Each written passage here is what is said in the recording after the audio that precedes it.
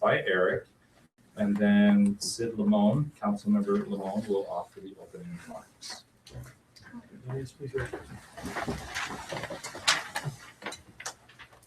I pledge allegiance to the flag of the United States of America and to the republic for which it stands, one nation, under God, indivisible, with liberty and justice for all.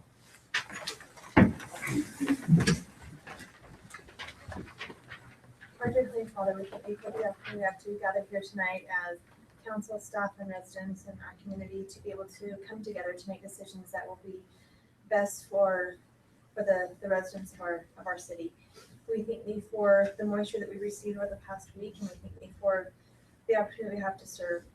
Please bless that we can keep an open mind tonight as we make decisions. Please bless that we can be able to be civil and kind to one another, and that we can respect the opinions of others. Please bless that we can be able to do Holy Spirit tonight and be able to make the best decisions. And we love to say these things in the name of my son Jesus Christ. Amen. Amen. Thank you, Eric and Sid. Okay. On tonight's agenda, item 11B, Gina is going to speak during the open session because she has to leave, and then we'll go ahead and have our own discussion about that during the regular 11B item. Are there any other changes to the agenda this evening? No. Okay. From the council, anything? Okay, I'll entertain a motion on the agenda. Mayor, I'll move that we approve the agenda as written. And I'll second it. Motion by Ben, second by Diana. All in favor? Aye. Any opposed? Motion carries. Okay, Gina, if you want to come up and state your name and address, give us the brief crises, and then tell us what you had in mind. Okay, my name is Gina Day, and I live at 4495 North, 900 West, and I guess I'm known as the person whose septic tank just exploded last week. So basically, we have nothing.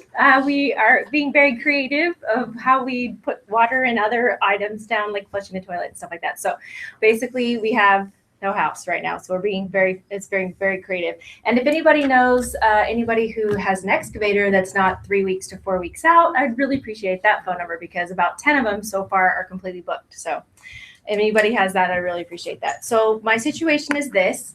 I live on a couple of acres up there. My house was built in 1972. The septic tank is over 40 years old. This is probably the third or fourth time in the last 7 years we've had problems with this tank. And ironically, I just had it drained the week before it crashed. The septic tank people came back out and said, I'm sorry to tell you, it's done. I can't do anything about it. You're going to have to get it replaced. So I'm at that stage right now, which is really terrible for me. Unfortunately, because my property borders both cities, Pleasant Grove is now in the back of my home, and the septic tank's in the front. Cedar Hills, the sewer line is already up 900 West, which is in front of me. Now, ironically, Pleasant Grove sewer stopped short about, what do we say, 30, 50 yards down to the south. So I'm coming up a little short all the way around. Right now, it's double the cost for me to tie into Pleasant Grove going out the back of my house, plus tearing down some really seriously old trees. So I'm not really interested in that. So saving me the $15,000 plus to go out the back, I'm going to go straight out the front. So I've already met with Cedar Hills Mayor Gigi about giving me access to tie in to that, and he's given me some options that I'm considering right now. I have no choices at this point. I would have loved to have you guys have already been up there. Unfortunately, that is not my luxury.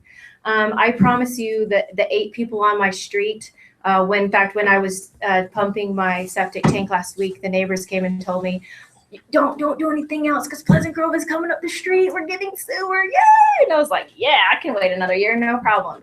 So after finding out all the information that I've been finding out over the last 4 or 5 days, I promise you that my neighbor at 91 and other neighbor at 87 have absolutely no idea what's in store for them.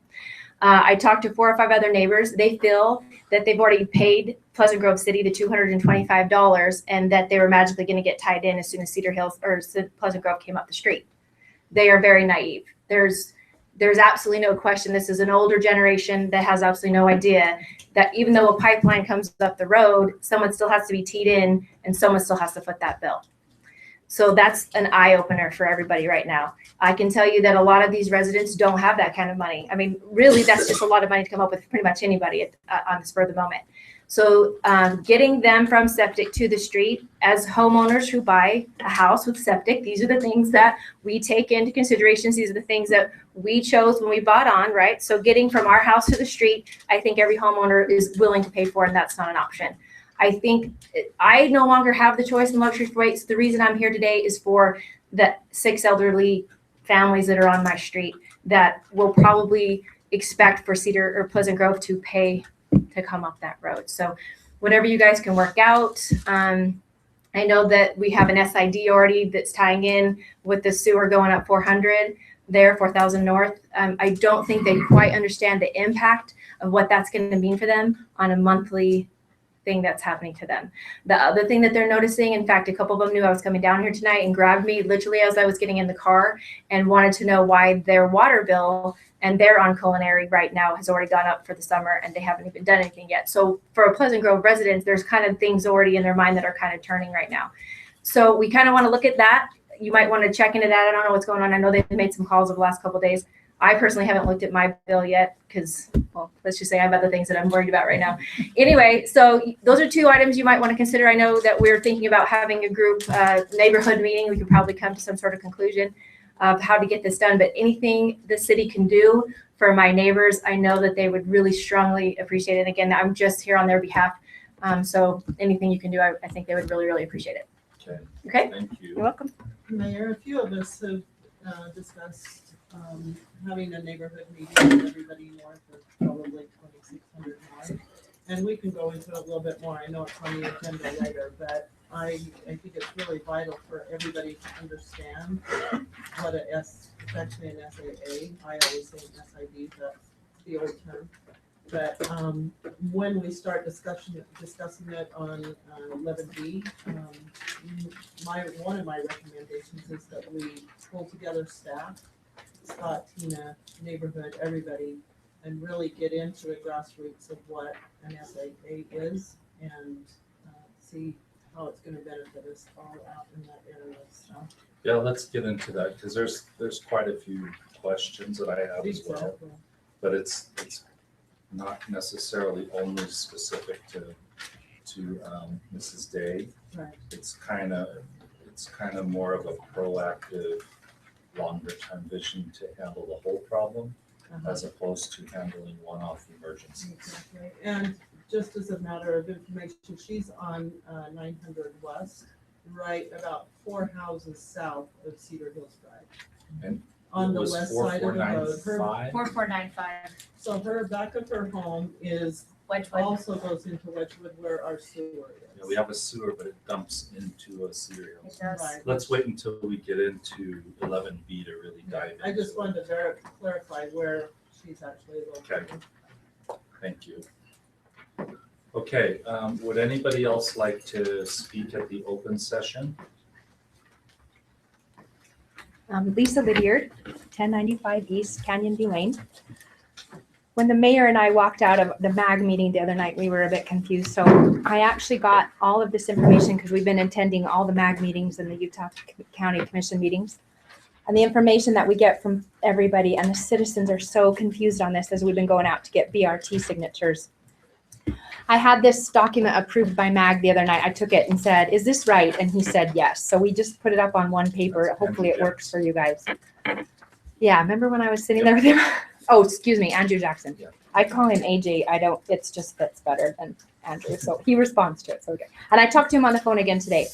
The top 3 sales tax are the 3 that we already have in place in the county. And the BRT is not the 4th quarter sales tax that they want to vote, that's going to be on the ballot. That's on the bottom line. But if you look on the top line, they want to bond for the bus rapid transit on the 3rd tax and then pay the payments of it on the 1st tax. And then you can see when they were voted in the county. And number 1 is, the blue one is all goes to UTA for mass transit. And the green one is 92%. It goes to mass transit and then 8% goes to roads. And then the 3rd one, I can't get an answer from anyone, and neither from AJ as well at MAG, on how much is being used for mass transit versus roads, because there's no silo law on this one. They took the silos down, so it can go either way.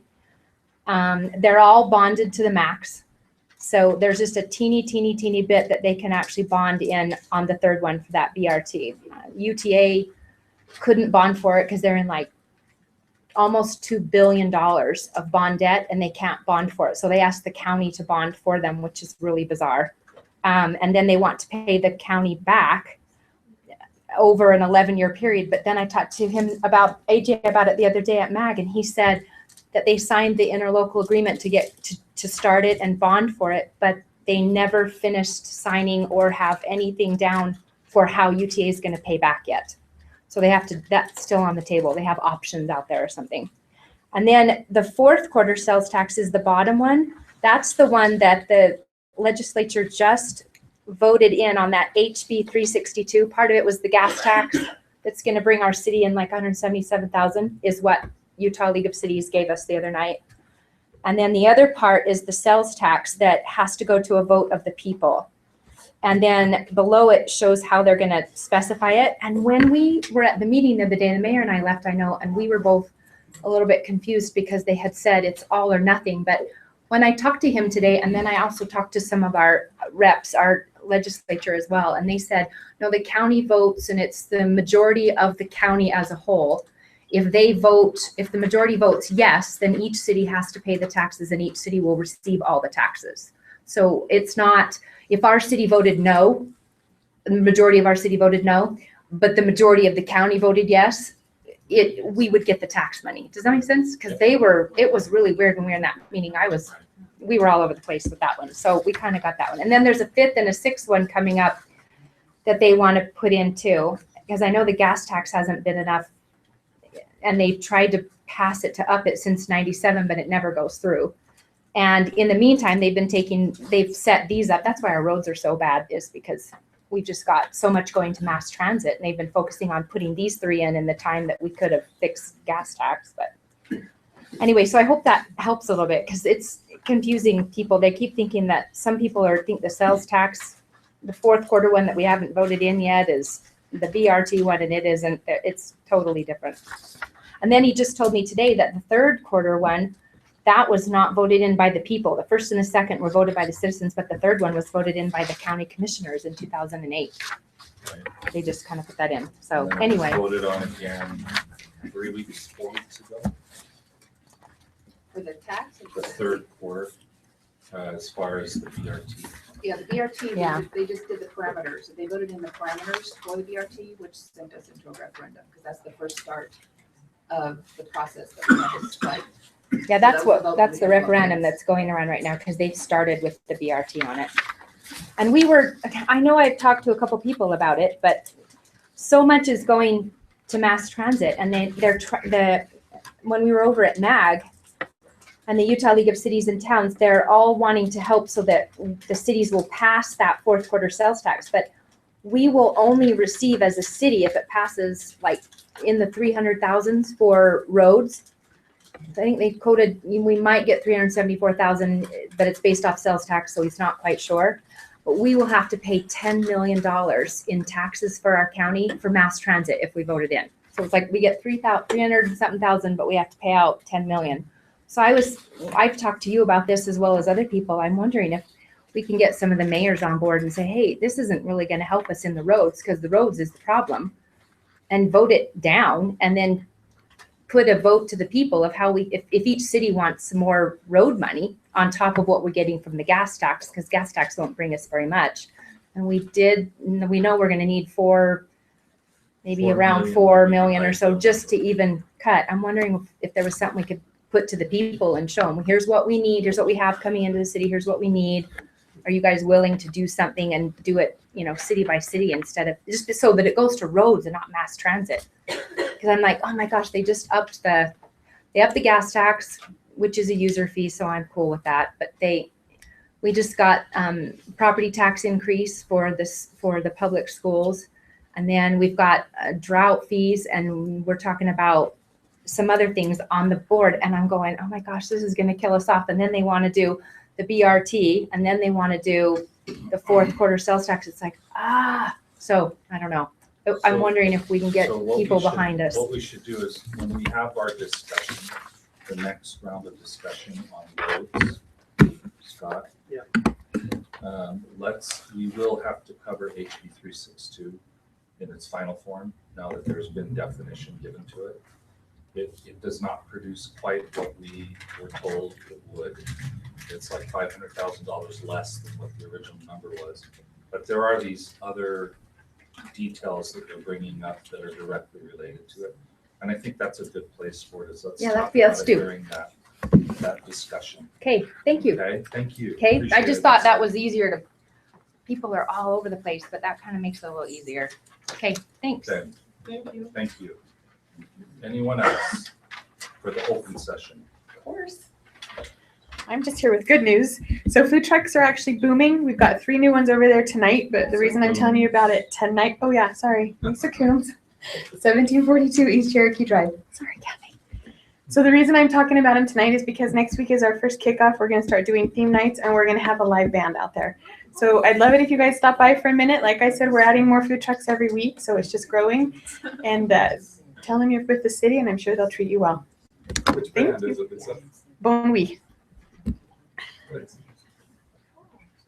Okay, anyone else for the open session? All right, we'll close the open session. There's nothing on the consent agenda. Now, is it next week that we're gonna move the open session to after? No, we just made a note in our discussion items that if the city council wants to open that up for public comment, we can. Okay, So we'll still have the open session beginning, but then when we hit those items, if the public wants to speak to it, then the council, we put a little reminder on the agenda that you can open it up for public comment. On what one? That would be usually under item 11, where we have discussion items. oh, okay, there we go. So just to change, request from the public, item 11, if you read the parentheses part at the end of the title, if people want to have public comment on that, then the council can go ahead and have that, open that up so that we can get questions. And the issue was, sometimes we have a discussion on something. So having an open session in the beginning is great, but after we've had the discussion, that's when it spurs questions. And by the time we get to that point, there's no ability for people to ask their questions or raise concerns or anything. And we'll just treat it open, kind of on a case-by-case basis as people have things. But no shouting from the seats. Why are you looking at me? Because you do it. See? Case in point. Okay. Item 7A is to consider for approval the appointment of Jennifer Baptista as a planning commission alternate. Are there any questions or discussions on that? I have a quick question, Mayor. I'd love to know where we are in the process, how many applicants we've had. 3. We've had 3 applicants. One of them came because of the discussions during the appointments last week for the city, for another city councilman. And the other individual read the post that I put in the paper and whatnot for trying to recruit and just volunteer. We've also had at least 3 changes on the planning commission during the time, just when I started till now. And they've happened so quickly that when we've asked the council mothers for recommendations, sometimes the position has sat for quite a while. So this time what we're trying to do is build up a stable of qualified people. So I interview them, review it, put together the list of people that are qualified, and then when the next position becomes open, then we go ahead and pick the next one in line that's qualified and submit that to the council. Are we privy to those names? I mean, Yeah. do people to know who we're looking at? Yes, you should be receiving the application. should be part of your, that's what we had discussed. Yeah, we have it in the packet. Oh, we do? Yeah. I just read Jennifer. Yeah, I always saw Jen. Oh, yeah. I have it sent up there, Chelsea. So I'm just wondering, is it first come, first serve, or how, if there's other applicants that are interested, how are we selecting the applicants? So right now, it was first come, first served. This is the first time we've had more than one choice. And so looking at it, opportunity for 3 different people to interview them. Interviewed all 3. Told them, thank you very much. As soon as we have the next opening, you're probably going to be presented and we'll let you know when that is. As long as their own circumstances haven't changed. So who are the other 2? Dustin, I knew Dustin. I sent you the name. Dustin Phillips and Matt, I don't know how to pronounce the last name. Nediger? Nediger. Nediger I didn't know prior to the interview. Dustin I met because of the presentation that we gave last week. I wonder if we should have a protocol in place if there's multiple applicants. Should those all come before the city council, or how does that work? My understanding is that the positions on most of the boards and commissions are appointed from the mayor with advice and consent of the council. We've had this discussion before, and what we've decided is have them fill out an application and then present you with the application. And if there are any issues with that prior to the meeting, you let me know so that we can have like either an executive session or something and make any pre-appointment changes that are necessary. So I've just been following that. I guess what I would like to know, because I didn't know that there were other applicants, and so I guess I would like to know if there's, I agree with you interviewing or not, so I would like to know who the applicants are and that there are other applicants about, interested in the position.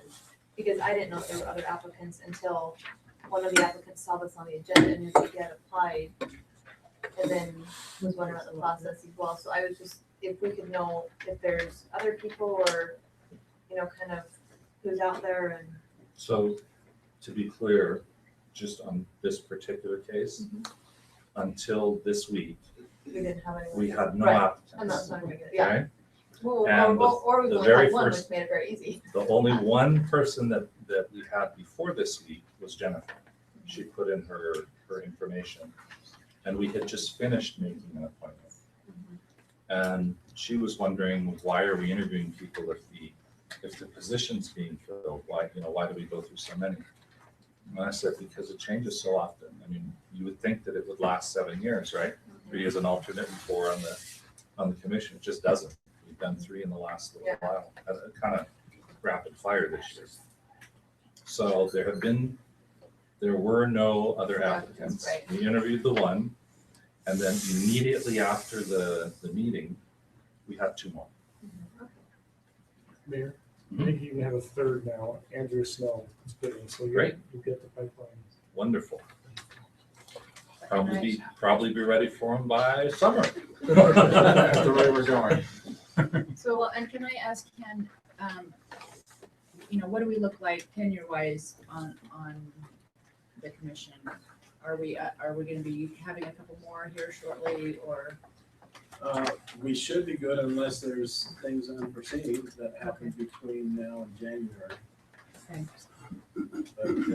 But we are getting some new faces in, and so we're focusing on doing some training for the whole commission. So Alan Nelson is probably the longest tenure through, and then Scott Richards, and then at least, have at least three to 4 years plus. So we could be coming up on That's what I was thinking. more renewals this year. I mean, more replacements this year. So I, What's that? Renewals. Renewals, yeah, either way. So I guess more of a question for Jennifer, because we're having so much turnover, I know you're running for city council, let's just be optimistic and say, you win city council, and then you have to resign from the planning commission. As an alternate. So just so everyone's clear on the process, and correct me, there's 7 sitting regular members of the planning commission. there are 2 alternates.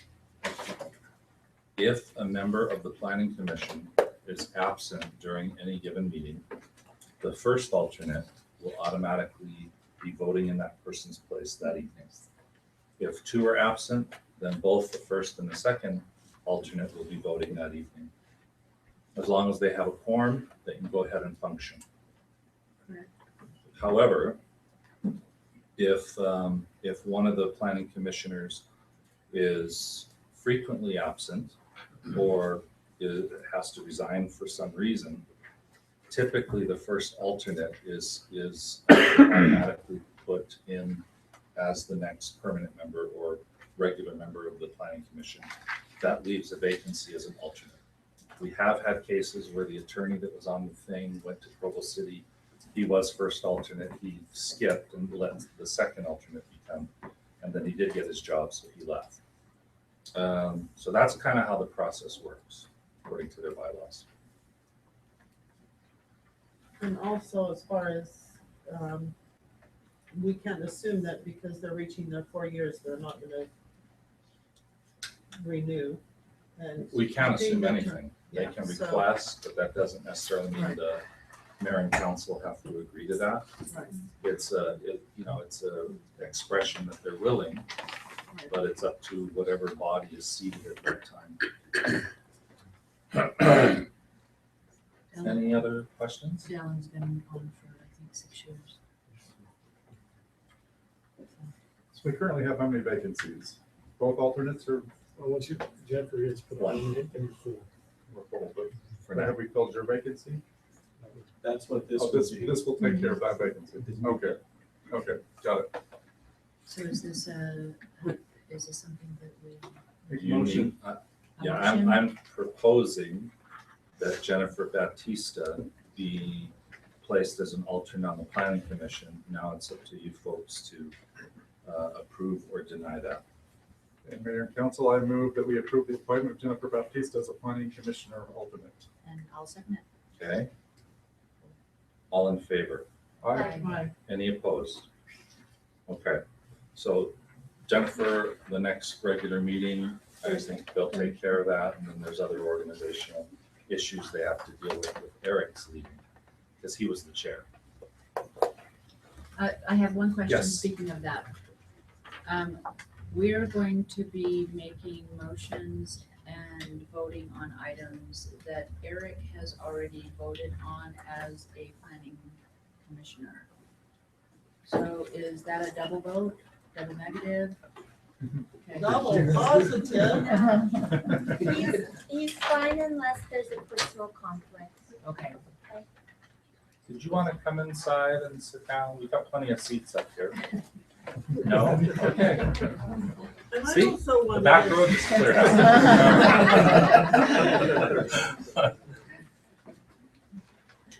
And Did you say- just as a matter of interest, I know at one stage we had city council members assigned to the planning commission, which we don't do anymore. But we're free to attend. Yeah, we're free. The Any council council can member attend is free any. to attend at any time that they would like. Yeah, the only concern is that asserting our council influence. Okay, that was 7A. All right, 8A are the presentations from structural engineers regarding the findings from the RFP for the fire station, Beck Home, Old Rec Center, and Old Seminary Building. Let me just start off, and then I'm going to turn it over to Scott to introduce. You'll recall that shortly after the last time, the council made the decision to proceed forward. You need four each. For each. Shortly after the council made the decision to proceed forward with trying to solve this public safety building dilemma. Probably need 2 more. Take one and then.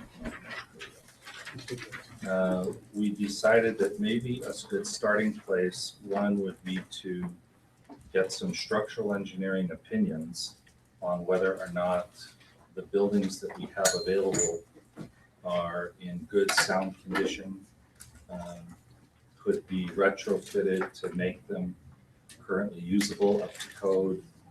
And then from there would be an additional piece where we would need to look at whether they can be retrofitted to be used for a new type of use other than what they were originally intended for. So we wrote up an RFP. Dagan wrote it up and sent it out. How many total applicants? 7. 7. And then you went through a qualification matrix and narrowed it down to 4. Okay. So the purpose of the council's meeting with them tonight is for them to share with us whatever they want to share with us in how much time, Scott? Yeah, 15 minutes. 15 minutes each. And then we can ask questions if we want to. And then we're not making a decision this evening. Well, and that's up to you. I mean, what you have in front of you is your score sheet. We've used more or less the same weighting system that we did our initial screening with. And if the council wants to change the weighting system, you can do that. But all it does is give emphasis to the experience in historical structures. There's also cost and schedule as part of that regard. And then also the people that are actually going to be doing the engineering study on that and their experience. So during their presentation, they're going to go over those things with you. We've scheduled everybody for 30 minutes, so that does give you 15 minutes for questions once they're done. And then when we have all 4, there's a couple ways we can go about it. You can turn in your tally sheets and we'll tally it up as staff and bring it back next week. Or if you want to have discussion about some of the engineering firms amongst yourself after we're all done, we can do that as well. If you want to go as far as having discussion and picking who our top choice is, we could go that far. Just whatever you guys want to do. Listen. Are there any questions before we get started on how we're So doing sorry, this? let me clarify. We didn't, it's not advertised that you're going to award it, but that's something that we would do next week. But if you want to, again, figure out who the top candidate is, we wouldn't be awarded tonight. But like I said, there's a couple ways we can go about that. And to that same point, this is a proposal review, right? I mean, we don't have to use this or this weighting system. If we want to take quantitative kinds of comments in our own personal notes, that's our discretion, right? Our Yeah, I prerogative. mean, just the staff, that's how we did it. So we just made it available to you. If you want to use that system or not, it's really up to you guys. I mean, you don't need to put a number to anything. You can just rank them 1 through 4 when you're all done. That's one way to do it. We just want to give you leeway that as you listen to these groups, that you can figure out what you feel is the best, and then talk amongst yourselves to see how everybody else feels, so that we can get to a decision. So tonight is asking them about themselves for their qualifications and also, their proposal on what they would do. This is not a review of the work that's being done. It hasn't been done yet. Any questions? All right, so the first group is Bone Collins and Associates. You got 15 minutes.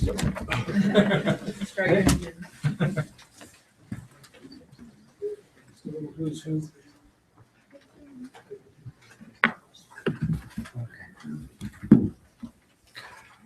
Okay, now my name is Stephen Cohen. I'm a structural engineer. Been working as a structural engineer for 28 years, and with a fair percentage of that time being seismic renovations. You saw the resume, goes all the way back to working on Old Main at Utah State just after I graduated from college, and working on everything from, I don't know how many of you are familiar with Spring City, and worked down in Spring City on some of the historic structures there, and so done quite a few historic structures over my life. And to answer the first question that you had on that list, one of them was, can they be saved? Well, I'm always a can-do person, and so they all can be saved. Now, is that always practical? Is it financially smart for you to do? that's a decision where you have to decide. Well, our goal is to present you with the facts as we see them, and give you a cost estimate for what it costs to do these. Now, tell me if I'm wrong, but right now you're in the early planning stages on what to decide to do with these plans. Okay. Now, before I go any further, I did want to introduce Dave Triplett. Before I forget, a lot of these, there's historic significance to these buildings. You talked about ADA compatibility of these. And so I felt like on our team it was very important to have a good architectural firm as backup support. If you read their thing, Dave's with CRSA. They're one of the leading restoration architects in the state and have a strong historic background. Dave himself, we've been working together for 15 years. At least, anyway. At least. And I've always liked Dave because he's got a very practical approach. He's very good at coming in, understanding the client's needs and understanding those and developing a plan. Because one of the things, your RFP was pretty vague, and that's understandable because you're at the planning stage. And so one of the things we want to do is we want to listen to what your concerns are and what your goals are for these buildings, and then plan around those. And Dave is very good at doing that, which is one of the reasons why, because you've got space planning issues, because you want to convert these buildings to different uses, and the space planning going along with the structural evaluation we see as critical. Now, one of the things that I guess Dagan's gone, but we had the big question during the walkthrough, the mandatory walkthrough, is what level of, how detailed does the seismic assessment need to be? There's all the way from what we call a rapid visual screening to detailed calculation method. Because of where you're in the early planning stages, we figured the best system for you would be in the rapid visual screening. And we use it's a document, it's a FEMA document, it's FEMA 154. We've used that on multiple facilities throughout the state as a screening tool. It's very ballparkish. There's another document, the companion document with it, which gives cost estimating based on historical databases. And we're plan on using that for the cost estimating along with our judgment, because there's buildings like these, each one there's a judgment factor, and it takes experience to understand how to know that. Safety, we can make all of them safe and operational, even your fire station. Now, it may not be economic to do that. I've done some brief cost estimating, and I won't share those numbers with you tonight, but you may find it more expensive than you care for. But that's why we're here to do this study. And I think that gives, because we only got 15 minutes, I'm going to turn some time over to Dave now. Very grateful to be here with Steve, representing Bowen Collins and our firm, CRSA, which was established 40 years ago this year as the first historic and preservation specialist architecture firm in the state. And over those 40 years, CRSA has become known as the premier, not just first, but the most knowledgeable and capable historic preservation, evaluation, preservation, and even restoration architecture firm in the Intermountain West. I've been with CRSA for 22 years as of last weekend, and it's difficult to communicate the volume of restoration and preservation work that we have done. I just grabbed what was sitting on my desktop as examples of historic structures reports. That just were there because that's what we do so much. We do other things as well, but critical to your needs is the fact that we have been there and done that literally in the hundreds of times, 300 plus, 500 plus. I don't even have a count because there's so many projects.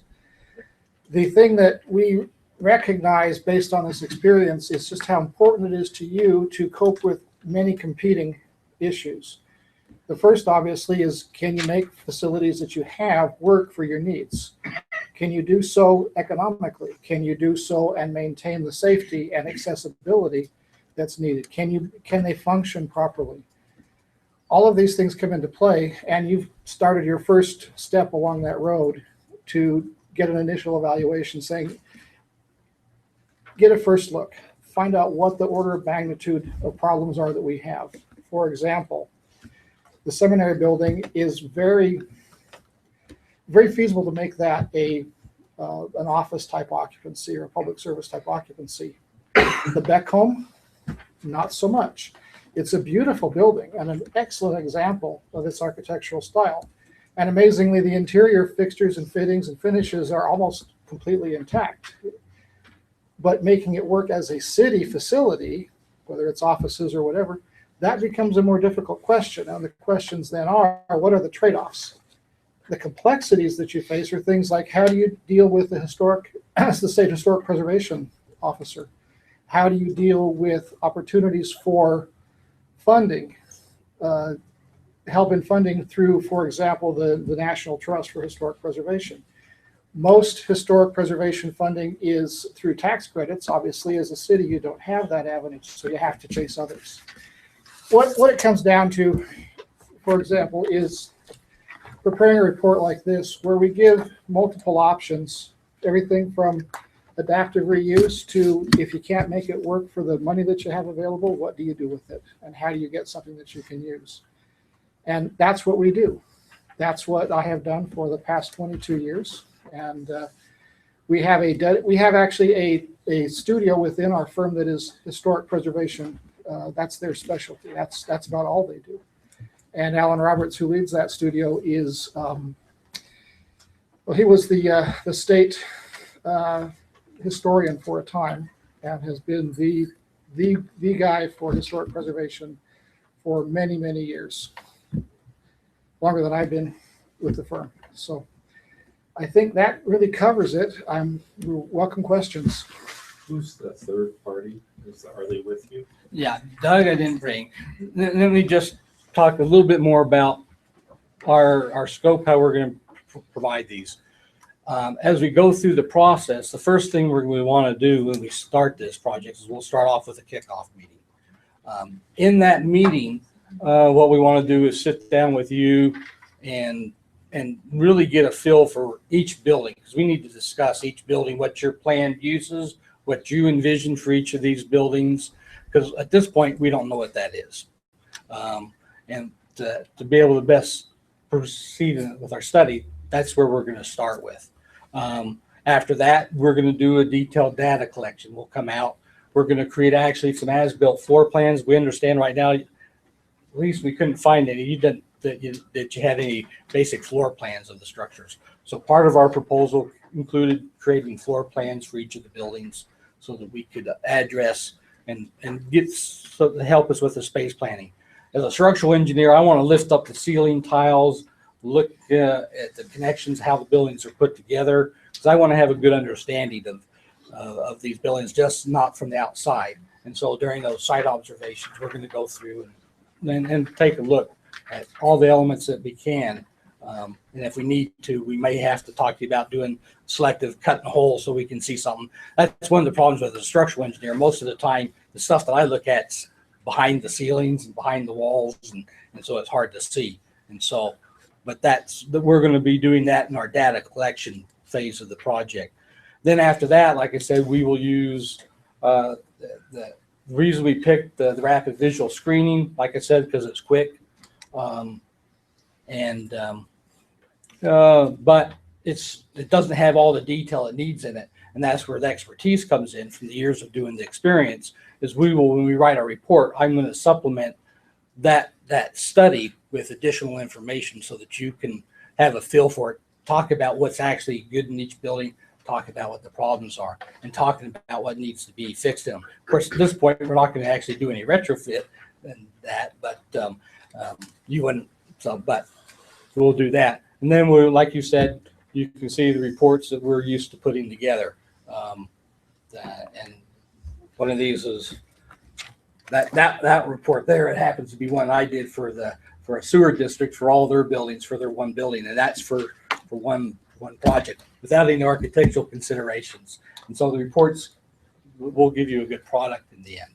So that's understandable, and hopefully it'll address your needs. At the conclusion of your evaluation, will the report specify costs and give recommendations? They will be in generic forms because we're not going through, like, we're not going to tell you, like, for example, when I do a seismic retrofit, we're going to tell you, we're going to look at it, we're going to see that the walls aren't tied to the roofs, for example. And we'll have recommendations to do that. We're going to give you a cost estimate that's going to be there. It's the level of detail that we do in our study. It depends on the degree of accuracy. The one that we're going to give you is going to be a square foot cost based on what we're seeing for the buildings. And then then after we get done with that part, then if you decide to take a certain building, because this is for planning, the budget number that we're going to give you will be good enough for you to plan city budgets with. But as you get to a point where you're ready to go out for bid with, then you'll need to have a more detailed study to be able to go out and put it in the bid documents. You might call this a 10,000 foot elevation look. Certainly it'll be an order of magnitude look and get your arms around what you're facing. And then as the decisions regarding the facilities are made and you can drill down to more detailed information, the cost information you can generate will be more detailed as well.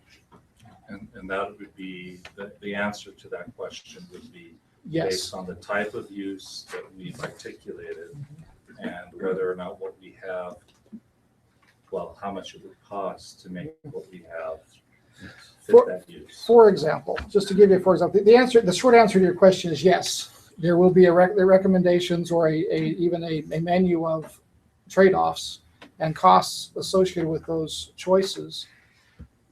For example, on the fire station, you'll be able to see what it would cost to build a new fire station versus what it would cost to retrofit that one to bring it fully into code compliance. And then you can start making decisions about how you want to proceed from there, because the road forks pretty steeply at that location, and the city needs to make an informed decision so you don't waste the taxpayers' money and so that you get maximum value out of our work and any other consultants' work that comes along. Scott, do we already have bids on what they're recommending the cost would be? Yeah, so they've each given us a cost on what they would charge us to do their study. Okay. So we don't have that listed in here. Dagan has these numbers. That is part of the consideration, obviously. So that's something we can give to you when we're all done. Or if you want them right now, we can do that too. Council, feel free to jump in if you have questions.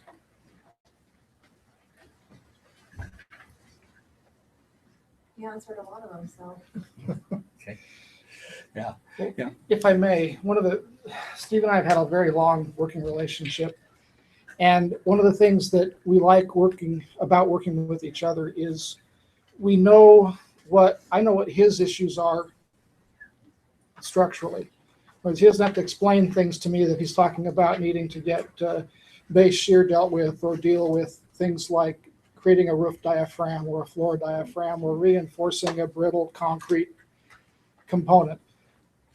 I can't engineer those, but I know what he's talking about because we've done it so many times together. We've addressed those issues. And likewise, Stephen is very sensitive when I say, look, these are the architectural issues that we need to deal with. We don't want to destroy this historic fabric of the building. We need to find an alternative to deal with that. Or we need to create a very large open space like we did in the building up at Utah State.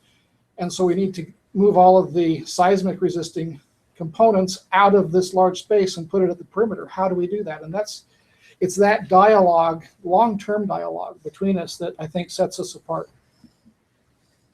Have you done a project similar to a public safety facility where you renovated an old wood shop or metal shop into?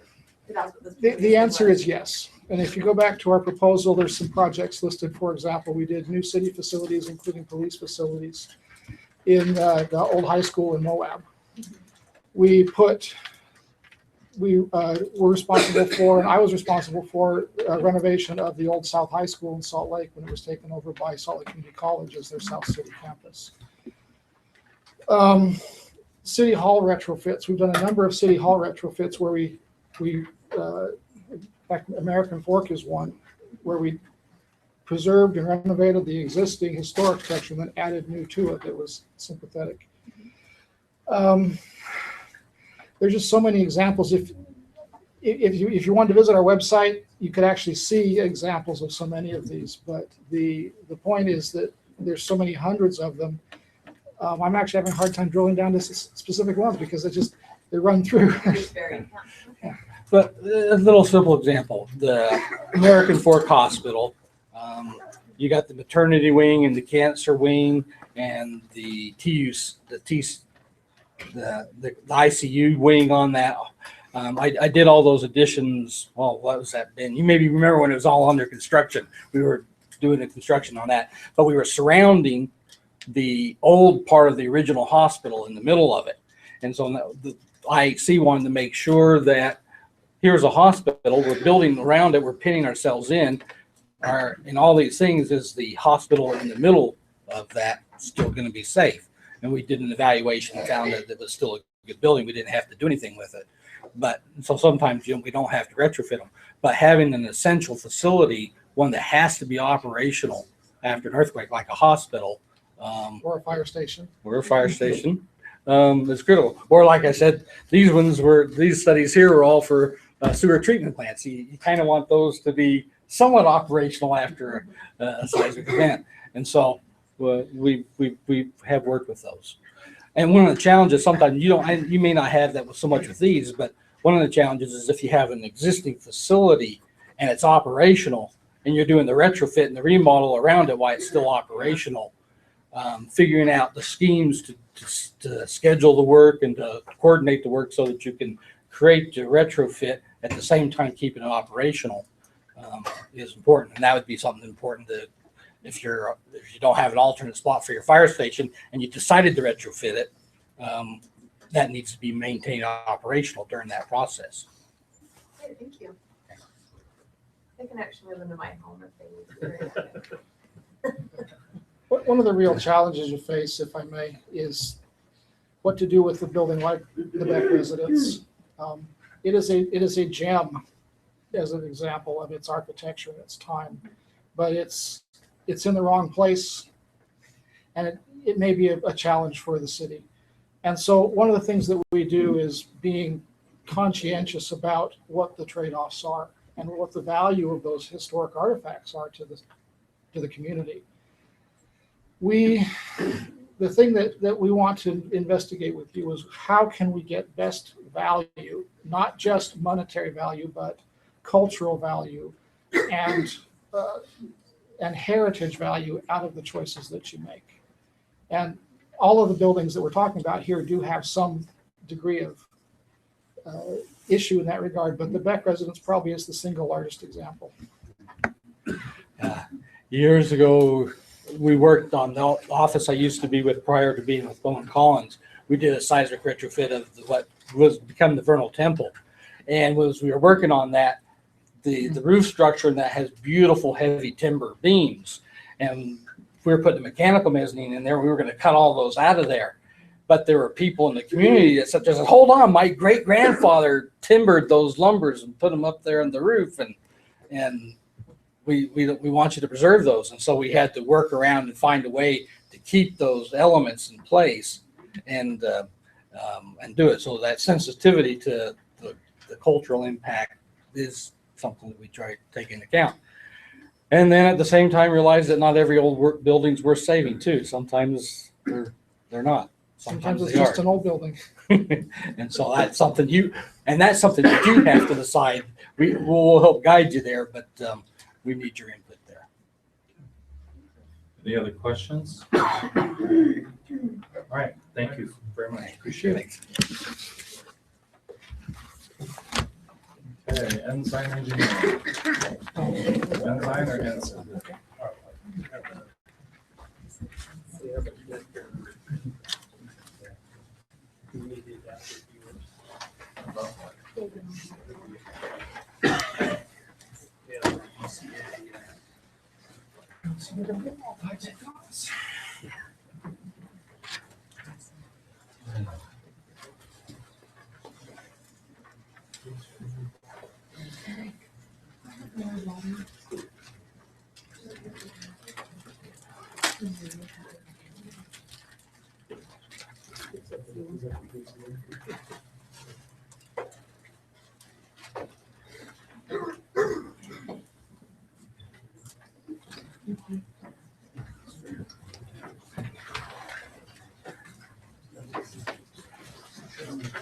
It's okay. We've got another.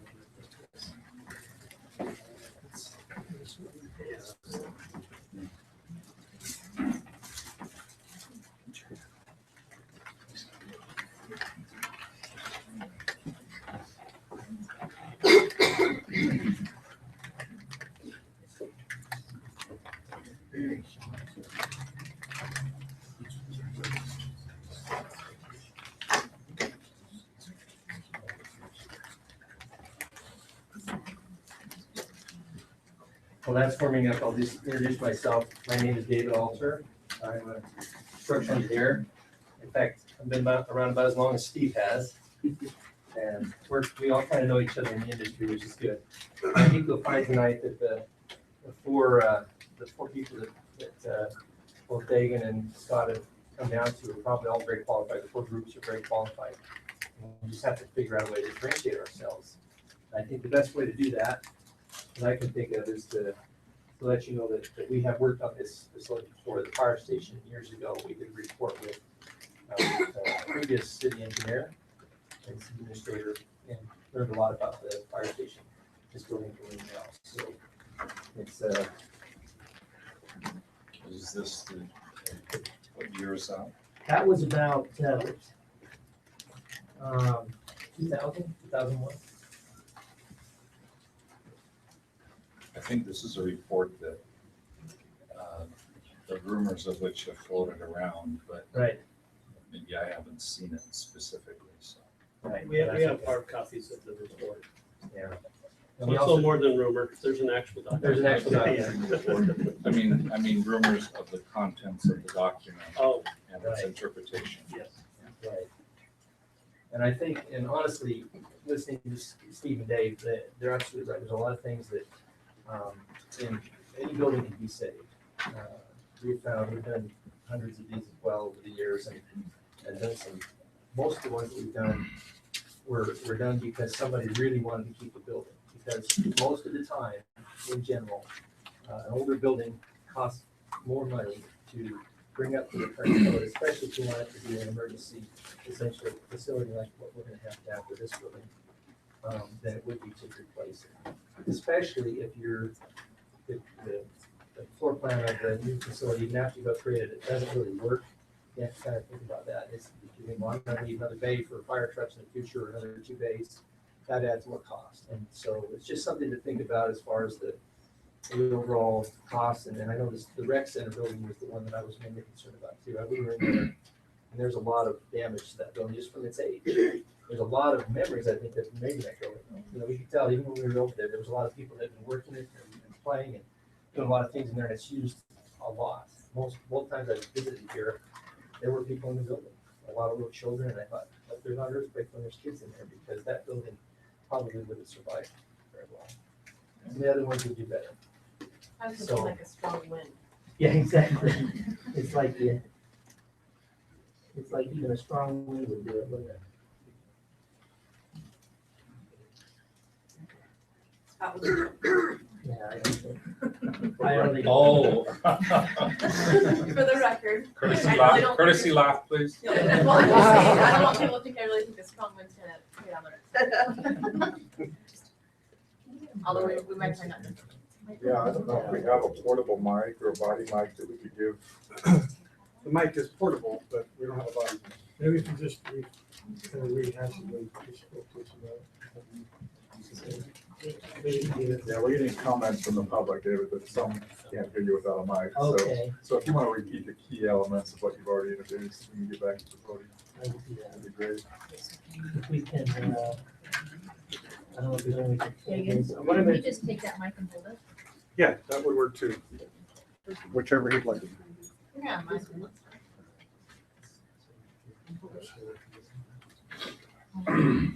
Would you like somebody else to push a button? Yeah, that'd be great. And you can Thanks. stand with the microphone. Okay, I'll talk to the microphone. That way people can hear me. Okay, Non-technical solution. yeah.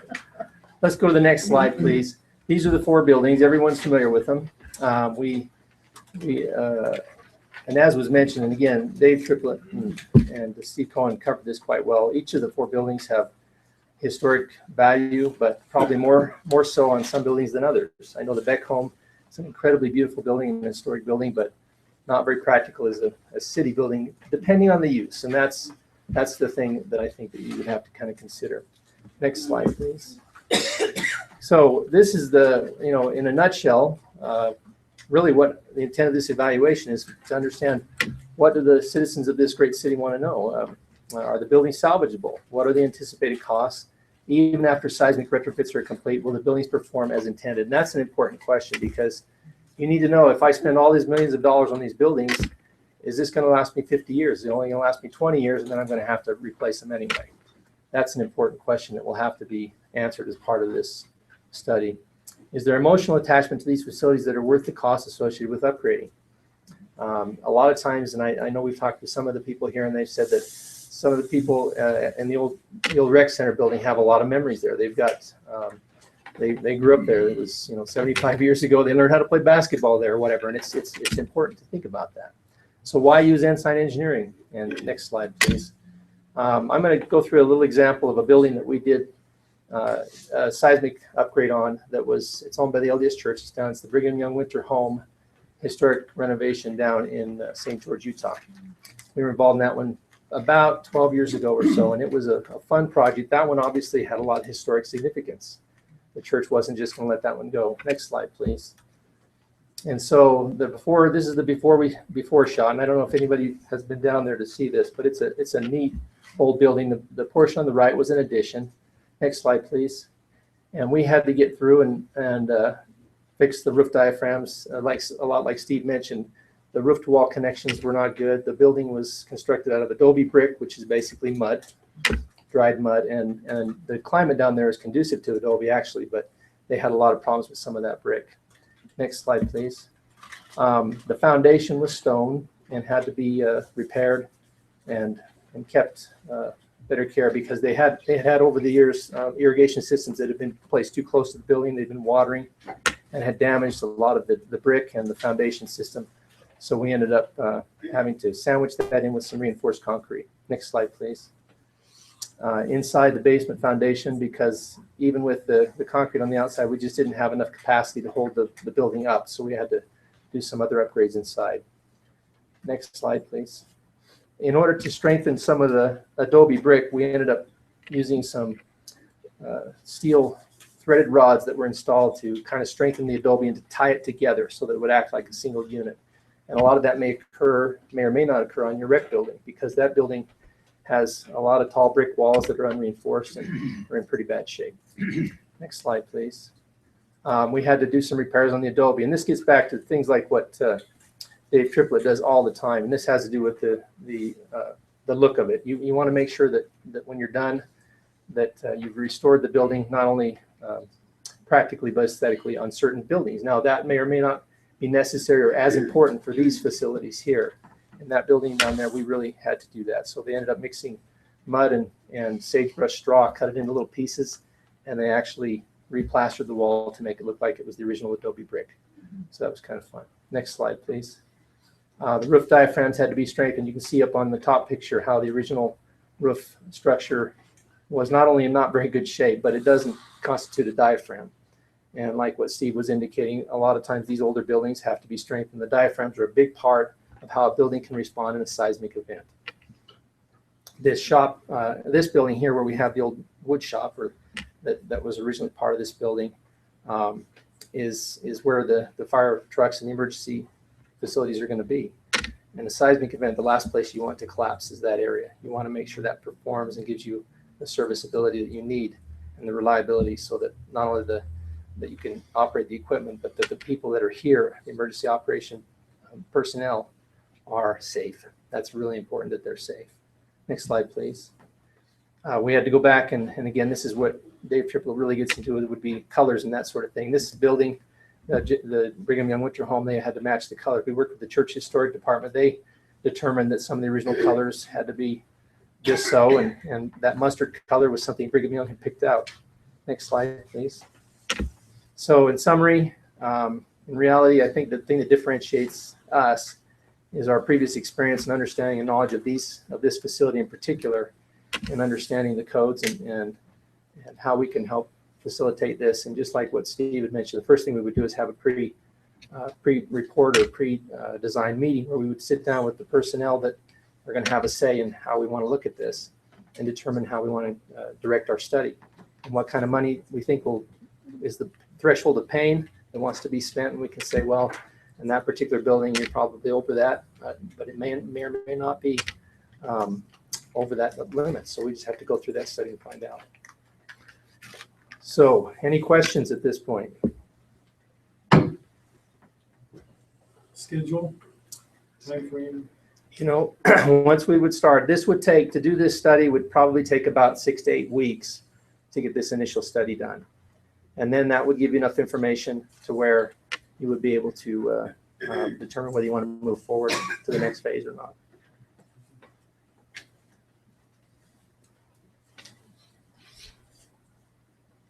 Questions? Any questions? Personnel. Oh, yes, and I didn't give you a copy of the resume. I should have done that. I didn't know that was going to be part of the format, but we have 2 other people in our office, structural engineers who are very familiar with the code for upgrading older buildings. One is Cody Santos, the other one is Scott Roche. And when it comes to this sort of thing, they're very adept on this. We recently completed a seismic renovation on the Hanksville Rock Church down in Hanksville, Utah. It's a little tiny rock building. I don't know if anybody's familiar with that building, but they were able to get some funding for that one. Our Southern Utah operations was able to help procure funding to do that upgrade work with the state. And then we've gone through and done the seismic upgrade documentation that's now, they're going to probably proceed on that in the next few months here. So it'll be exciting to see that one actually be upgraded because the town down there just loves that building. Anything else?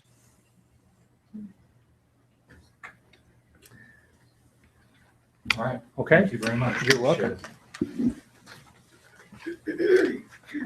Yes. Yes. Timeframe. Time frame, yeah, I wanted to ask that again. What was your timeframe? your time frame on this project? Oh, we had 6 weeks. 6 weeks? I've got a question for David, which occurs to me now, if I may. Yes. You comment about the efficiencies that can be achieved having done the prior work. How do you envision that being realized? Would that be a quicker evaluation, a more effective evaluation, a cheaper evaluation? What kind of efficiencies do you anticipate would be achieved? Well, I think the main thing it would do is because of our familiarity with the building, we kind of know where the weak areas are already. So it helps us spend our effort and energy more on those areas that, number one, when we did it before, it was just this building only. So we've got 3 other buildings to look at as part of that. And so I think that it really facilitates our efforts to spend the money wisely, the fee. And I'm not sure how our fee even compares with anybody else's, but we try to price it accordingly. And with that understanding that we do have a previous experience. Now the codes have changed, and Steve would acknowledge that. So in the last 13 years or so, the code has been modified. And we would have to compare that new information or the new code requirements with respect to the old ones. This will be an emergency operations facility. We did one in Tooele County a few years back called the JIC building, just in case. Ironically, they called it the JIC building. That was also, it was an old car dealership that was back in the 30s and 40s, and it was a wood frame building. And they said, we wanted to make it our call center. After an earthquake, it has to be operational. And so we had a lot of upgrade work to do in that building, particularly the diaphragm strengthening and that sort of thing, and the connections. And so, knowing what the building's uses are going to be, that's what we focus on. You also talked about you're going to do something different with the old rec center, a different analysis for that. Is that correct? Well, the old rec center, knowing that it's, again, it's not an emergency occupied facility, but knowing that you've got a lot of, you've got a higher population of people that could be in there at any one time. You've got, it's occupied by the public probably more than any of the other buildings would be. And that would be taken into consideration.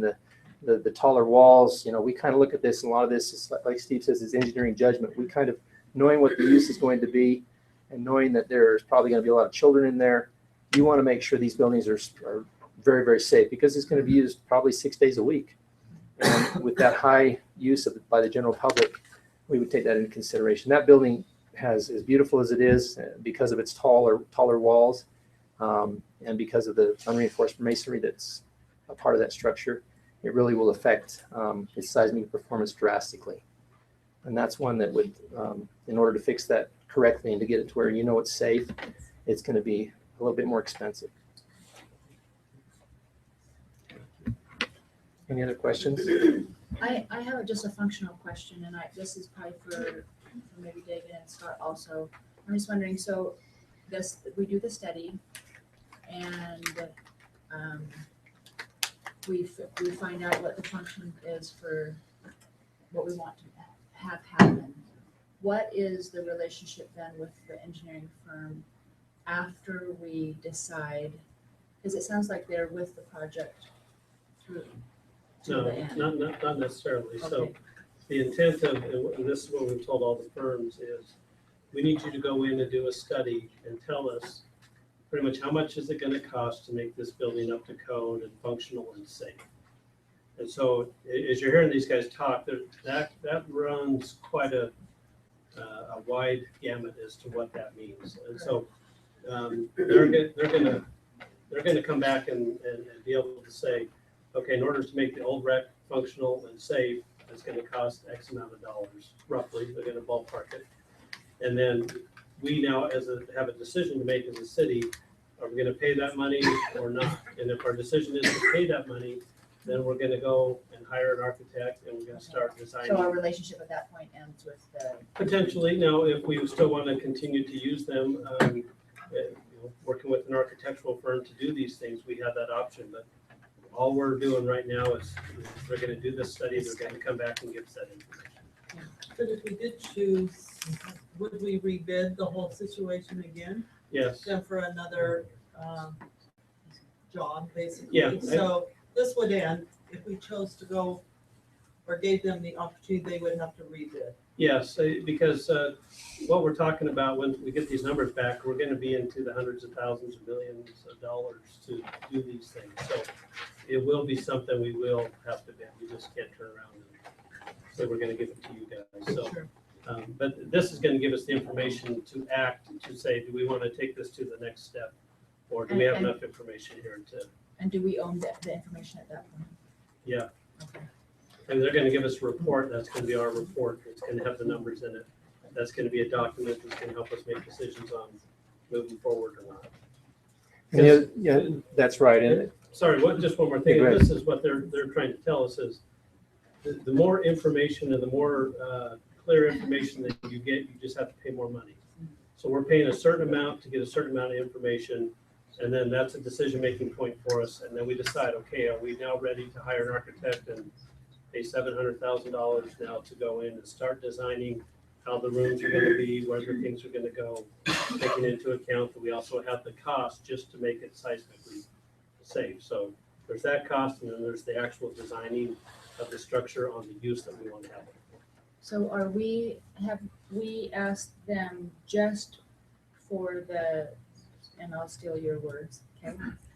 The rapid visual screening, or is this the more detailed?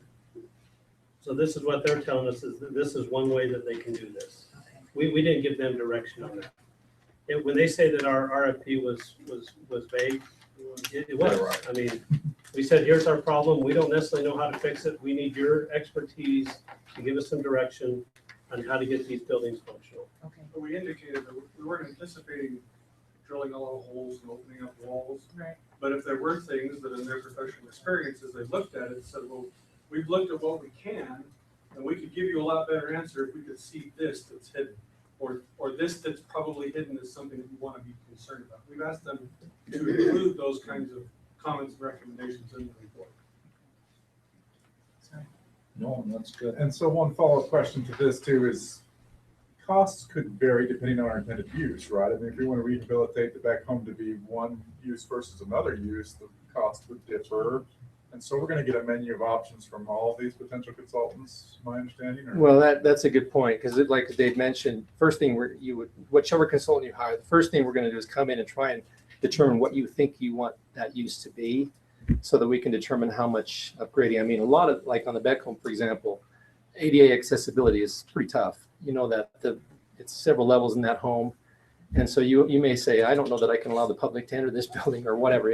You're just going to have to determine that. And that is really an architectural issue that would have to be dealt with. But as far as the seismic upgrade, which is really what the RFP was geared towards, we can address that. But we will need to know somewhat, like you say, if you want to open up the floor, you want to create a bigger open area inside that could be done structurally. And we could upgrade the building seismically so that could be accommodated. We just would have to determine whether that's going to be your main goal or not. Question, which codes and reference standards are you using? It's, yeah, the ASCE 4111 and the FEMA 154 document as well, the rapid visual screening. I think I would lean towards what Steve had mentioned. I know the previous report we did was a little more detailed than the rapid visual screening method.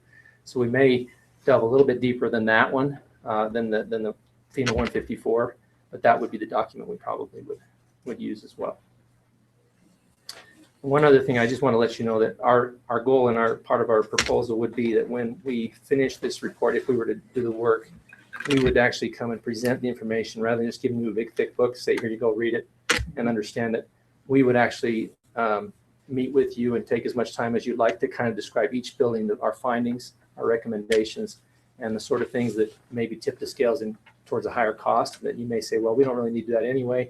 And we can say, well, you can save some money. So I thought that would be the most useful thing for you guys, is to have a little bit of a dialogue and a Q&A where we can talk about what we found and how we felt the buildings would perform based on the findings. Okay. So would it be fair to say that those who presented so far, the approach you've taken is looking at the 4 buildings that we have identified, first to see if they are structurally sound and seismically sound, and with their current use, what would it take to bring them up to structural and seismic soundness? That's right. If in our initial kickoff meeting you said that's what I want you to do, because the RFP really didn't specify that, but it kind of talked about some proposed upgrades or uses that may, sleeping quarters, for example, in this building, they wanted to upgrade that. That's an issue that they don't, it's not very convenient to do that here now. And so little things like that may modify the floor plan or may mandate the floor plan be modified a little bit to accommodate certain uses. But if you said, no, let's just say, and their current use, what we use them for right now, how much would it cost to upgrade them so that they meet the current seismic requirements? And that's exactly, and if you said that's what we want to do, we could get into both seismic and structural soundness, and then changing use, it introduces a different set of dynamics and costs, right, which have not yet been determined. There's no agreement at this point as to what those other uses might be. So this is a fire station. Right. We want to know if it's seismically sound, structurally sound. Mm-hmm. Are people safe? What's it going to cost to get it up to exactly. Same thing with this recreation center behind us. What's it going to cost to bring those bricks back in and support the building so it stays together? So that it meets the life safety requirements. Right. That's really what it is. The basic safety objective is, if during a seismic event, we just want to make sure that every human being in that building doesn't get hurt. I mean, it's about life safety. The building itself, when the seismic event is over, that building, for example, the rec center, may have to be demolished because it's in such bad condition after a seismic event, but we want to protect the safety of, provide the safety of the occupants. That's what the main goal would be, perhaps in that building. Whereas this building, it would be a step above that. This would be a performance level to where you would want to be able to use the building as an emergency operations facility after a seismic event.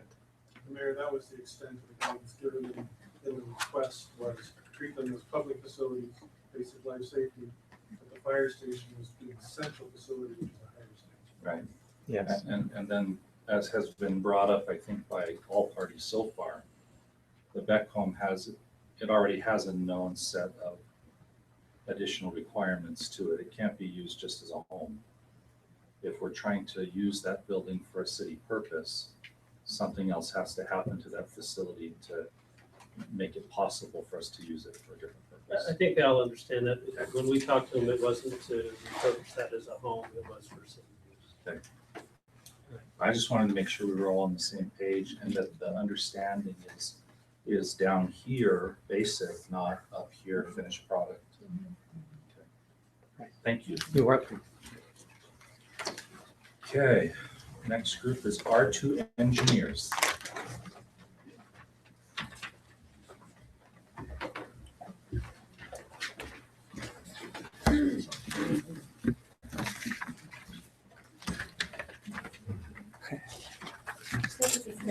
Yeah, that'll be fine.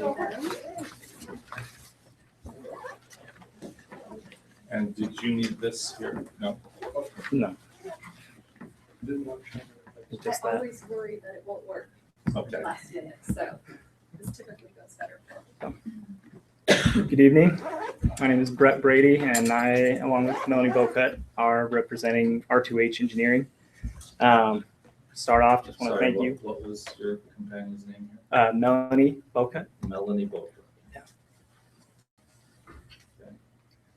And we're with R2H Engineering. So thank you for the opportunity.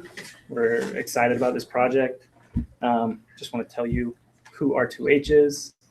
Give you a brief introduction to the members working on the team, and what makes us uniquely qualified to facilitate this project. So, R2H Engineering has had a local presence along the Wasatch Front for the last 9 years. We also have offices in the Las Vegas and San Diego areas. We are a local company and have experience in this region and have experience with the methods and types of construction historically used in this region, and can build upon that experience for this project. Our team has over 50 years of experience with these types of projects and building design in general. And then when you account for our supplementary help from our other offices, that number jumps up to over 100 years of combined experience with these projects. Heading up our team would be Robert Hendershot, the president of our company. He's actually a local guy. He resides up in Highland Alpine area, right up the street. He's been there for about 9 years or so. BYU grad. And excuse me. And he has nearly 30 years of experience in structural design, transportation, public works projects, and forensics. He got his start at UDOT and kind of built from there, built his own company. Thank you.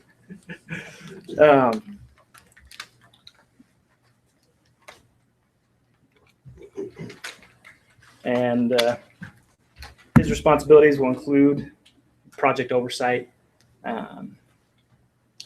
the site inspections and evaluations, and compiling of the reports. I will also be a team member. I have 8 years of experience as a structural engineer. BYU grad. I'm actually I've been in Utah County for the last 20 years, and 9 of the last 10 have been a Pleasant Grove resident. So I'm really excited about this project. Want to kind of look into these buildings. So, and in fact, the district that I lived in, we vote in the recreation center right over there.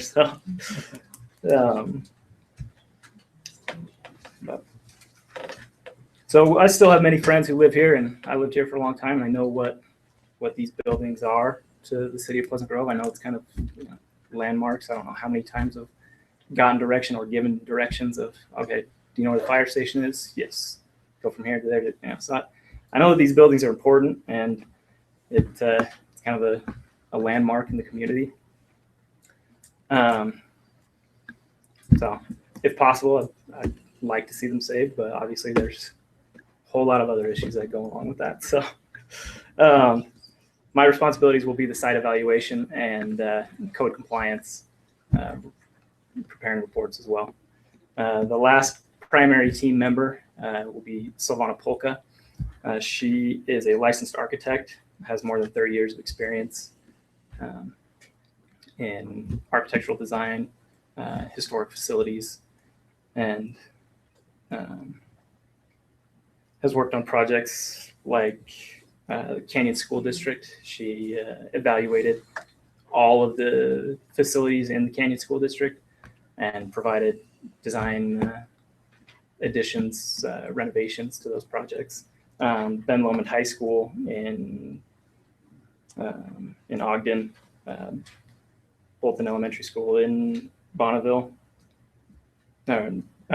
sorry, as well as many, many others. So that makes up the core of our team, but with support staff in our other offices and other support staff in our office who are also Utah County natives, have fond memories of going to the Strawberry Days Rodeo and hanging out at the carnival, and, knows these landmarks as well. So, so to give you a few notable examples that R2H has worked on similar type structures and seismic retrofits would be the Cathedral of the Madeline in downtown Salt Lake City. The rectory there performed a seismic evaluation and seismic retrofit for that structure. As you all know, that's a historically significant structure, unreinforced masonry, as many of these buildings are, built in the 1900s, which is earlier than most of these buildings. So,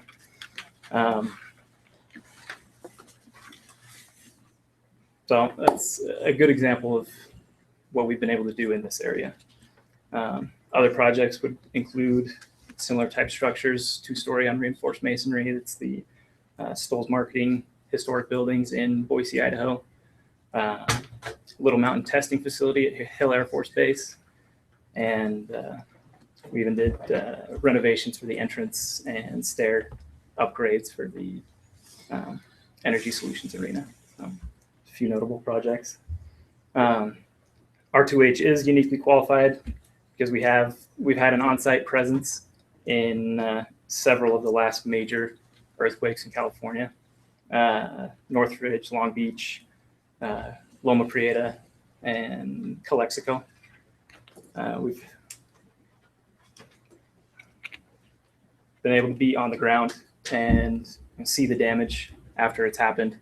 And actually, Robert Hendershot, our team lead, I know Northridge specifically. He was there and went out and red tagged and tagged buildings for compliance, whether they were safe to go in, yellow tags for be cautious, and green tags for good to go. So I know that he's had extensive experience with these types of structures and seismic evaluations. So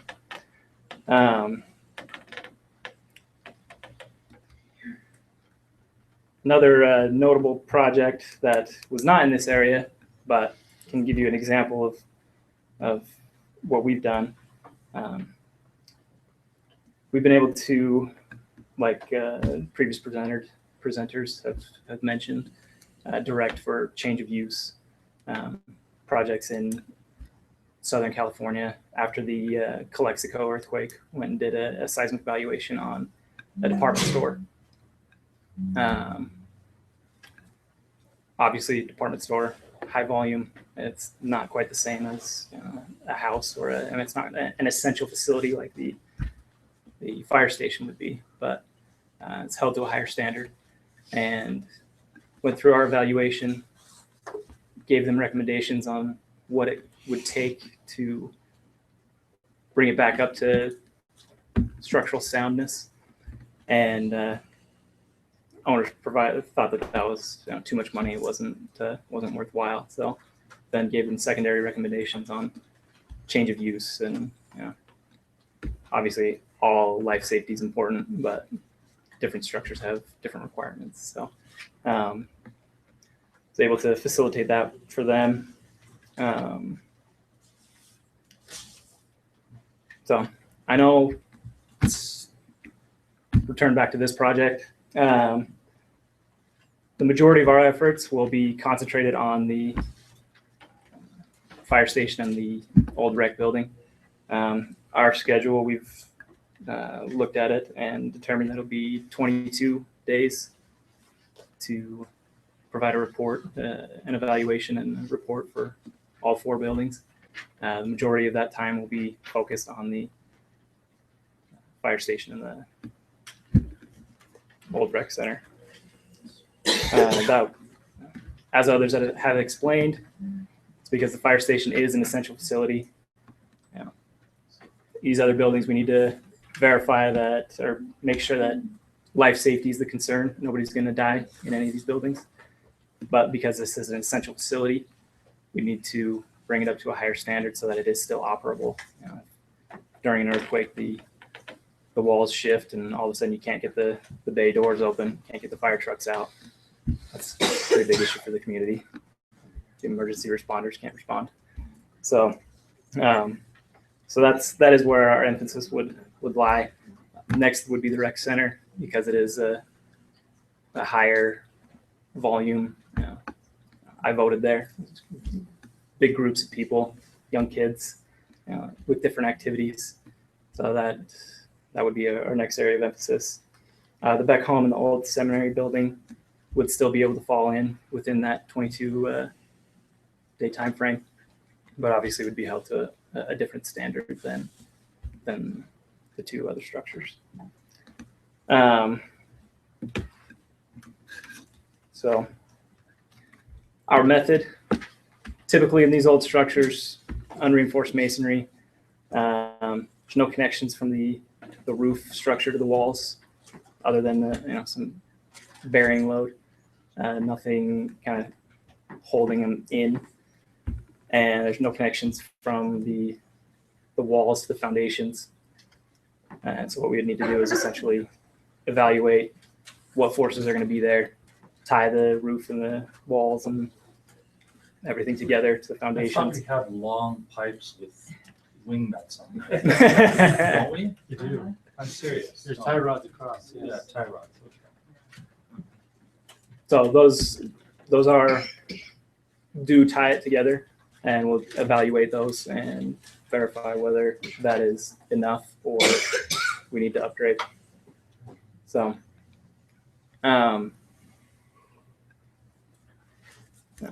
worst case scenario, your walls flex, your roof collapses, walls collapse, and walls fall off the foundation. So that's obviously nobody wants that. So,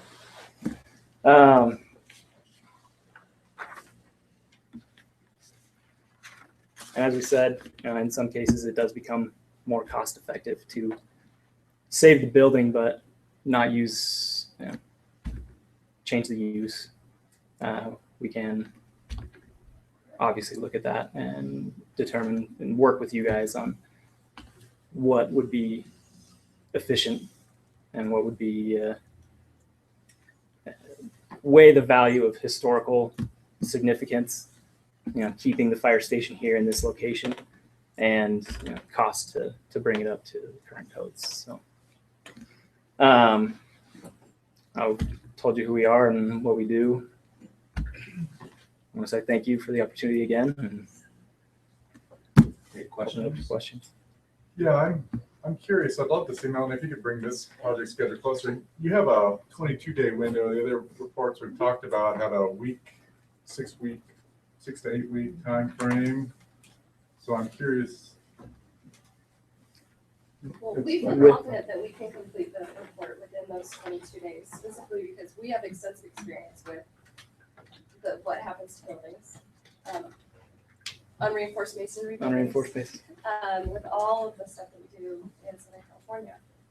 Our president, as well as his father, who's semi-retired, but very much involved. He set codes. He established codes in the state of California. He has the strictest seismic code in the nation. They're due to his calculations and his discoveries and what happens to these buildings and structures as the earth moves. Or, like you said, a strong wind. Well, honestly, microburst winds rip trees out of the ground. We've seen it here in Utah County. Think about those things as well. We understand as a firm, and our structural engineers know what happens. We really don't feel like there's any time needed to do any additional research or straightforward evaluation completed accurately. We do have a sample report if you're interested in taking a look at it. This is a building we did for the Department of Homeland Security. Yeah. Just a structural evaluation, similar to what someone else referenced as a visual inspection, but it has recommendations for repair.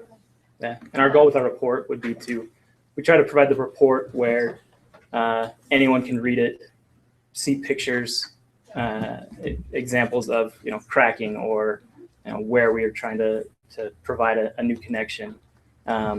Picture with a description of what needs to be there, perhaps a new detail directly related to that picture, and so we don't have to be here and tell you what's going on with our report. So it's just laid out there for anybody to work with. So recently, I mean, you mentioned some of the California quakes. Recently, I think it was like a year ago, Nampa Valley, some of their historic downtown, they've been retrofitted, experienced some of that. Mhm. Do you have any comments on that? Or, To my knowledge, I don't know of projects in Nampa that we have worked on. Actually, Bob did do a bridge evaluation in Nampa. And Brett was not on the project, but it was a bridge evaluation and a seismic upgrade and retrofit because of what happened in Nampa. Okay. Girder jackings and other structural things that needed to be repaired, replaced, fixed. Yeah. Thank you, Melanie. Vast knowledge of experience, yeah. Other questions? Okay, who's your project lead? Robert Hendershot.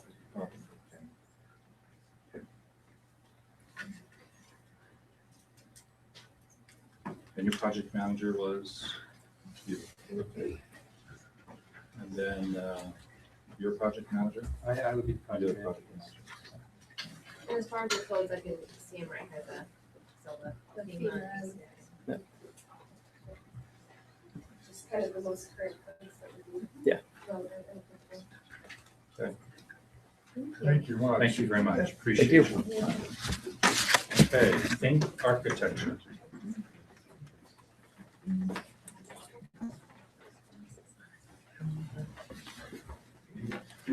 I've got a little thumb drive with a little presentation. Dagan, can you do it off thumb drive? Through our computer, we can give it a shot, so.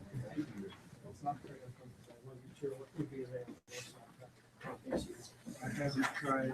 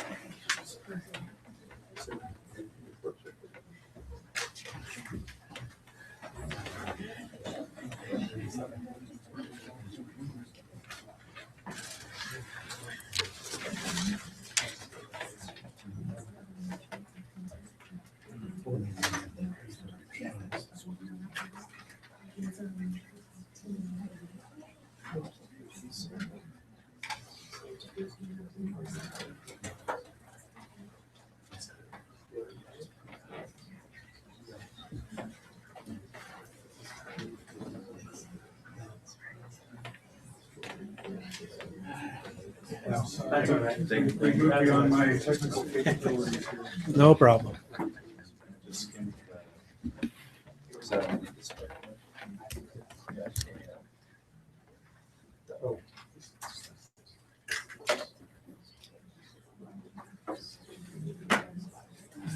sucking the mayor into the whole presentation. You might get frustrated. That's always a risk.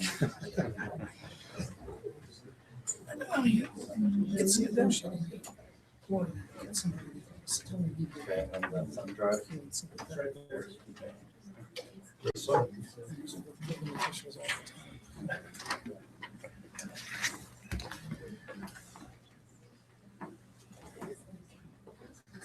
This, That's the one. Uh-huh. And then if I could impose on you to. I'd be happy to tap it. Thank you, Mayor. I appreciate that. Well, we appreciate very much being invited. This is kind of a unique format. I've enjoyed listening to engineers for the last hour and a half. That usually isn't the case. My name is Scott Wilkinson. I'm an architect and a principal in the firm of Think Architecture. I've introduced Sean Packer. He's an engineer with the firm of Calder Richards. We've worked together many, many years. And when I saw the RFP for this project, he's the first one I thought of. Sorry, what was your name again? Sean Packer. Sean Packer. They're a firm that's really intent on quality, innovative solutions to problems, specifically seismic issues, and Sean will get into that a little bit later. Maybe I can describe my role. As the architect, I will be reviewing the ADA and accessibility portions of these buildings, along with exiting and the fire code questions that may come up. One thing that hasn't been discussed in the previous presentations is the RFP talked about evaluations of mechanical, electrical, and plumbing systems, which can definitely be an expensive item. And our team would include Van Borum and Frank engineers. They do both mechanical and electrical engineering, and they would be a part of our team. I would also oversee the collection of the reports and the information from all the engineers, and I would be the city's contact for setting up meetings and really working through the whole project. I'd maybe like to turn some time over now to Sean to talk about some of the projects that he's been involved with seismically, and then we'll go from there. Good evening. Again, my name is Sean Packer, Calder Richards. Step up to the mic there. So Sure. Again, my name is Sean Packer with Calder Richards Consulting Engineers. Our firm was merged between two different firms in 2005. It was Kelly Calder and Jonathan Richards. I was with the Richards side since 1993, so I've got 21 plus years experience working on projects of this sort. You can turn to the next slide there. So we've done many different evaluations and many different projects where we've retrofitted it into usability. So the one there on the left, that is a Boston building in downtown Salt Lake City. That one there, the client came to us and said, hey, we want to do a change of use. We want to turn this into condos. All right. So we gave them several different schemes of what they could do with it, whether we introduce moment frames, shear walls, brace frames, all sorts of things. Well, unfortunately, with that project, the costs were prohibitive, so that didn't go. All right. The next project over there is the Old Navy store on the top right-hand corner. So that one there, we did do a retrofit on that one. Shear walls, fiber wrap. We stiffened up the diaphragms, stiffened up the anchorage of the diaphragms to the structure, all sorts of things. So that's great. We did a wonderful job on that. And if you look to the right there, that's the Prudential building, which you'll see in the next slide eventually. We did a similar study on that one and upgraded that as well. We'll get into that. Well, when you've been around as long as I have, some of these buildings get torn down and make way for new projects. Those two buildings did. The one on the bottom there is the Promise Valley Playhouse.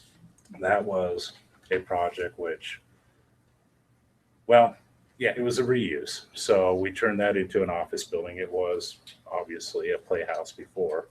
But, you know, it was important to the people that we keep the front facade of that project. So we did our best and we retrofitted it and added frames, shear walls, anchorage, just like any other engineer here would do. But they also needed parking. So unfortunately, they tore off the old theater and we provided them a new parking plaza behind. Go on to the next slide. So there's that Prudential building. Pretty unique piece of architecture. It was a joy to work on that one. I really enjoyed it. But we ended up having an add-in brace frame. I don't know if everyone can see that or not, but you see those steel elements up front. This building used to have some unique, I don't know if anyone's familiar with this building, I'm sorry. Okay. But it had some unique seagulls on the front that was torn out. We ended up adding in these brace frames only because we had to, because they were retrofitting this project into what was then the South Salt Lake, it was the downtown Salt Lake City Community College. Okay. Since then, as stated before, that was torn down. Building on the right is the Ogden Municipal Building. So that one there is a concrete frame building that did not meet current code. Wasn't even close to it. So it was important to keep the existing look on the outside. So we introduced new steel framing all within it to retrofit that one. A question was asked earlier, you know, do you have experience in retrofitting an old shop type building into a fire station? Well, I don't have that direct experience, but we did do the South Salt Lake Police Station, where it was an old business / warehouse facility. And obviously we retrofitted it to be a police station. So the readiness response.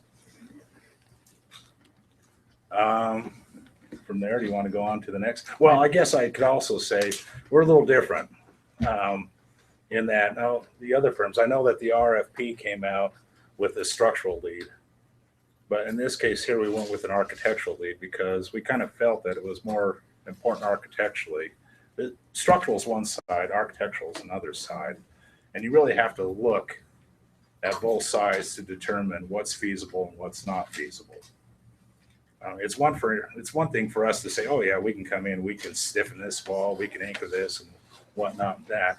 But if it doesn't work from the egress side, it doesn't work.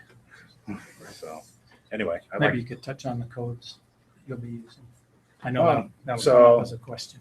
So the codes that we'd be using be similar to the other engineers. We can start from the most efficient and quickest, and that is the Rapid Visual, which is out of the FEMA documents in the ASCE 41. Or we can go to the upper extent and do the ASC, the full tier 3 analysis, which I don't think that's what you guys want or need. But you know, that's going to take additional time, obviously, and additional funding. There's been some discussion about the Beck home. I have some direct experience on something very, very similar up in Draper. There was an old historic home that was located on the site where the new Draper City Hall is right now that we designed. And they didn't know what to do with it. It needed the same kind of things done to it as this building. But we picked it up and moved it and relocated it. There was a gentleman in the city that had some really deep feelings for the building. He was an insurance agent, and he was willing to pay for the moving of the building. And then he eventually purchased it and moved his offices into it. So that is an option for a home like that. As far as my experience, I've recently up in Kemmerer City, they have a city hall that's 100 years old. It's an amazing building. It contains city hall, a fire station, and a jail all in one building. And it's made of sandstone from top to bottom, 12 inches thick through the wall, and it's non-reinforced, and it's been standing for 100 years. that was my first question when we started the project. Well, do you want a seismic study done? They kind of looked at me and said, this has been here for 100 years. We did do some work on the roof. The wood trusses needed to be upgraded and a new diaphragm put on. But that was really a fascinating building. I really appreciate historic buildings, and I would like to save the buildings if we can. That's not our place to decide. We're going to come up with the budget and the cost and the things that need to be done to get them up to a certain level. And then the decision is yours. It's not going to be an easy decision, I don't think. Maybe we can go to the next slide. I'd like to describe the process that we're going to work through. As the other presenters have talked about, we would start out with an organizational meeting to make sure everybody is headed in the same direction. During that meeting, we will make assignments, determine roles and activities that need to happen, and also review the schedule. We've proposed an 8-week schedule. If it happens to be done quicker, that's great, but we think that's an adequate amount of time to do the study and get enough information put together. Once that kickoff meeting is complete, then we request and make assignments to gather any existing information that may be available. Doesn't sound like there's a lot. Even photographs can go a long way to helping to determine what is inside the building. Once we've done that, then we really go to work. Site visits. Sean and I will be the ones down here. I'll take off my tie and crawl through the attic. I love doing that, seeing the old dusty spaces. And we'll get our other engineers down to do the same thing. And I have to compliment whoever put the RFP together. They understood that as we review these buildings, there are going to be things that we cannot see and cannot determine.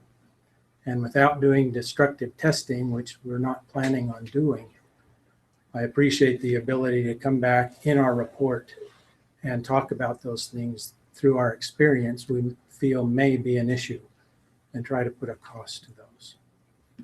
So once we've identified those elements in the site visits, we go back to the office, generate the reports, a rough draft, and at that point we sit down with you and go through in detail everything that we've uncovered, answer all your questions, see if there's anything you were expecting that we did not cover, and then we'll go out and take care of that. And then we would develop the final report delivered back to you. So You said it was 8 weeks. Did I understand that right? yes. I want to add a little something more to what Scott's firm is capable of doing. They have a separate wing that are general contractors. They can certainly help us with some better cost estimates. Right. Yeah, we have current costs on projects we bid and information relative to costing. So I feel confident we can give you some good numbers, as general as they may be, with the information that we have. Again, this is basic retrofit for existing use. Exactly. Code as opposed to new use. They do both. Well, So, We do, that's the purpose of right, our- the purpose of the study, yeah. The use affects structure, but it also affects architectural, mechanical, and electrical. So those would be impacted if the use were to change. But yes, we are anticipating maintaining the same use. I mean, we may be able to give you some rough costs on what it takes to put in a new concrete shear wall, what it costs to add in new anchorage to the roof diaphragm, what it costs to stiffen that diaphragm. But we're a little ambiguous when it comes to, well, what's it going to cost to come back with new finishes and new roof and whatnot. And that's where he would play in a very important role. Any questions? Did you have any other slides here? Nope, short and sweet. Did you work on the camera public safety? I didn't. We've got 3 other projects up there right now. It's a fun drive from Salt Lake. I know that they just have a new facility there, in county jail and all. Oh, yeah, no, we're gonna do some work on the rec center and they're talking about a fire station. We've done 23 fire stations here in Utah. So we've got a lot of experience doing that. So, You've done some rec centers too. yep. One thing you said, Scott, that I thought was interesting was that ultimately the decision's ours, but you didn't think it would be an easy one. I was curious if you had a sense just from your mandatory walkthrough, how astronomical costs might be, what we could be looking at. I mean, I know it's probably Oh, outside the scope. I have a sense, but I'm not sure I want to share it right now. But at the point when it's appropriate, I will mention that, yeah. Appreciate that. Okay, other questions? Okay. 8 weeks. All right, well, thank you Thank very you. much. Thank you. Lady, gentlemen, I don't think we're gonna make a decision tonight. I think there's other information like the proposed costs that you've submitted that we need to look at. And we probably need to have some discussion as far as qualifications. Typically, we're not comfortable doing that in front of the people that are sitting here being evaluated. So if you don't mind, you are invited to leave. Thank you for your time and effort.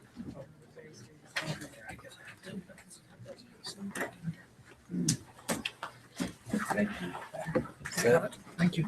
Total number of applicants again? We had seven. Seven? Seven proposals. Top one. Well, let's talk through it here a little bit.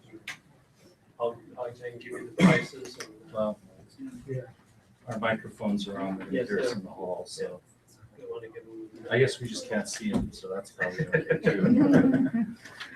All right, why don't you go ahead and talk us through pricing? So Bone and Collins, 27,500. Okay. Bone and Collins, 27,500. Ensign Engineering, 35,650. R2H, 17,610.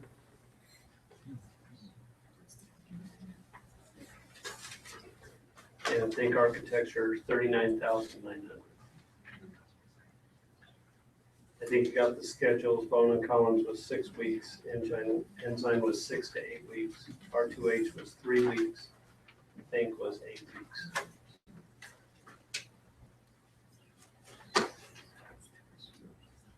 So Think Architecture would be the most expensive. Ensign would be the next, about $4,300 less, $4,250. And then another decrease of about 8,000 for Bone and Collins, and then clear down to 17,600, which is like another 10 grand off of that. So, I mean, R2H, that's 3,520 if you multiply it by 2. Yeah. Well, so what do you mean if we multiply by 2? 17,600. Yep. It's less than half the price of the most expensive and fairly close to the R2H. Yeah, R2H in our estimation, the reason they were cheaper was they have the schedule that's half of what everybody else was. So we're assuming because of their tight schedule, that was probably a money saver. So what, say that again, I don't. R2H has the 3-week They're spending schedule. half the time. Everybody else has double that. So we're assuming because So we're paying the others for are take more time, that therefore they're a little bit more money. In our estimation as staff, as we've looked through these, price wasn't the main consideration on our end. It was more the qualifications and their experience. We didn't have what you guys just saw, which was the presentation, which is eye-opening, I think, in a lot of ways to see the people that are going to be doing this. So, as we went through it, We spent most of our time talking about their individual or individuals that would actually be working on the project and their experience, and then also what types of buildings they had done. That's where we spend a lot of our time.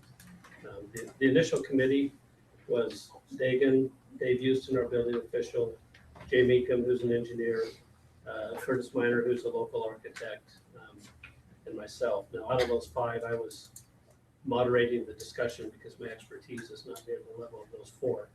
But that was the group that did this initial review.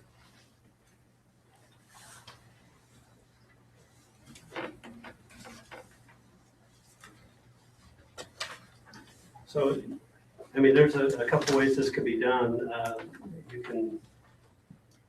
We can talk through it, and each council member could rate a 1 through 4, 1 your favorite, 4 being your least favorite. We could do it in that manner. We could have discussion and then let you sleep on it for a few days, and we can put it on next week's agenda to make a determination, and kind of have the final discussion then and determine then who we would like to award this to.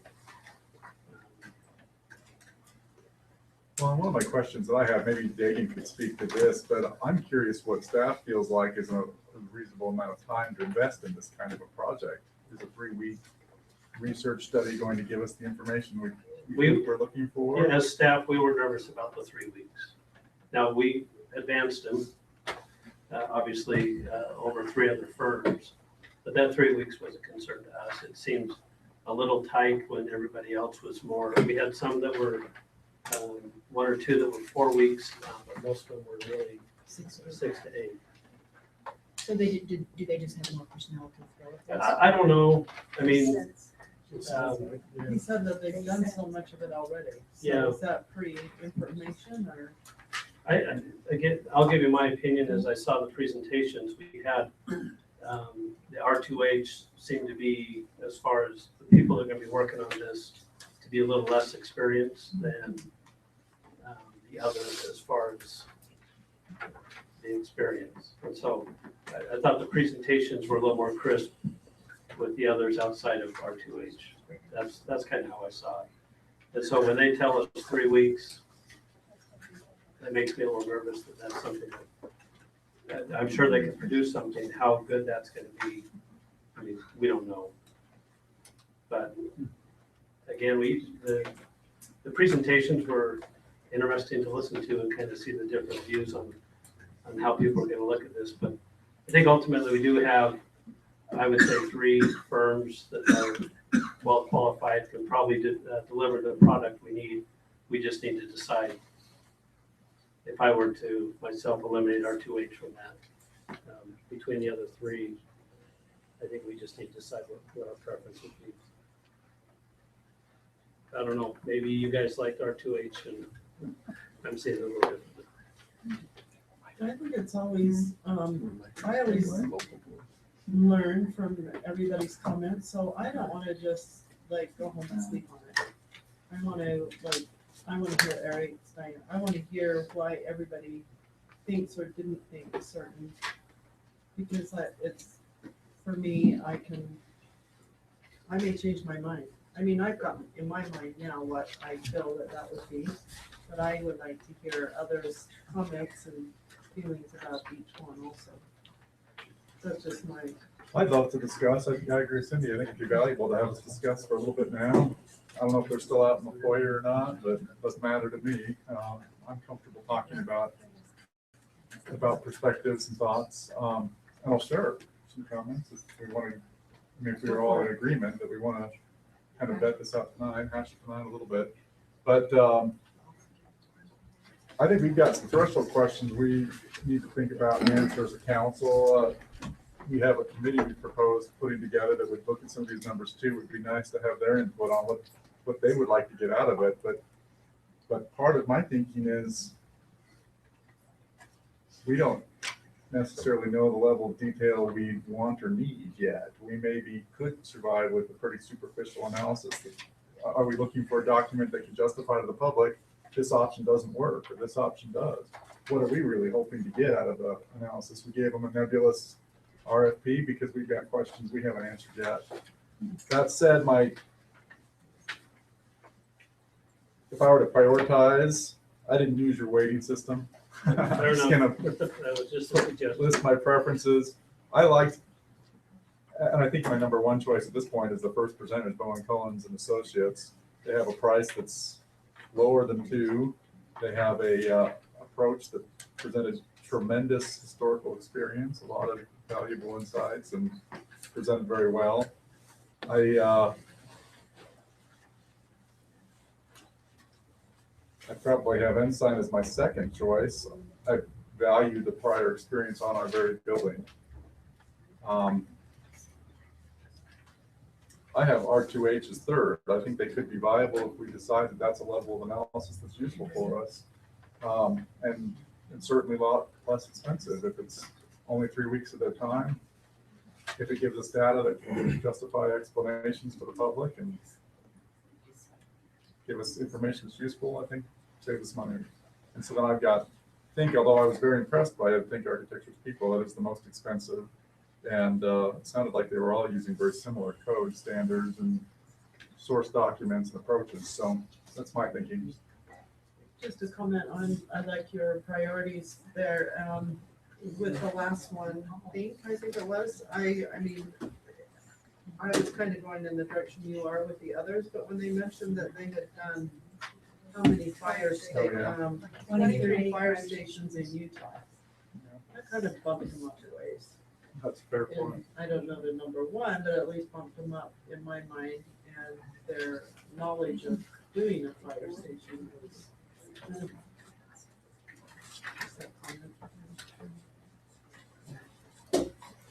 Looking. No, go.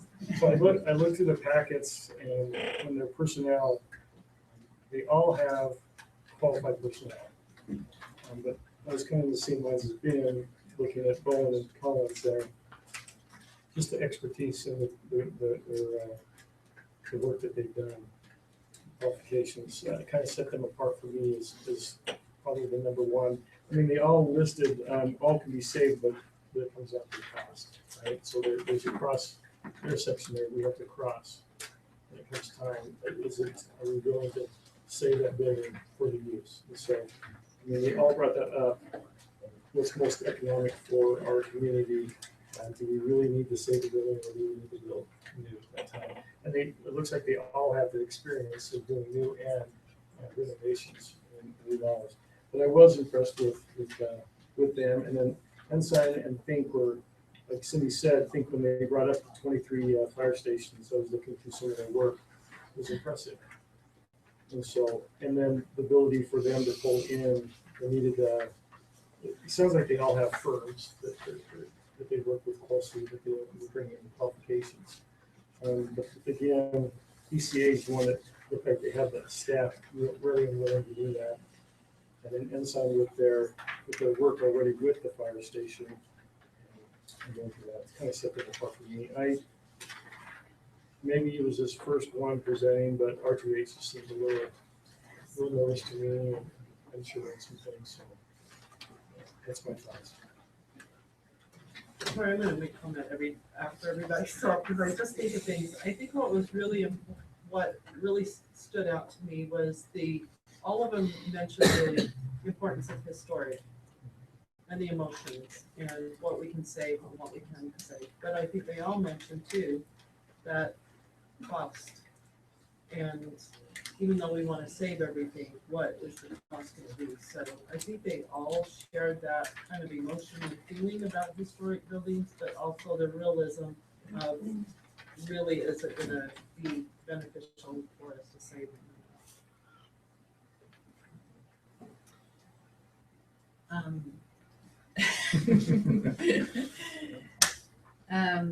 So I think in most proposal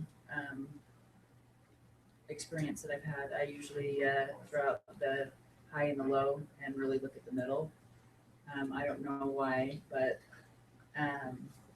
when I look at the high, I was very impressed with the fact that they did have the architecture, the engineer, and the general contractor that were working very closely together. And I'm sure that's how it is for most of them. Um, So I think, there was something, there were several things that the ensign, did we decide if it was ensign or ensign? Ensign.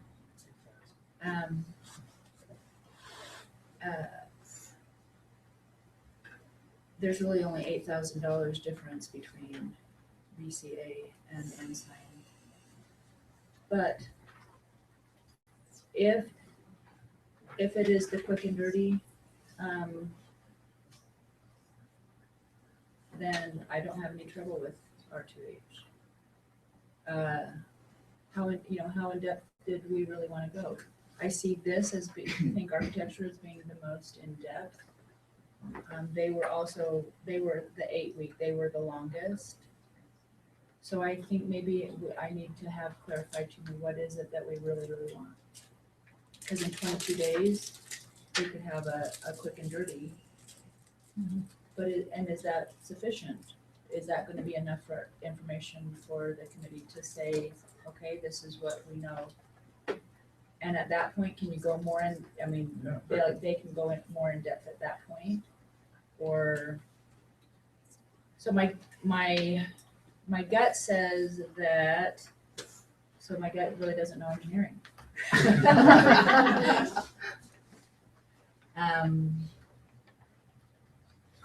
And I've appreciated the fact that there were more and that it has been narrowed down to these 4. So I'm completely unqualified to make a decision based on engineering. Where's Jay when we need him, right? Yeah. He's here somewhere. He's watching from home. R2H has the people, but it just looks like they're spread out according to the packet I have. Looks like they're spread out amongst 3 states, so. And I would like to clarify something. For me, seismic is not the most important. Function and code the earthquake hits, we're not gonna be Nepal, but we're, you know what I'm saying? Sorry. No.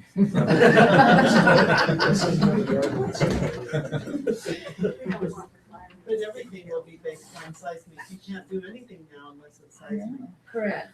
So whereas is that correct? I mean, we can't do anything that's not seismic. if we have an earthquake, we're all going to be in trouble. None of us are really seismic. So for me, I would put function and code and safety. So I don't want to make my decision based on just the seismic qualifications. Can I just kind of clarify maybe? I mean, seismic. Please, Scott, save me. The seismic is code, and so this is what we asked them to do, is to go in and take a look at these buildings to make them safe. If safety is number 1, we know that seismic is a big part of that safety. Okay. So seismic and safety are just. And function really isn't part of the conversation per se, other than the fire station has a separate code because it has to be a building that does last an earthquake. What's the term? Essential facility. So Essential we want facility. every building to last in the sense that when the shaking's over and I'm in that building, I walk out. I might be injured, but I'm not gonna be flat. The fire station, however, not only do we want the firemen to be okay after the shaking's over, but we want them to go about their business. Yes. Absolutely And I no understand interruption. that. I So understand. that's a higher standard. Another thing to recognize too, when I tried to write things up, and Scott and I are working on that, my thought was, based on the comments, the way I interpreted comments from the public was, can we use what we have to meet the needs that we have? And so the comparison is retrofitting an older building instead of building a new one. And so if you're going to have a conversation and have a more apples to apples conversation, you need to talk about bringing that building up. And so the seismic is really a key issue. That's your big thing in the cost, is getting to that. So maybe then my question is, because I have different, depending on what the purpose is, what we really want to have happen, I have different firms for each for those. Well, we get to pick what the purpose is. The six of us collectively make that decision. Well, and I think that's why, everybody had an engineer and an architect.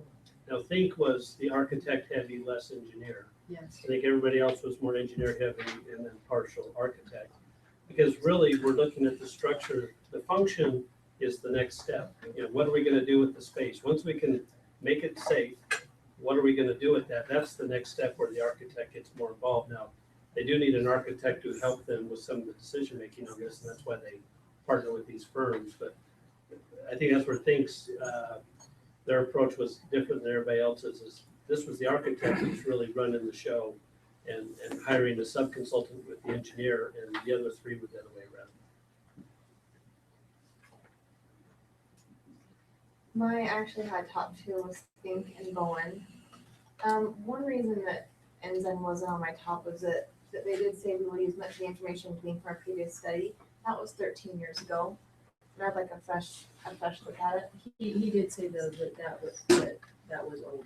It was too old. But he says in the packet, we will use much of the information gleaned from our previous study, and I kind of want, I mean, that was, to me, dated information.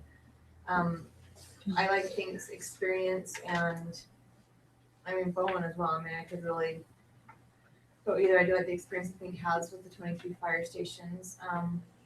But I think it's going to be confusing for the public unless we go kind of simultaneously with the next step to get a number back and to say, just for code, not expansion, not for future use, just for code, and, you know, use with code, but then the number comes back and let's say it's 2 million. I think that could be confusing for the public because all they're going to hear is 2 million. Well, that's just right here, right now for the current use. When really we should be looking at, if we're going to spend the time and money to retrofit or whatnot, that we're looking for future expansion as well. Well, that future expansion could be another $3 or $4 million. So I think it would be confusing for the public when we throw a number out there that's going to be the low number based on the current use only, not for future expansion. And that's part of the reason for the public safety building proposal for the last 2 years was that, at least for the police station, they're running out of, well, I know police station involved with this, but so in the fire station, there's not enough sleeping quarters, there's not enough space, they're running out of room. So it's not just that it's up to code, it's just there's no more space. And so I think it's confusing for the public when we're gonna give a number, and then I think people are gonna run with that number, and it's not gonna be the most accurate number for what we're really trying to achieve, which is future use of the building and safety and code. So I'm just concerned that we're just going after one number that may not be, that people are gonna be confused by. Question, Scott, is that part of the RFP that they're doing, is to bring those numbers to us, both that she's mentioned?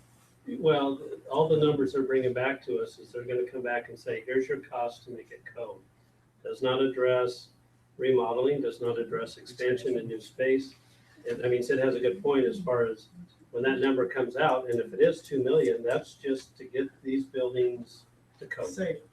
And so the next step then is when, it's just a trigger point for the council to say, okay, are we willing to invest 2 million to get them to code? If the answer is yes, then we go hire the architect to start looking at the function.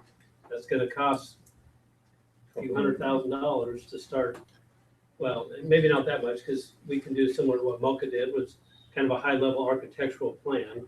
So I don't know what that cost is, but that will be an additional cost, again, for more information for the council to act on. So right now, all we're doing is get this far down the process to say, okay, we're comfortable with this number, we want to go further, or we get the numbers back and it's like, this just isn't even making sense, then we haven't spent more money before we need to. So we could go, if I'm hearing Sid correctly, I mean, we could go all the way and let's just get the architect on board and let's start designing the additional space so that we have the apples to apples comparison, because we're not going to have that after this structural study. It's not going to be apples to apples to what we have with the new facility that we did with Mocha. Well, and that's what I'm afraid of. We had our numbers the past 2 years, and then we're gonna have this number come out, and it's gonna be, let's just say $3 million. Well, it's not even gonna be close, but it's not an actual comparison. It's not. Because we're not talking about increasing the space, which is another function of why we need a new public safety buildings, because they're running out of space. So to perform their job effectively. So that's what I'm afraid of, is that the PR around it, the confusion behind it is going to be something that we have to, if we're gonna go this way, be ready to deal with it. People are just gonna see the two numbers and say, well, why are we gonna build it for, 12 million, 14 million, when really it's 3 million, and that's not accurate. Yeah, and this maybe goes to the crux of everything, is we have information for the council to act on and for the public to look at. And if our job is to differentiate between those two numbers, and if people choose to try to make the apples to apples, we can't control that. Somebody's just gonna do that. But when we look at it as a city, it is two different numbers for two separate things. And so I guess to me, what's important is the decision makers need to have the information and the proper information, whether it's this committee making a recommendation to the city council. Obviously, the city council is going to make the final decision on this. But I don't know how we control that, Sid. I don't know how we can make sure that when this number comes out, it's used in the proper context. We can share that context with everybody, make sure everybody understands this is just structural, has nothing to do with the space per se. And again, if people want to paint that another way, that's going to be at somebody else's discretion. Because it's just really the tip of the iceberg. Right. As far as where we go from there, and they're gonna tell us what it would be to keep them. They're not gonna tell us what it's gonna be to tear them down and build something new, because they don't know what we're building new. Well, we already have the new number. That's Well, yeah, the of number that course. MOCA gave us. Right. And my understanding of why we're doing this is because one of the questions we were asked the last 2 years is, can we use existing facilities? And we never had an answer because we never spent money to pursue that option. Right. So this is step one of pursuing that option, but it's not step 4 that gives us the same number that we have with MOCA. Right. So this is, again, just all information to get us through a process of saying, is building new still the proper thing to do? Or can we make it work with our existing facilities, now understanding that it's going to cost X amount of money to bring it to code, X amount of money to remodel, and X amount of money to actually expand and provide new space. So those are two other things that we will have to research and get a number on that we're just not quite there. So in my mind, so to get me straight, then they come back with these numbers, and that just tells us to make it to code. But that doesn't make it tell us any number. So towards, okay, we choose to remodel everything. But then that doesn't give us the really total amount of that scenario either. Well, no. So. Sorry, keep going. So this really is just. It's the start. The tip of the iceberg, because it's only telling us what it's going to do to get these buildings to code, not to function as what we need them to function as. Yeah. Because part of it is the Beck home, the old seminary building, even the old rec, are those going to be part of the public safety facility? I mean, that's another discussion. Another discussion with the old rec is it safe today? Should we have people even in there today?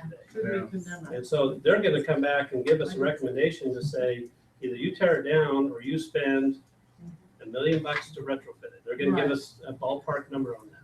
So now we have a decision as a city to say, okay, if we are going to keep it, are we going to keep it purposed as a basketball facility? Are we going to repurpose it to make it part of our public safety building? Or are we going to tear it down because that is the cheapest option for us? Or we want to use that land for something else. But when we're talking structural and then remodel, if we could remodel and not need any extra space, that would be great. But then if we can't meet our needs with the current space and we need additional space, and we're talking about, are we adding on to the police station over here? Are we taking community development out and expanding this and making this all fire station? And Megan wonders if we even have a place for community development to go eventually. But then maybe the seminary building could be repurposed for community development. I mean, all the options start opening up to us, and every option has a cost. And just like you say, this is the start. This number is not an end all by any stretch. Well, specifically to Sid's concern, and I think Scott's point is exactly right. It's our job to communicate and make the distinction to say, if this is a $2 million number to retrofit, rehabilitate these 4 buildings. And it's another 5 million to refurbish them and fill them with space sufficient for the needs that we have.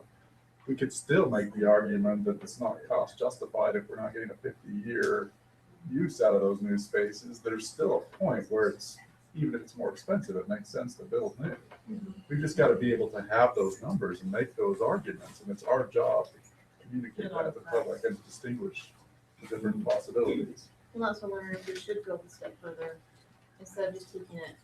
I don't know the cost associated. I don't know. Well, and I don't either, and that's why I need to be careful just checking out numbers, because I don't know, other than, you know, there is a cost to now start getting an architect involved to talk about remodeling the fire station, because that would be where we would start. That's where the people are right now. And again, would we want to use this space as part of that? Do we need to you know, look at our current fire station? Is there a way to remodel in there to make the space more efficient without having to add on? But getting architects involved in that level, there's going to be a cost to that. I'm just saying it gets confusing for the public, just all the different numbers. And so if we can streamline it and make it more, you know, that's my concerns. So we could scrap what we're doing right now. No, I don't think we scrap what Well, we're doing. I'm just saying, we could go back out and say, all right, we do want to hire an architect. That, at that point, the architect's going to be more the go-to person. The engineer's going to be working on some of the seismic issues, but let's get an architect involved and start looking at repurposing the space. And let's go through that process and hire them. The reason we're doing it this way was just to start to see, give us this number, because if this number blows us away, and it's a lot more money than what we thought, then you know, that's a decision for the city to make. Do we want to keep going? Because right now it's going to cost us X amount of money just to get it to code. This is without even repurposing space. Because part of what we want to figure out is, are the buildings worth saving? So I'm okay with this process because it's going to bring us to the crossroads. And we're gonna have to make a tough decision because again, if we use Sid's number 3 million just to come to code, well, that, to me, that doesn't make sense because we've seen what other communities have done on the fire stations. It just wouldn't make sense to have it just bring it to code and then the expansion would be cost effective to go do it. We may get the cemetery going back and it may, like they said, it may be okay to a certain extent to move Dagan in there. Yeah, sorry.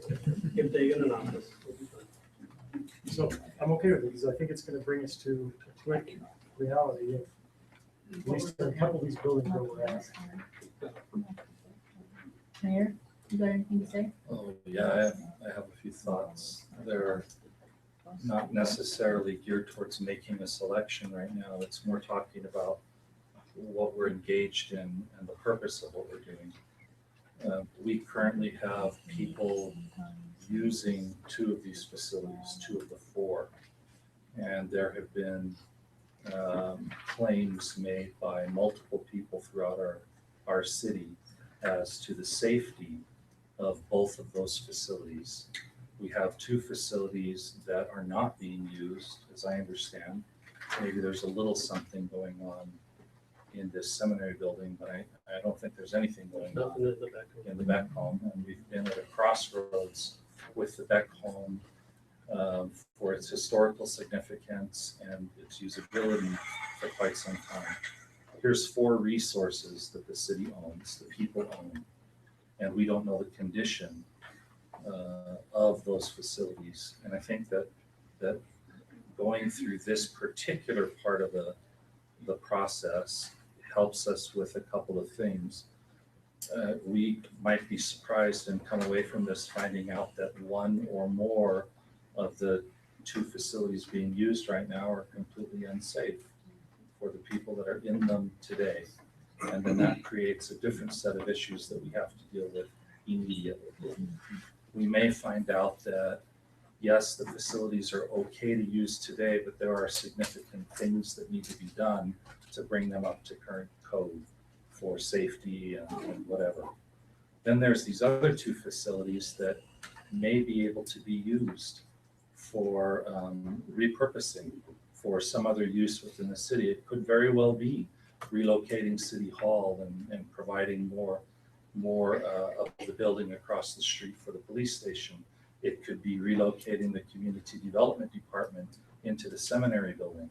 But until we have some base information about our resources or our capital facilities, we don't know where to go with that. It's just a pipe dream.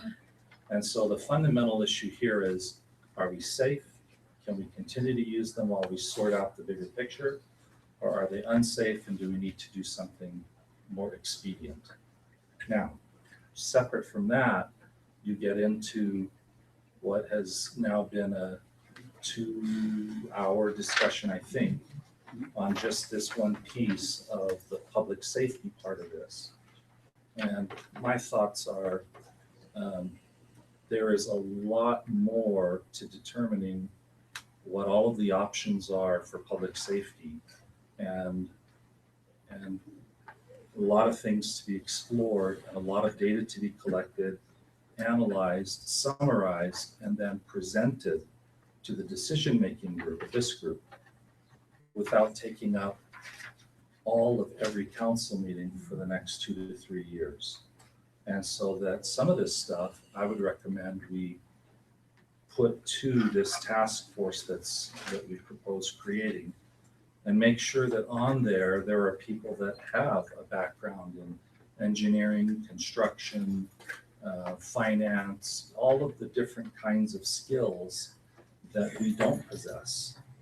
And they research these questions like this one, and they come back and advise the council, just like we have each one of the professionals here advising the council completely and thoroughly, and then the council has to make a decision based on all of that research and information. I do not feel personally qualified to select structural or architectural people for this particular kind of function. If you leave it up to me, I'm going to go for lowest cost, because that's how I am. I buy cheap stuff, right? When it wears out, I throw it away. But there's a safety component here, and I think it's very concerning. I am concerned about the safety of all of the people that are currently inhabiting the buildings that we own. I'd like to make sure that they're adequate. So my suggestion to the council is, this is great information. We've gone this far in the process. I think it's been appropriately narrowed down. I think, though, that the actual selection of one of these firms, we probably ought to form that other group, have them do this analysis and advise the council on which way to go. Just the same as we would do with a sewer pipe, the same as we would do with building a new, a new building, for rec or whatever. We typically bring people in to do the research, put the matrix together, and advise us. How soon can we get the other group to that point? It closed yesterday, so it's now a matter of bringing the applications together, going through them to make sure that they're qualified, interviewing those people, putting them into the 3 groups, and depending on which way the council wants to do it. The last time we discussed it, my understanding was I would recommend to this group 9 people with some alternates that could fill in case some of these people dropped out. And then you would make that decision. So I think it could be done within a week or 2. What kind of participation have we gotten so far? Numbers? I don't know the numbers. 33, 34, something like that. So as long as we have an abundance in each of those areas, we should be okay. But if there's only 2 in one area and everybody else is in another, we might run into a difficulty. So I guess, what do we just do tonight? We went ahead with what the council decided several weeks ago, almost 2 months ago, that we needed to get this engineering firm in. This is what we But needed. then we're not, I guess I'm confused about the process. We could pick a firm tonight. The mayor is proposing that we hold off and form the committee and let them be a major contributor to the selection process of the firm, which I'm comfortable with. especially if we can really do it in a week or two. I don't want to delay. Again, we're talking about safety issues, we're talking about real risks. Some information that we're going to get that we might not want to know, but we should know. We need to get it. I don't want to delay.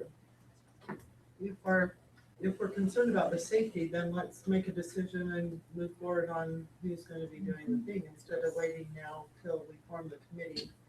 If safety is our concern and what the citizens that are using these buildings, then we should be moving quicker than slower. As far as just off the top of my head, and I think as a panel, I think that we can probably make that decision as to who to go forward with. I think we're pretty united by the sounds of it, where we're going as far as which one. So how many firms were there again? Seven. Seven. Seven proposals. And then you narrow it down to the 4 that were here tonight. And my thinking is these firms, if you look at their resumes, are pretty professional. They deal with safety every day. And so I'm comfortable with, if we need to narrow it down to 2 and then move forward with that. I just think we're adding another aspect of it. If we're asking the committee to do yet another thing that we brought up, bring it out for. I'm okay taking a recommendation from the committee, So are these guys all gonna all come back in and It's not an open session. Thank you, Drew. No, but I think that with their resumes and I think with the input that we've had, then we can, I'd like to see, I'm okay both ways. I don't know if, I am terrified that we have people in unsafe buildings. I think about it every time there's a holy cow. So,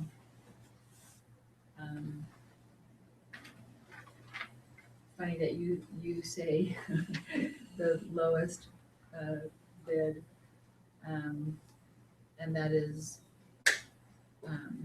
that's just the quick and dirty.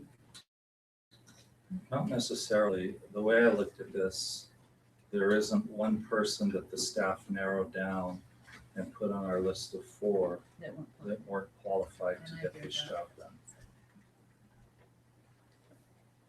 I don't think we're choosing among top tier players and bottom feeders. I think we're choosing among all the same. Was there anyone lower than R2H No, they were the cheapest of the 7. of the 7? Yeah.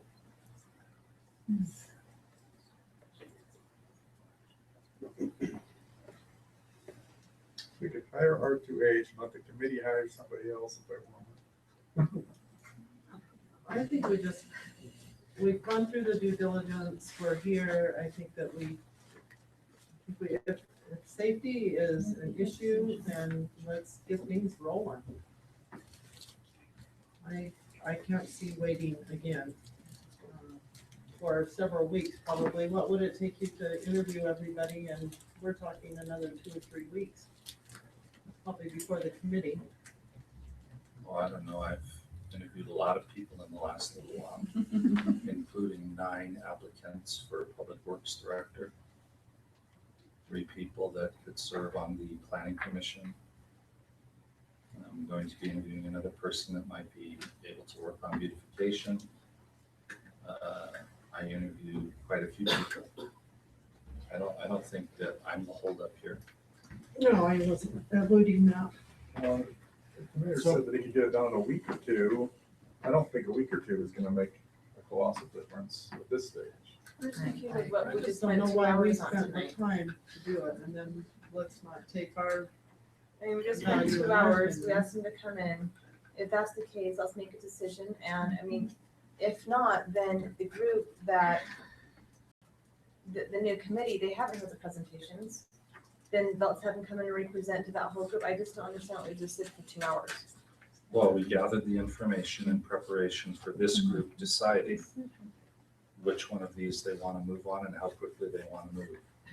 And then we were asked if we wanted to have discussion, and in that discussion, various opinions came up. So we did exactly what the council wanted to do. So without bringing them back in and have to go through the re-interview process with this committee. I think we talked about in the past, or at least when I was sitting back there, I took notes. The committee already has a lot of information to go through the past 2.5 years. And then I'm not gonna say burden them with this process. I think that the council has the responsibility in my mind to make this decision. Again, it gets back to the firms. They present themselves, they're professionals. They know what they're doing. They showed their resumes. I think we're able to make that decision. All right, so how many of you want to make the decision tonight? Yes?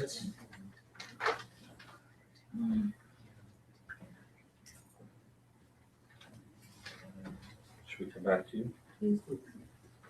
I'm comfortable either way. I'm comfortable either way, but I'm fine making it. I mean, if we're in a rush, I say make it tonight. Make it tonight.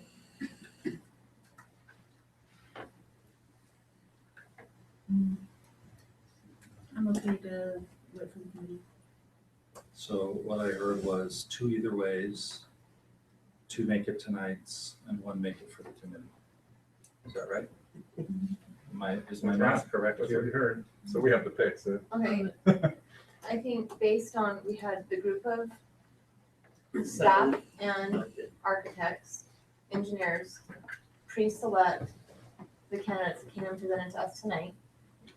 And I think based off their recommendations and what we saw tonight, what was in our packets, I think I'm okay making a decision based off the information that I have on the appropriate firm that can lead us on this for this first stage. So you're ready for tonight? Yep.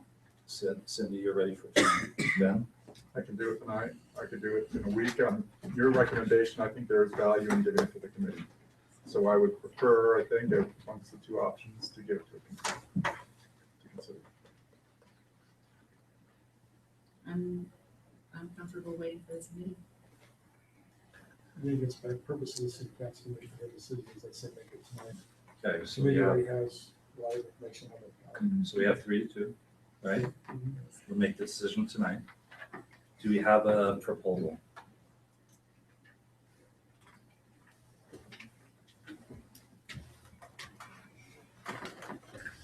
Just a reminder, it's not a formal.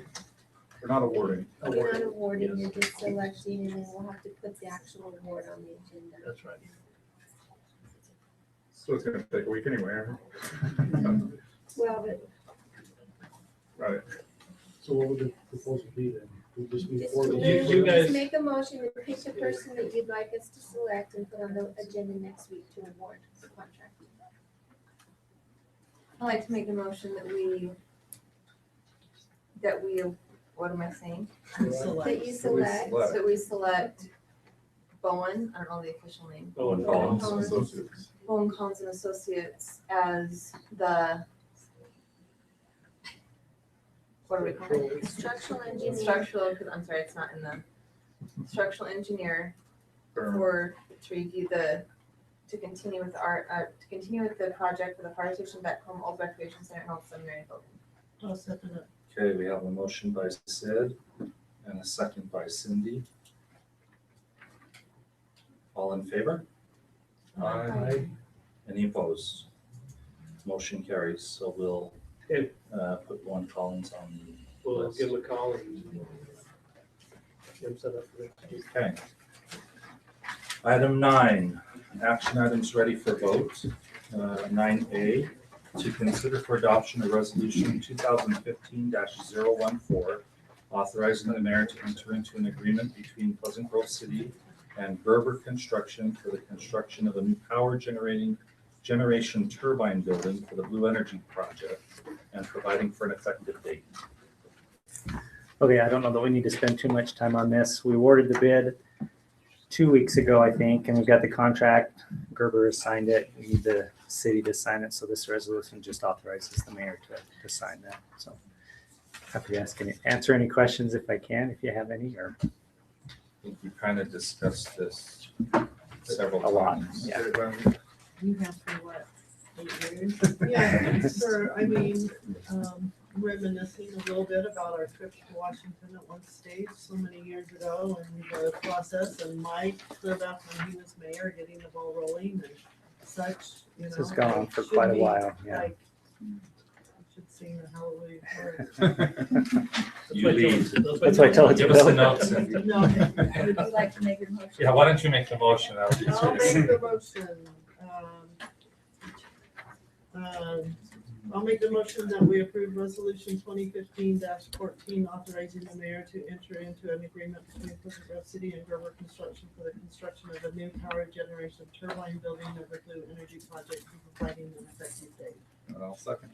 Okay, we have a motion by Cindy, a second by Ben, by voice Diana, Yes. Cindy, Yes. Eric, Yes. Sid, Yes. Ben. Yes. And Mike, I Motion think you carries. should have an honorary vote. Yes. Let it be so. All right, thank you. It'll be good to see this project moving forward. Okay, item number 9B is to consider for approval a special use local consent permit for Now Nutraceuticals LLC DBA Micro Mist Now to use hazardous materials in their manufacturing process. Business is located at 283 South, 640 West, number 6, Pleasant Grove in the manufacturing distribution zone. We couldn't have picked a different set of words for that. No, Okay. gotta spell it all out, you know us attorneys. So, Mayor and Council, I'm going to let the applicants explain their business since it's so unique. But I wanted to set it up first for you. Because they are using alcohol in the production of their business, they fall under the hazardous materials ordinances, and the DABC actually also regulates the control of that.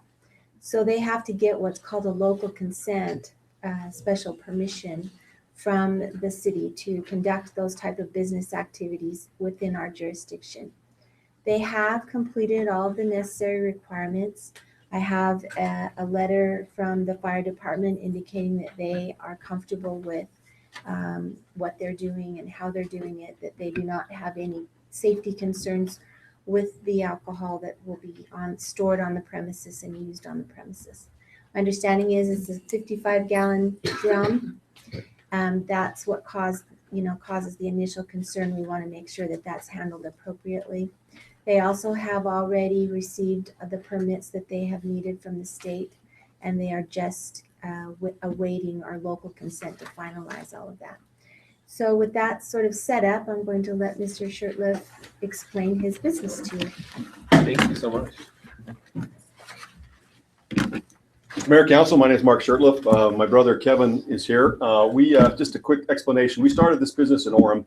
Last November, we received a special permit for manufacturing using alcohol from the ABC. Now that we have a larger facility to produce more of our products, we had to move into a place where over in the Sam White Lane neighborhood, in that industrial park. And so DABC first contacted and said, well, you have to get another local consent in order to be approved by the DABC. So they're waiting for us to go back to them, but they gave the approval for where we were in Orem. So we're happy. My brother Kevin is a professor of chemistry at the UVU and is the genius behind this product, and he's here to explain and answer any questions. So I don't know what information you have about our product. Would you like me to explain it? We have a packet with some information. Some information.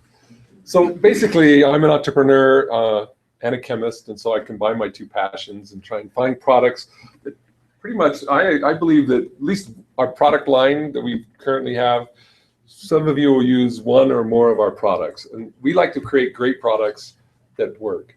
And this idea came around. This shows one of our products here. We take our 55-gallon drum of alcohol, and we basically will make 50,000 of these little units, these little cans here, that contain our proprietary formula that contains the solvent alcohol, a propellant that makes a very fine mist, which I can demonstrate here. You might want to turn away, so it doesn't, but it's like an inhaler. That creates a very fine mist that makes very small particles of our active ingredient. And we have a list of active ingredients we're using. For example, caffeine, a very, very small dose of caffeine that doesn't get you hyped up like a 200 milligram monster drink, but it makes you feel more normal and more alert. And it does it almost instantaneously within 15 to 20 seconds. So we've designed a line of products that are inhalable so that they're very small dose, they don't last very long, but it allows you to feel the effects very quickly. Things like, oh, I'm sorry, what? The caffeine, no. Oh, the caffeine. Oh, Like, well, here's the funny thing. I don't use my own product because I teach chemistry, and it would drive my students crazy if I was any more energetic about what I do. So I love what I do, and that's what gets me excited. But it does work. I have tried my products. I haven't tried it tonight. This one, by the way, is just a blank. It has nothing in it but the solvent. Just to show you how it works. There's other ones. My mom, for example, my brother here, Mark, uses our sleep aid. We call it Slumber Now. It has standard, really, we're using active ingredients that are well tested. It's the active ingredient in Benadryl, in Tylenol PM. We've taken that and made it inhalable so that you get home at the end of the day, you're kind of wired, you want to go to sleep, can't get to sleep. Take a couple of breaths of our Slumber Now. Really calms you down, gets you over the edge, you can go to sleep. Or in the case of my mother, she wakes up at 3 o'clock in the morning, can't go back to sleep. She'll take a couple of breaths of our Slumber Now, and that allows her to go back to sleep and wake up at 7 o'clock and not feel groggy like you would if you took a full dose by ingestion. So it's quick, they're great products. Once again, we have a whole list of products that some of you might be interested in, but we have set up our facility here, and we're just waiting for the go-ahead from you, really, so that we can start producing some of our products, and that's where we're at. So where are you selling? Where do you find them? Where do we what? Where do you find them? Where do you find these? So, with some of our products are unregulated by the FDA, and those we will start off with. Our caffeine product, our Slumber Now product, we call our caffeine products called Alert Now. Those products are under review currently by the FDA. We believe, can we sell them in Utah or not? We haven't sold My any legal yet. opinion is it's not an interstate commerce, so it can be used sold in the state of Utah. But our plan is, we currently have a business license, of course, in Orem. It was a home occupancy business license. When we started getting into production, when we're getting ready, we brought our equipment in. We realized my home was just in Orem, it's just not big enough to handle it, and that's why we found the facility here, perfect for our needs. It's large enough to allow some expansion, and with our current equipment, we can produce about 140,000 units a month. And You'll sell them from this. we won't actually. We'll be selling from our Orem, and most of our sales will be. We're doing sales. We could sell here. We'd like to, but we'd have to get another Utah sales tax for Pleasant Grove. Our current sales tax number is for Orem. And so we could do that in the future. In the interest of full disclosure, we don't like to, some people get freaked out about this, but one product that we are completely legal with the FDA is a nicotine product. Our thought on that, and we've all dealt with this issue, we don't want to be, tobacco manufacturers. We're not a cigarette company. We don't want to have that label, but the tiny amount of nicotine that you get per puff or inhale is about a third of what is in a cigarette. And so it's not a smoking cessation product. We don't call it that, but it certainly doesn't have any of the problems that cigarettes do, and even some of the concerns they have about electronic cigarettes, because they're still an ignition source. It's an entirely different product. There's no secondhand. So if you are a smoker, you have kids in the back seat, there's absolutely no secondhand smoke, or if you're around other people, because it all just remains in the lungs and passes through. So just for purpose of full disclosure, that's probably the one we'll start. Yeah, our first product, most likely we call it Nick Now. Well, actually we call it Quick Nick. We changed the name. It's called Quick Nick, and it really is. I mean, neither one of us are smokers. None of our team are smokers, but I have strong feelings about the fact that we've made smokers secondhand citizens in our communities. They have to go outside. Mark has a friend, Dog Bounty Hunter, who refuses to fly on airplanes because he can't go without nicotine. Our product could really resolve that. It's an option in those situations where they can't smoke or vape. There is no secondhand emissions. And so we really feel it as it's a good product. It will help a lot of people. And every breath of ours they take is one less puff of the cigarette. and they're way safer. This is pure nicotine. And even though this type of tobacco product are not yet regulated by FDA, they have proposed rules that may go into effect in about 2 years.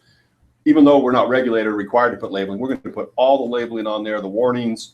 They will be sold behind the counter. We don't want minors using it and those type of things, even though, again, we don't have to right now. We're certainly going to do that in order to make sure that the public's safe. So a question for you. Sure. The ingredient that you're talking about that needs the permitting is ethyl alcohol. It's ethanol. This is drinking alcohol. Ours is concentrated. It's 95% by volume, which means it's 190 proof. For those of you who understand alcohol, 200 proof is pure alcohol. We're 190 proof, but we take it and we dilute it to significantly less than that. For example, the alcohol in this container, we've tried it because we knew that people would try it. It's non-flammable at this point. If I spray that, it actually blows out a flame. It won't ignite. And so we tried a different distance. So once we dilute it into our formula, it becomes non-flammable. But in its pure state, in the 55-gallon drum, it is potentially flammable. Okay, so is that the reason it's considered hazardous? Hazardous, yeah. It's definitely non-toxic. In fact, by the FDA, it's considered generally recognized as safe. It's called GRAS.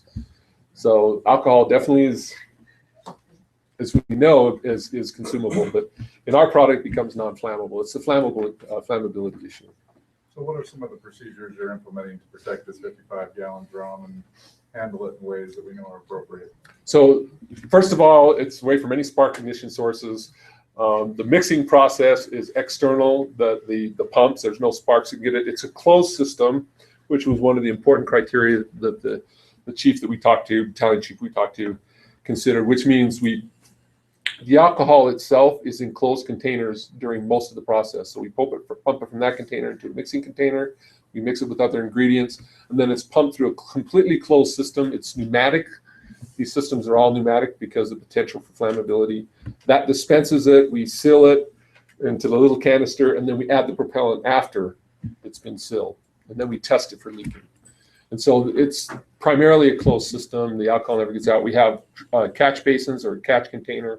If there's a leak in the drum, to catch that so it doesn't spread out across the floor. You want to minimize the amount of vapor that you can be produced, and certainly reduce ignition sources. I have a few questions. So you already met with Orem City, you already got your business license, and everything. There's no talking in the PG. We'll keep that Orem business. We have actually two locations, but no, we're happy to be here. I don't know if you know Dana Fairbanks. We're down in one of his facilities. It ended up being really the perfect site. We needed to start small, but it gives us room to grow as well. So no, we're happy to be here. And once again, if we could work out the sales tax issue, we could sell from our facility here, but we didn't want to do that at this point. And then you're probably familiar with, there's another company called AeroShots. Oh yeah, absolutely. So maybe you can address the letter the FDA wrote down about the caffeine and in the lungs and so forth. Yeah, so AeroShot is a completely different product. It's called a DPI, or dry powder inhaler. So they initially claimed that they were inhaling, but they never really were, because it's actually quite difficult to get a powder to have the right size particles so that it gets anywhere near your lungs. In reality, if the particles are too big, they just deposit on the back of your throat and your tongue. So they were still an ingested product, and that's what they said. The FDA did send them a warning letter because they were concerned about inhalation. You might have seen it or have it. They're concerned about inhalation, but that's based on no data. That's based on the fact that there is no data to say whether it's safe or not. We actually have a lot of data that we've generated, for example, studies based on nicotine. Caffeine, it turns out, is very similar to nicotine in terms of its chemical structure and the way it's absorbed in the lungs. And we have lots of studies showing that small molecules are readily absorbed through the lungs. Sorry, I'm a chemist. This is chemistry 101 for you. I can't stop myself. I just got very sad about the caffeine since I do consume. Yeah. And the thing is we actually believe, and we'll show this over time through our science and through the testing, we believe it's safer than ingesting 200 milligrams in a Monster drink. You can really ingest or swallow enough caffeine to kill you before you ever feel the effects of being more alert. So that's the danger of ingesting caffeine. Sure. Ours, I'm sorry, go ahead, finish that. well, ours, because it acts so quickly and the dose is so small, ours is 2 milligrams of caffeine you inhale. It gets, much like nicotine, it's absorbed immediately through the lungs into the blood, hits your brain within 20 to 30 seconds, and you start feeling that You don't get buzz. This is not a buzz. There's not enough to give you a buzz, but it's enough to make you feel more normal if you're feeling drowsy. So if And you're it does driving- work. If you're driving and Absolutely. Exactly one. Number of puffs it takes to get, I think a Coke or Pepsi has what, 90 or 100 or? Yeah, 90 or 100.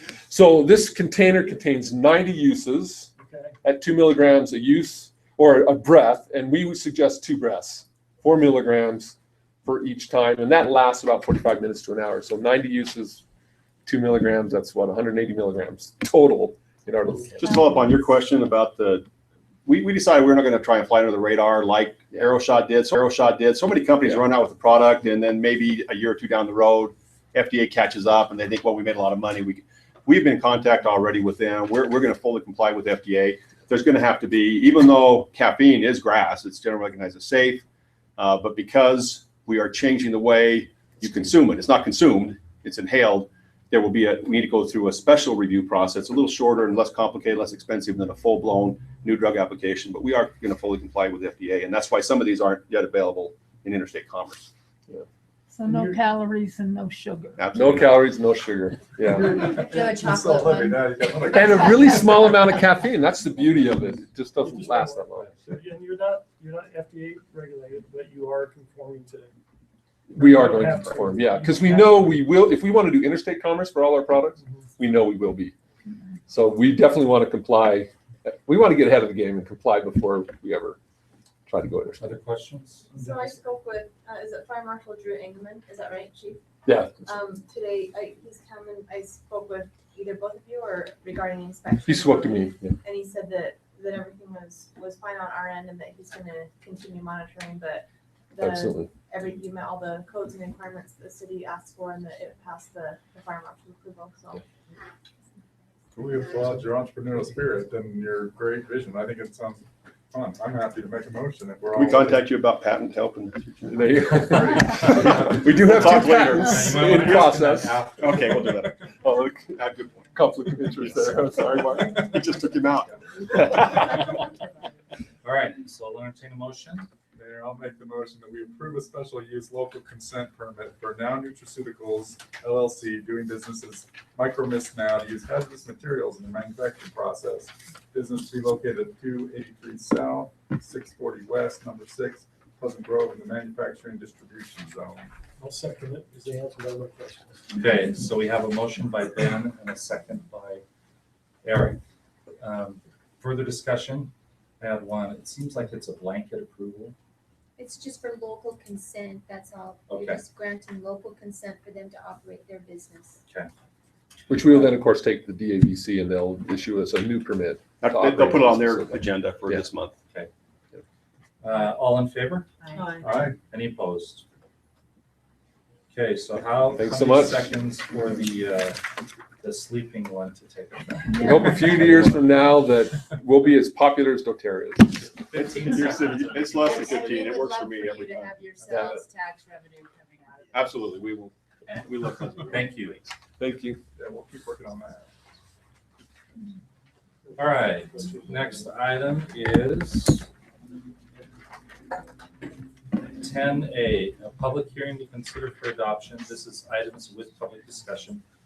To consider for adoption an ordinance 2015-18 permanently closing the abandoning 2 road rights of way located approximately 550 West, 3300 North, and North Mill Creek Road, 3300 North, in the Creekside and Aspen Grove subdivision, and providing for an effective date.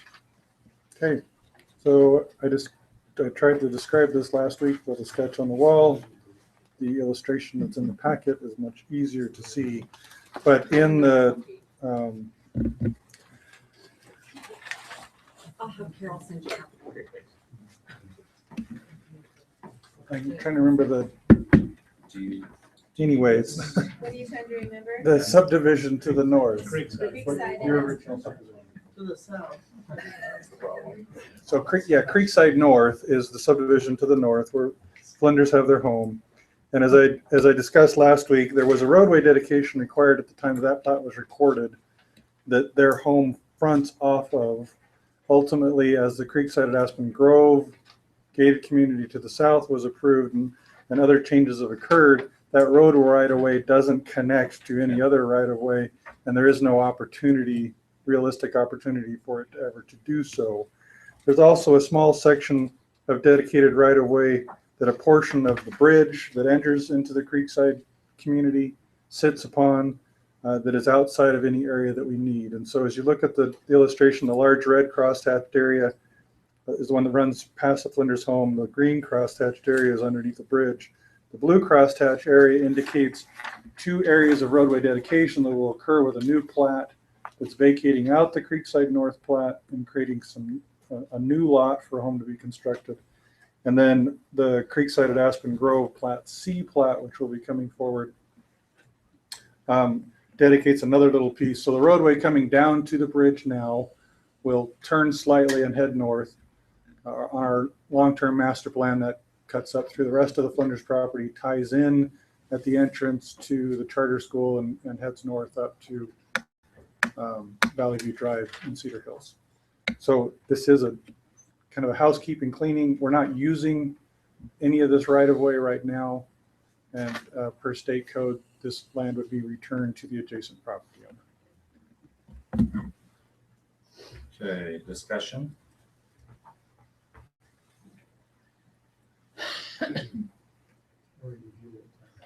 Okay. Anybody else have discussion? Okay, let's go ahead and open it up to the public. Mr. Flinders, did you have anything you wanted to say? It's pretty straightforward. Yeah, okay. No public comment? Okay, we'll bring it back up here and I'll entertain a motion. I made the motion that we adopt ordinance 2015-18, permanently closing and abandoning 2 road right of ways located approximately 550 west, 3300 north, and North Mill Creek Road, 3300 north, and Creekside at Aspen Grove subdivision, providing 25th date. Okay, we have a motion by Sid, Second. second by Diana, by voice, Ben, Yes. Sid, Yes. Eric, Yes. Cindy, Yes. Diana, Yes. motion carries. Thank you. Sorry you had to sit that long to get And this that. has been educational and entertaining. I always say that this is always. Heavy on the entertainment. Mayor, can we take just a break while they're setting up? Sure. Okay, we'll take a 5-minute break. Won't name the break.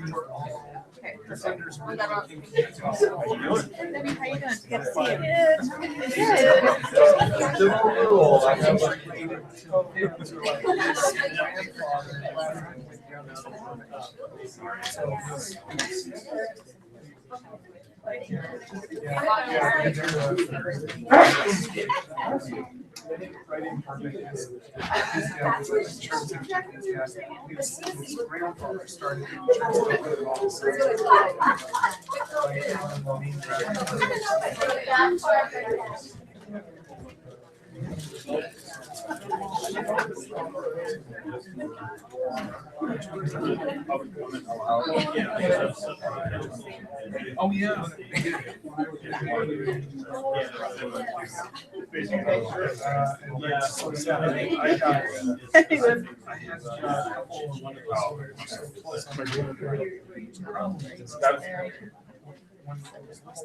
That's the intent. I have chat with the mayor. If you want to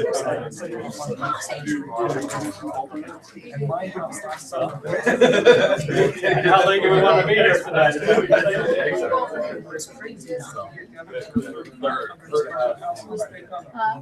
Yeah, so that's the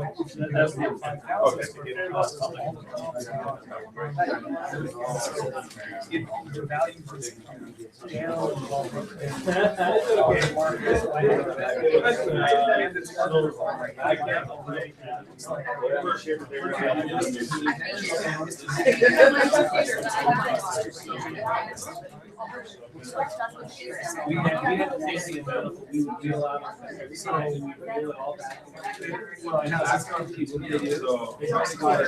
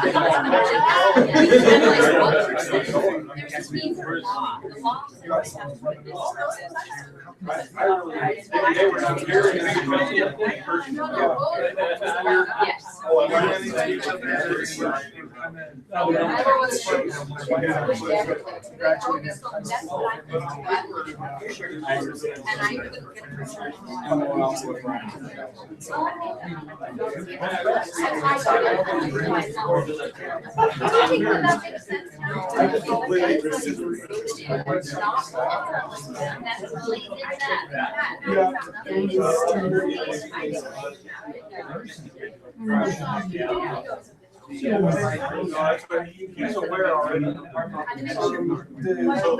next one is, you know what? Nobody's in the some people who like this. No, right?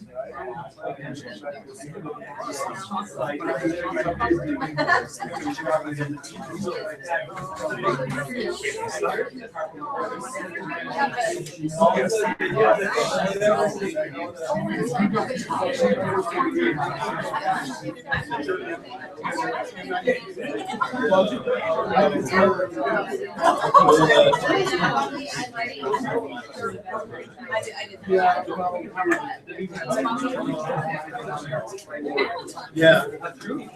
Yeah. Good. How are you? I looked at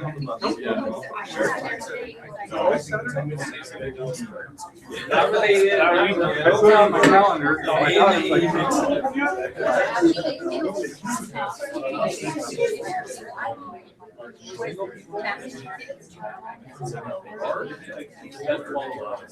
So I get to do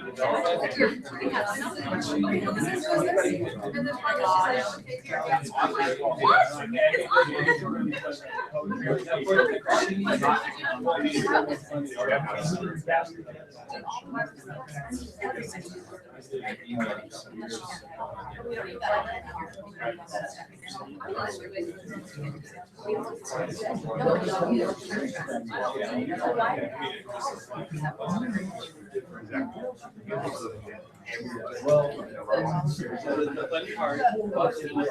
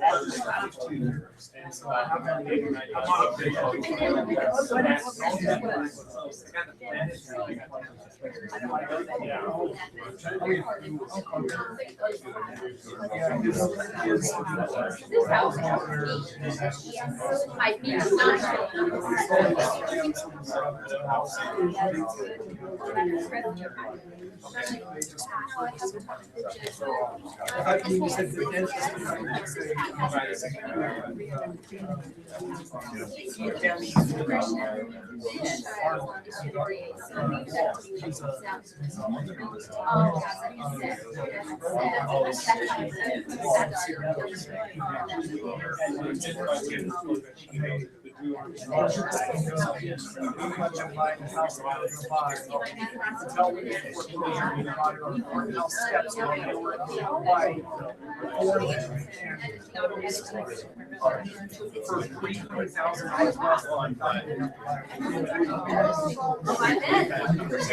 we had financing the next point while they were on vacation.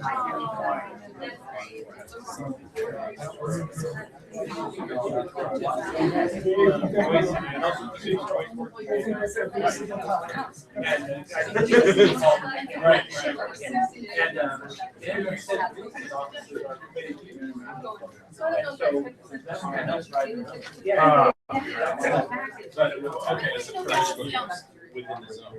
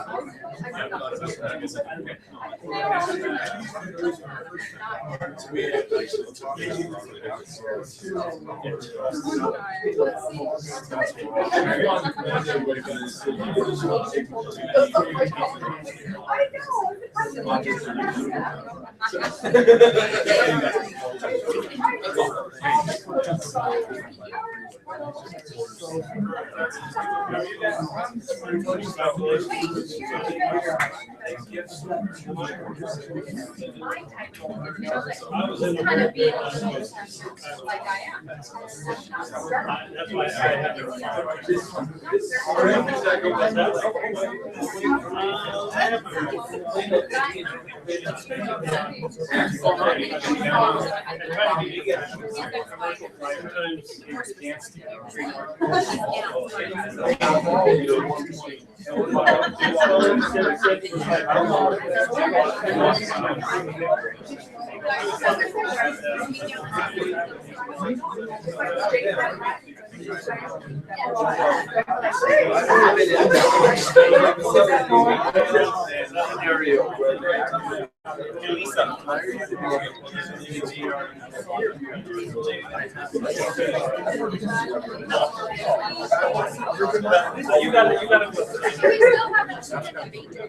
I know. I'm not good at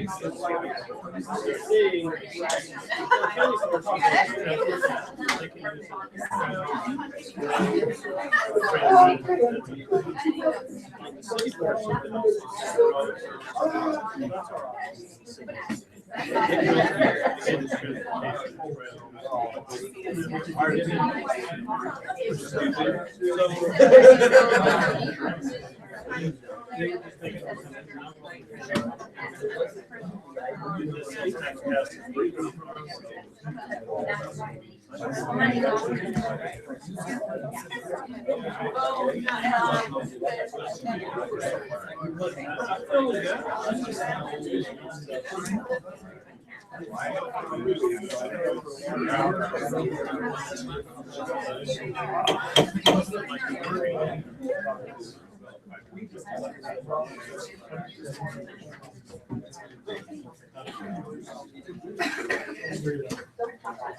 right, we want to invite all of our council members back.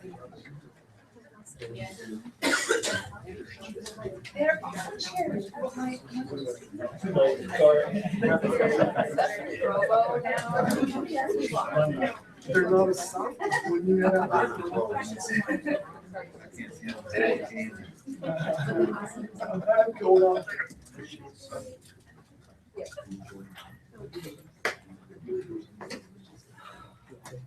All right, so we voted on that, right? Good.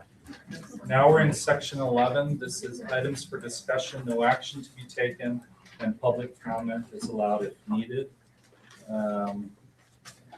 Item A, discussion with Eric Jensen of Milton General regarding a proposed development on Main Street, including shared parking, access easements, historic buildings, and related issues.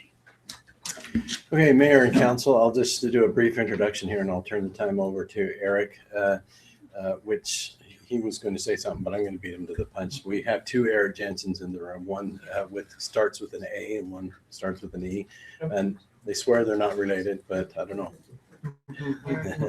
Somewhere back there in Denmark, I think there's some relation.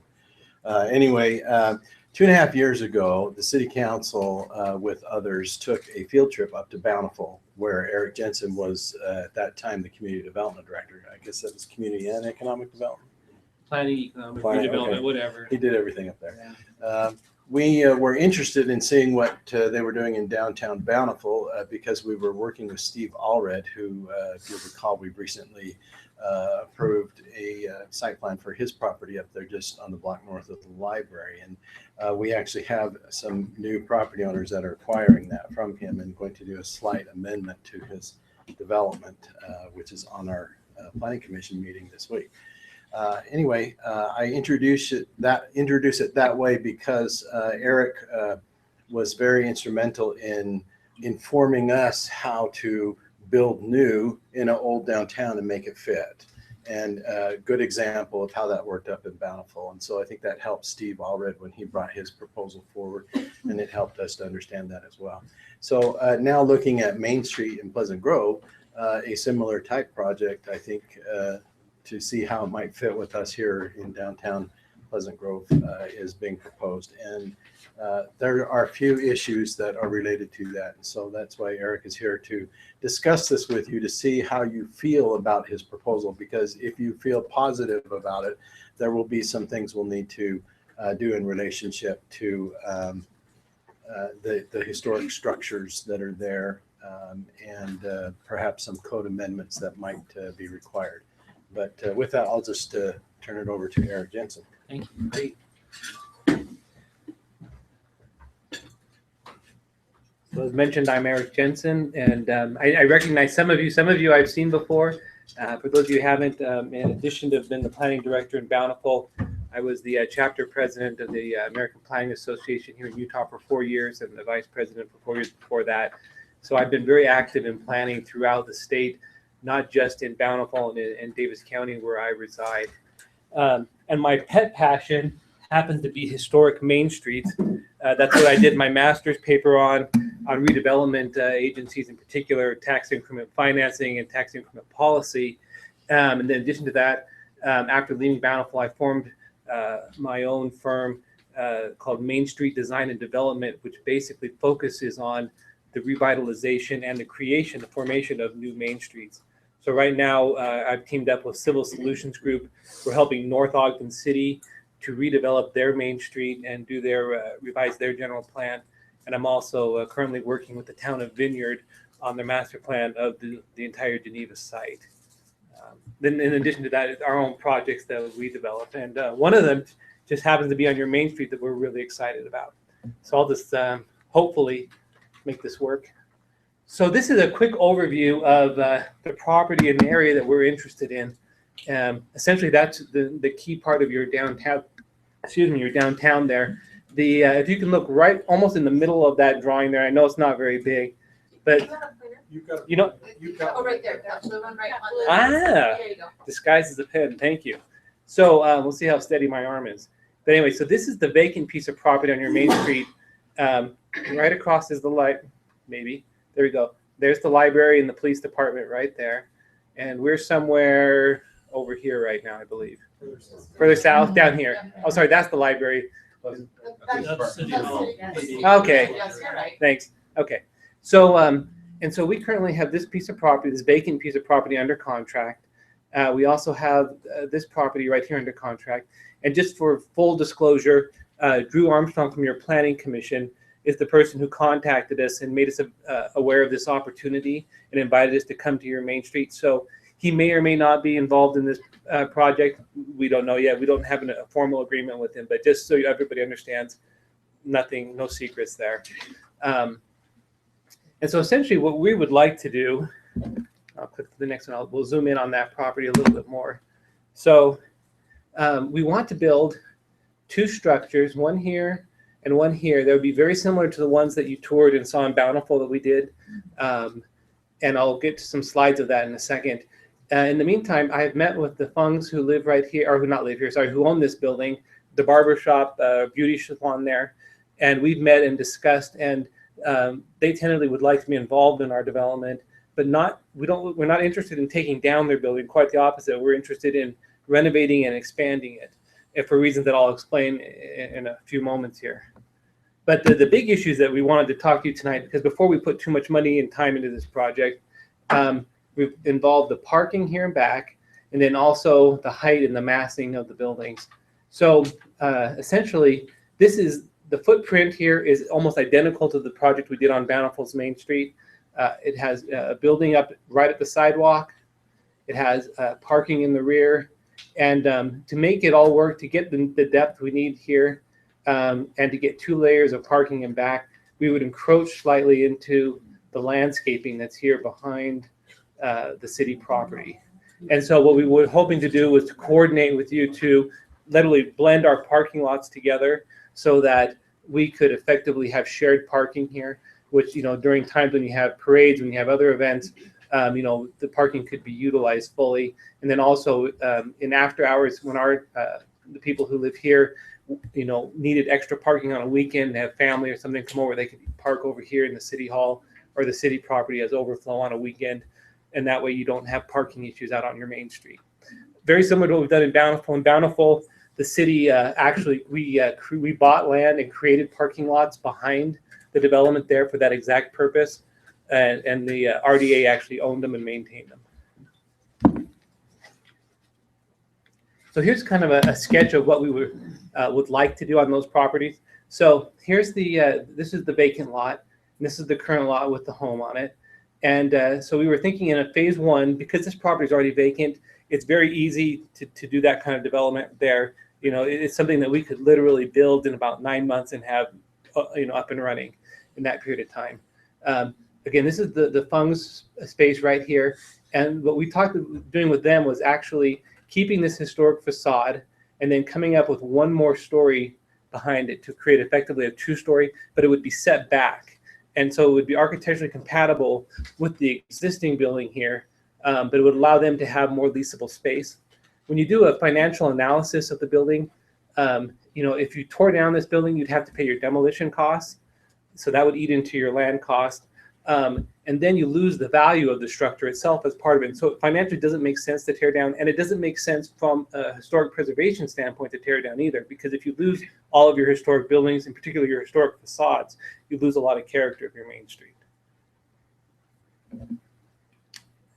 So we ran into a problem, and so this is a quick analysis I did, and the big challenge is that right now we have in your codes a setback requirement. It's not a vertical, but it's a horizontal setback, which says that if you're building next to a single-story building, you have to go over 20 feet before you can go up to your next story.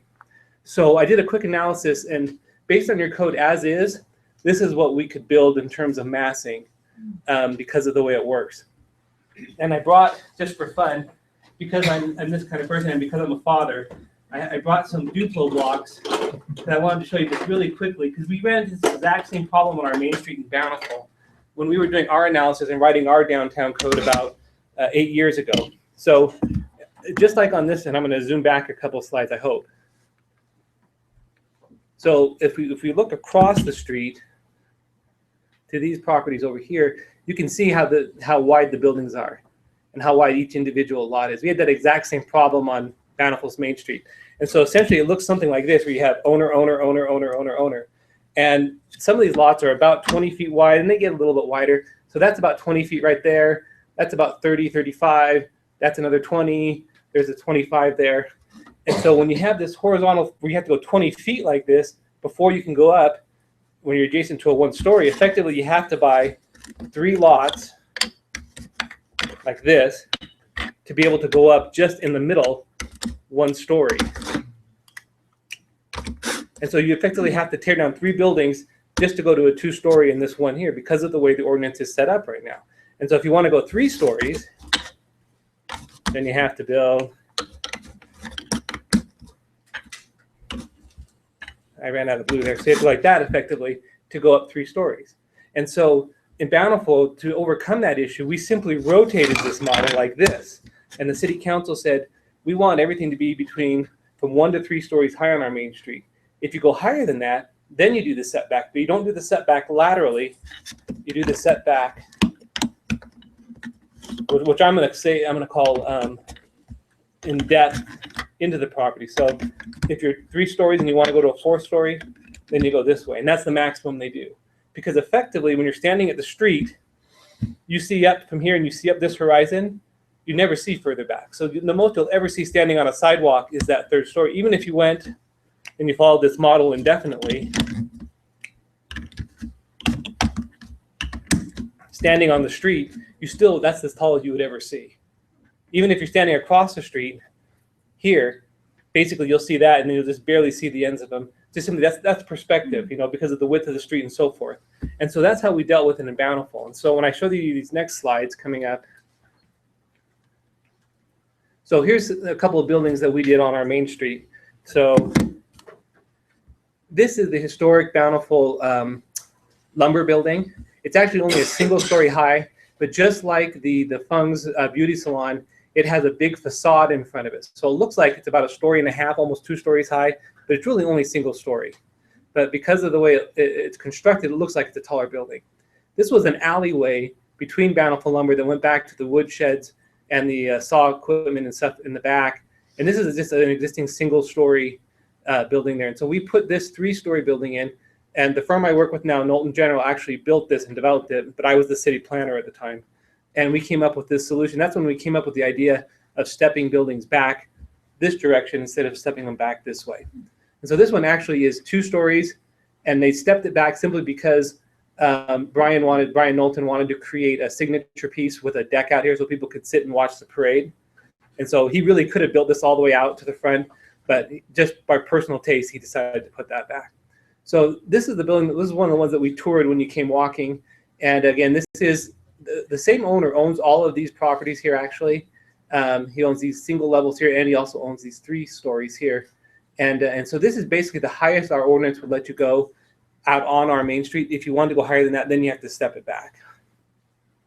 And you're saying that it allows 3 stories right on the street, and then you go up from there. That's right. 1 foot horizontal for 1 foot vertical. Exactly. And from a practical standpoint, very few people are going to build higher than 3 stories for the simple reasons is once you get above 3 stories, you have to install elevators and you have a whole different code. And so it becomes much more expensive to build taller than 3 stories. You can do it, it's just harder to do. The reason I gave you these slides in particular is because I wanted to show you what it looks like when you transition from a 1-story to a 3-story to a 1.5 story effectively. And then again, this one's a 1-story to a 3-story here. And one of the interesting things we discussed back with our council, this is about 8 years ago, was whether or not if we did this, would everybody all of a sudden build 3-story buildings? In other words, would our whole And actually, it didn't happen. And the reason why is that not everybody wants a 3-story building. So Zions Bank tore down their single-story branch built in the 50s, and they built 2 stories because that's all they wanted. When the fire occurred at the Creative Arts Academy, they tore down their building. They went up 2 stories because they didn't want kids walking up 3 levels. It didn't make sense to them for their thing. And so what we found out was that we were the only people who built 3 stories. This building here, and then this building is twin across the street. So what are some of the businesses that are in the bottom of those buildings right now? Great question. I'm going to show you. So here's a quick, let me go back one real quick. So anyway, sorry, that's the one I want. So first of all, this is the artist's illustration of what it was going to look like. And this is what it actually looked like when it was built. So it was pretty darn close. I mean, that's about as close as you can get from illustration to, actual construction. But going back now to the businesses, and let's go on this one here real quick. You can see the way this particular property is divided up, and this is also how we would propose to do it here on your main street, is that the building is divided up into segments. So this is one unit, or one segment as we call it. This is one segment. This is one segment. And so each shop has its own space here in the bottom. And they're approximately 20 to 25 feet wide, and that space continues all the way up. So you have your retail here, then you have a residential, and then you have a residential. And I'll zoom in now and I'll show you kind of what is going on. So here's one of the shops. And this particular client, who's also one of our partners and we do other projects with, he owns a men's shop on Main Street there. And so he was very particular about how each one of these facades looks, because they have to complement his very high-end men's shop that used to be on the corner of North Temple and State and Salt Lake in the Eagle Gate building. And so he came in. Every one of these shops has a different facade based on properties he saw either in South Carolina or in France or in a couple other places that he went to and toured and took pictures of them. So they're almost all boutique spaces. This one here is Vito's. Vito's is a Philly cheesesteak store. And really quick backstory, he was a food cart vendor that I actually got called out on a code enforcement issue. And so I had to go out because he didn't have a business license. He was operating on a sidewalk. And so he did have a food handler's permit though. So I went out and I met him and I really liked him. And so I said, why don't you come on to one of the city properties we have and we'll put you there and see if we can, get your business going. So he went and bought a large food truck, put it on the RDA parking lot. After 2 or 3 years, the business was just booming. And so we moved him into this space here. So when we developed this, I contacted Mr. Hepworth and I said, John, we have got to get him into this space because this is the kind of thing we want on our main street. It's completely unique. There's nothing else like it anywhere. And so he's been here 3 years now and it's just doing great. So the other thing that we had to do here is you can't lease these spaces like your typical do. You can't just put them out on the MLS. And I am a real estate agent. You can't just put them out there and expect people to come.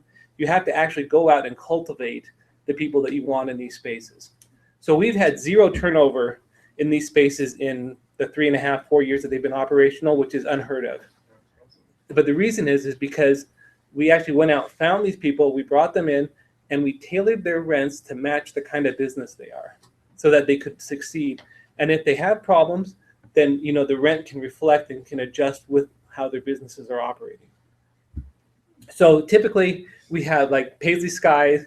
I can't remember all the different ones because I'm not on the leasing side, but they're all boutique type spaces for the most part, with the exception of Vito's and with right across the street from Vito's here on the other corner is Bun Basket, which is also a food establishment.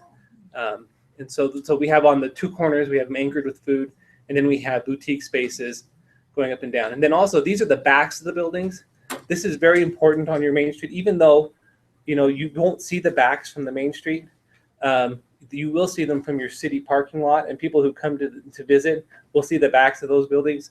And so we pay very close attention to how all the sides of the buildings look, not just the back. And the other important part of that is when you're doing this type of construction in particular, you'll notice that you'll see the sides of these buildings. And for the most part, they're fairly plain because we intend, especially on these here where we know the developer, we know he'll eventually want to go up with more space there. But those things are visible when you're in that phase between going from 1 story to 3 story and you're waiting for the next person to build more or to renovate. And so it's very important you look at all sides of your property when you're doing it. But I don't want to take up too much of your time. I know you've been here a long time, but the big things that I was hoping to just hit with you tonight again, the importance of the shared parking. We would need an easement from the city because we would be closing off our driveway here onto Main Street. And so we would want to access all of our parking through your parking lot here. So that's one of the big points, an easement. The other big point being the blending our parking here, maybe encroaching slightly across the property line to make it all fit. Sorry, go this direction. The issue again of how you do your setbacks and your height calculations. Again, we would probably need to amend the code more to like what Bountiful did, where the step back goes this way instead of this way, simply because if this is all we can build, we can't justify the land costs. We just can't, especially on a property like this one over here, where you have to tear down a building. You have to pay for the building, then you have to pay for the demolition. If we can only go up 1 story or, this kind of funky thing, it just doesn't pencil. Mayor. What do you have above the shops? What kind of uses are up there? So in this one, sorry, I'm going in the wrong direction here. So the one we did on Bountiful, these spaces are residential on both of these. So we have a floor residential and a floor residential. On one that we did in Bountiful, also on Orchard Drive, we went with retail, office, residential. The office did not work. A year and a half, we're just barely now selling the middle level to an office user. Just simply because most people don't want to walk up a flight to go to a business. Second floor businesses are really hard to lease and to sell. And how long is the main street in this case? Bountiful's Main Street between 5th South and 4th North is 9 blocks. Both sides, double loaded Main Street.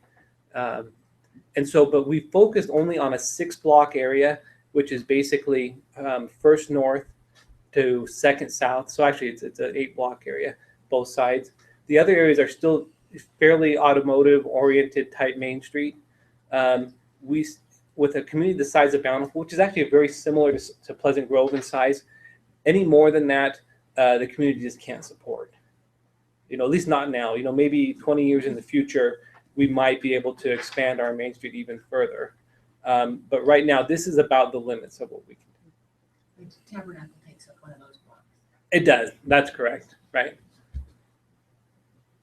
So anyway, so that's what I wanted to bring to you tonight. And I was hoping to get some direction because realistically, if the council wants this kind of development, we would love to bring it. We know how to do it. We can do it. But we would have to amend the ordinance to some extent to allow those buildings, because if we have to follow the current guidelines with your steps, we can't do it, to be honest. Do you buy and hold? Are you planning on owning these facilities? Yes. Leasing them out? Yeah. So let me tell you a little bit about Knowlton General. So as a firm, we're sort of what we call a cradle to grave developer or a portfolio developer. So we in-house, we buy the land, we plan it, entitle it, we construct it, we're a construction firm, and then we own it and manage it afterward. We have a property management arm. So we do everything for a 20-year hold minimum as a general. I mean, if somebody came along and offered us, a huge fortune to buy it, we won't turn them down, but that's our philosophy, is we hold for about 20 years. Questions? Very much so. He's proven, he's shown it, and thinking out, I'm gonna say thinking outside the box, I'm gonna say thinking outside the Legos. Okay, thank you, yeah. I was very impressed with what you've done and I guess getting down to it, the way the city looked outside the box too and helped, this business owner and helped him get going. I think it's impressive, the shared parking. I guess the only thing they have to look at again is the ordinance issues that we have there. But it's impressive what we could do to our downtown. It's starting to grow right now. I think this would only further along even more, so it's exciting. I toured the area up there, and ever since then, I just thought, why don't we get them to come down here? So I think it definitely is a good timing for us, and we need to just tweak a few little things, but I'm walking it, being involved, seeing it, and seeing what it can do to a downtown. It's kind of like a lifetime dream. Oh, thank you. So how would you tie in this with the buildings that are currently there? Because now you're gonna be kind of in between two already established, you know, businesses on the street. So how are Right. you gonna tie in? Is it gonna tie in like to the photo, you know, the digital Photoshop and the creating techniques, kind of that architectural style, as well as on the opposite side of the street? So is that gonna tie into it, or like, are you gonna be able to tell that this is a whole different? It depends on where the council wants to go, and that's where we would get your direction. Because when it comes to the exterior, you know, that's very malleable. We can, you know, you can change the exterior to match what the council's trying to achieve. Again, on our main street, and I'll refer to these images that we have up right here. These were actually built in the 40s and 50s, and have gone, you know, various facade changes over the years. These the current large canopies over the front of them are something new that they added, I don't know, 15 years ago. And so if you look at this, this is a fairly abrupt design change. But when you look across here at Bountiful Lumber, which was built around 1900, and then you transfer to this building here, it's not a very, you know, it's not a big change. When you're walking the street there, I've had a lot of people come to me and say, oh, 20, 30 years old, how old is that building? They don't realize we built it 5 years ago. So again, it just depends on what you want to achieve. When you look at the Zions Bank that was built about 6 years ago there is nothing else anywhere on our main street that looks like that. But it met our ordinance because of the high quality of materials that they used. But if you ask somebody, is that building out of place? I would say that, you know, 8 out of 10 will say, no, it's not out of place because the massing is right. Even though the granite and everything else on it is completely different from the brick and the stucco and the usual materials on our main street. So I guess to answer that question, we can, you know, put the structures however you want to do to make your main street look the way you want it to look. It's the massing, the setbacks that are the key elements to this. So Ken, the design guidelines are already there, right? For the Yes. look. Yes, so we have a pretty good set of guidelines, and we have applied those on recent buildings. You look at what was done to Kate's quilting block, what was done on the corner there where Smith's Brothers used to be, across the street with the test out facade on the one section of their building, and also the Pro Digital building that was done by Mark Ryan. Those all were done either during the time we were preparing our design guidelines or after. So we would apply that same criteria on any other new structures. I also wanted to point out that the two buildings that are existing are within the Pleasant Grove Historic District and are old enough to qualify as historic structures on the state register. So that does mean that a special process for either adding to or removing either one of those, including the home, which is there. If we're going to remove that, there will be I believe a public hearing will need to be involved and documentation. Now, we do have some documentation on both of those buildings already, but we may want to look at it, get the Historic Commission involved, and get any further recommendations from them or any processes we need to follow in doing that. So just because they're recognized as historic structures does not mean they cannot be removed. They can, but it does need to be by approval and through a certain process. Should we open it up for any comment from the public? Sure. Okay. Would anyone like to ask questions of the developer or comment on this? Okay, come back up here.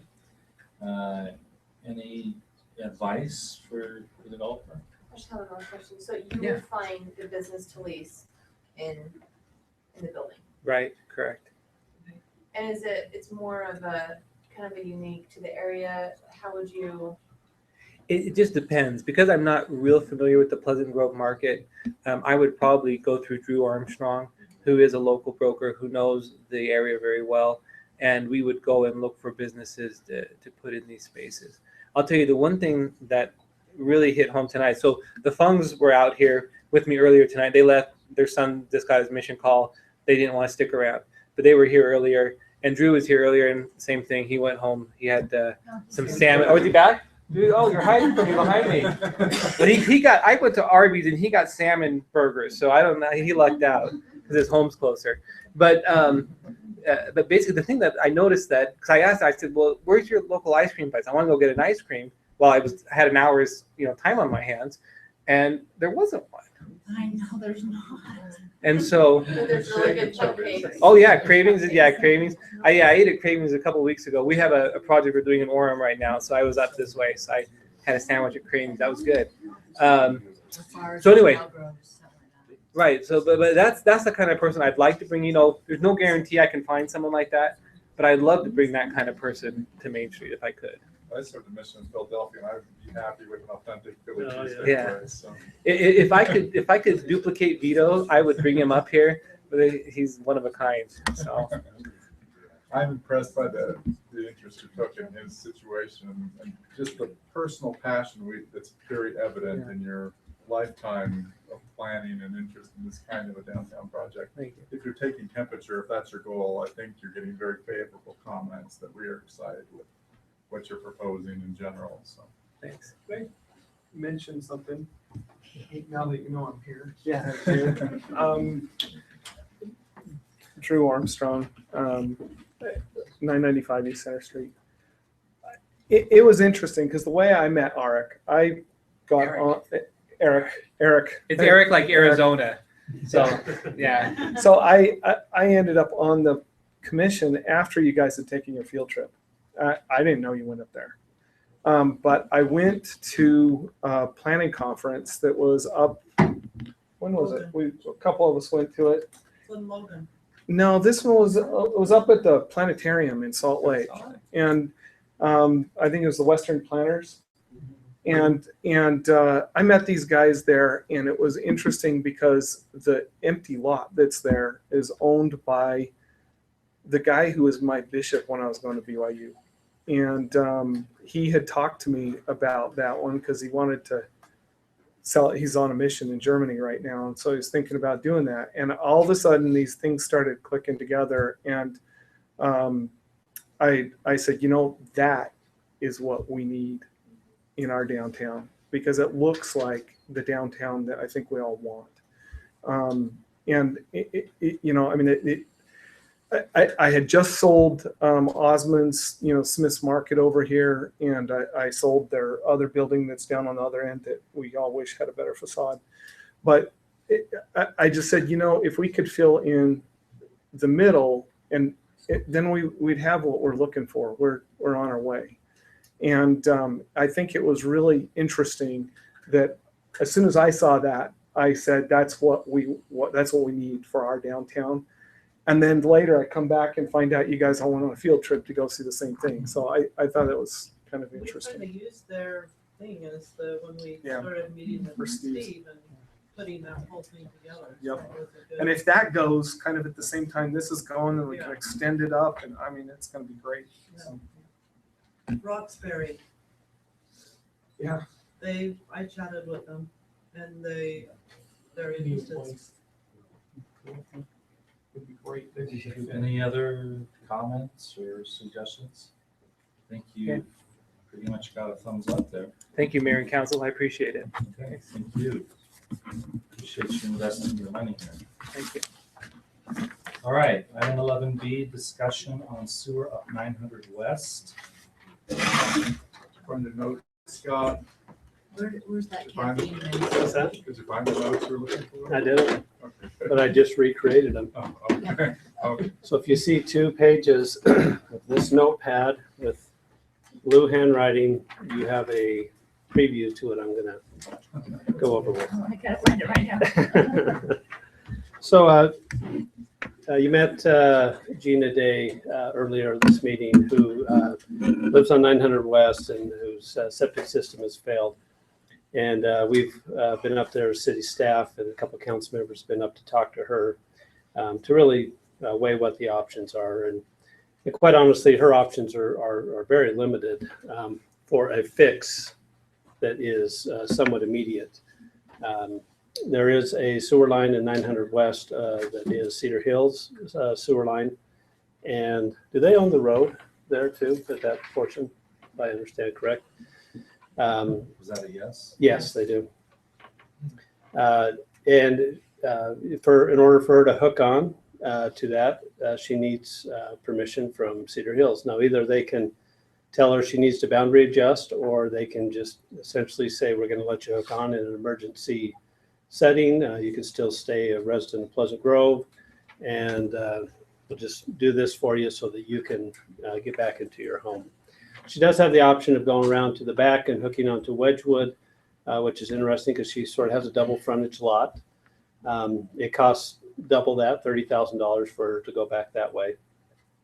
So really, she's working on that right now. She's working with Cedar Hills to see if there's an option there. But Hills does everything in conjunction. They don't do isolated solutions. Right? well, and so this is part of as I've been thinking through this. We've had a septic fail, and the timing is kind of maybe not the best because we're working on this deal to get sewer 4000 North. But then it kind of dawns on me, you know what? Maybe we just ought to look at doing the whole north of 2600 North or north of the canal or whatever, where there is not sewer available to Pleasant Grove residents. So we would use the same idea. We would look at creating an assessment area and just do one big assessment area, get the residents to get involved and just put sewer line in. Now, I don't know, we'd probably have to work something out with Cedar Hills if they own the road on 900 West and we want to put a sewer line in their road. That's an interesting discussion to have with them. But the idea being is that we can get the service up there, our residents can be served, and we can do it without necessarily having to deal with Cedar Hills. So that's an idea right now. That's the idea rumbling around in my mind is let's address this all at once. We've been for so long we've just been focusing on 4000 North, but we're going to have other septic systems fail, and we don't want to get 4000 North solved and then we have other issues that we're going to have to eventually address. So maybe it makes sense. So I'm going to talk with John Sheese, and we're going to get, he did this at one time, I believe, about 4 or 5 years ago. He came up with a cost to get sewer into every resident up there that is currently on a septic. We need to refresh those numbers and see what they are. I think the first go around, it was probably about $2 million, something in that neighborhood. We need to get those numbers updated, and then have a consideration if the city council wants to form an assessment area for the whole area and just not for 4000 North. We talked with Lewis Young, Robertson, and Birmingham. They're a firm that does assessment areas. So we heard the term SID, which used to be Special Improvement District. Then they were SAAs, Special Assessment Areas, and now they're just assessment areas. State legislature likes to just change the names every once in a while on that. But right now, their title is assessment area. The idea behind an assessment area is the city would front the money and put the infrastructure in, and then the residents would pay it back on the back end over a period of time. The parameters of which an assessment area can work can go up to 20 years. So we do have one in our city. It's a 10-year assessment area. So when we heard 20 years, that's a little nicer. That can stretch the payments out for those folks so that they don't have to pay as much per month. And then we also went down Ben's suggestion of leaning their home in some manner so that when they move or sell the home, then the equity that's in the home would be first position for the city to take that equity and pay off what their assessment is. So the assessment is going to vary on cost of the infrastructure. If the city's willing to pay for their laterals up front and make that part of the assessment, that's an option that the city council has. Let's say the infrastructure alone is going to cost $20,000. Their lateral is going to cost $15,000. It's going to be $35,000 to each resident out there to be provided sewer. And so at that point, we work on the assessment area. We can lien the homes, and like I said, when they move or die or whatever, then the city can collect the money at that point. Now, that's one option, and that's something that, as we talked with the consultants, they said that is a possibility. That was good news to us. We also get to set the rate, the interest rate on this money. So the city can say, you know, we'll put in the infrastructure up front. We can do a 0% interest and just say, you're just going to pay us back the principal. We're not going to worry about interest. We could set it at 1%, 2%, 3%, whatever the city council wants to do. Obviously, the more interest, then a little bit more that the payment is going to be for the individuals as they're paying this back. And we're first position on this, even before a bank. If they go bankrupt on their property and the bank owns the property, once the bank sells the property, before the bank gets their mortgage money, we get our money first. So that was good news, because in a lot of ways, then the city really is going to be whole when this is all said and done, unless they sell it for less than what the assessment is on the property, which seems unlikely. So that's the way to do it. The one thing that we've never really settled is the city gonna pay for a portion of the capital cost or not? And if we are gonna pay a portion of the capital cost, how much are we gonna pay? And that's really kind of a key component to all this. That if the city's going to pay for a portion of it, of course, that's going to reduce what the residents are going to have to pay. If we're not going to pay for any of it, then the residents are going to know that they're on the hook for the whole thing. So that's a decision that once we get our numbers from John Shees that says this is how much the total project is, we can start running some calculations to say, if it's 100% on the property owners, this is what their assessment's going to be over the 20 years. And so once the residents know that number, then essentially they can decide whether they want to be a part of this assessment area or not. If the city says we're willing to put some money towards it, towards the capital cost, then you'll just see that number reduce for the residents. And so really that's the council's decision if that's something that we want to do. But if we're going to move forward on this, we're probably going to want to decide that here fairly quickly, because that really does hinge on really getting the ball moving forward. So with all that being said, we're still talking with Cedar Hills. Now, our discussions with Cedar Hills have all been on 4000 North. We have not discussed 900 West. We haven't discussed these other areas up there that have need of sewer, some of which Cedar Hills does have a sewer line in the road. And we do have some areas where neither Pleasant Grove nor Cedar Hills has a sewer line in the road. So working with John Shees, we're going to have a lot better map of that we can show you to say, here's where there's no sewer line, here's where Cedar Hills has a sewer line, here's where we have a sewer line as Pleasant Grove City, and then make the proposal to say, if we're going to put in sewer lines to make sure everybody has sewer, here's where the new lines are going to go, here's what the cost is, and then everybody's going to have access to sewer. Tina and I met with their city manager and their new city attorney yesterday to talk about the Harvey property situation.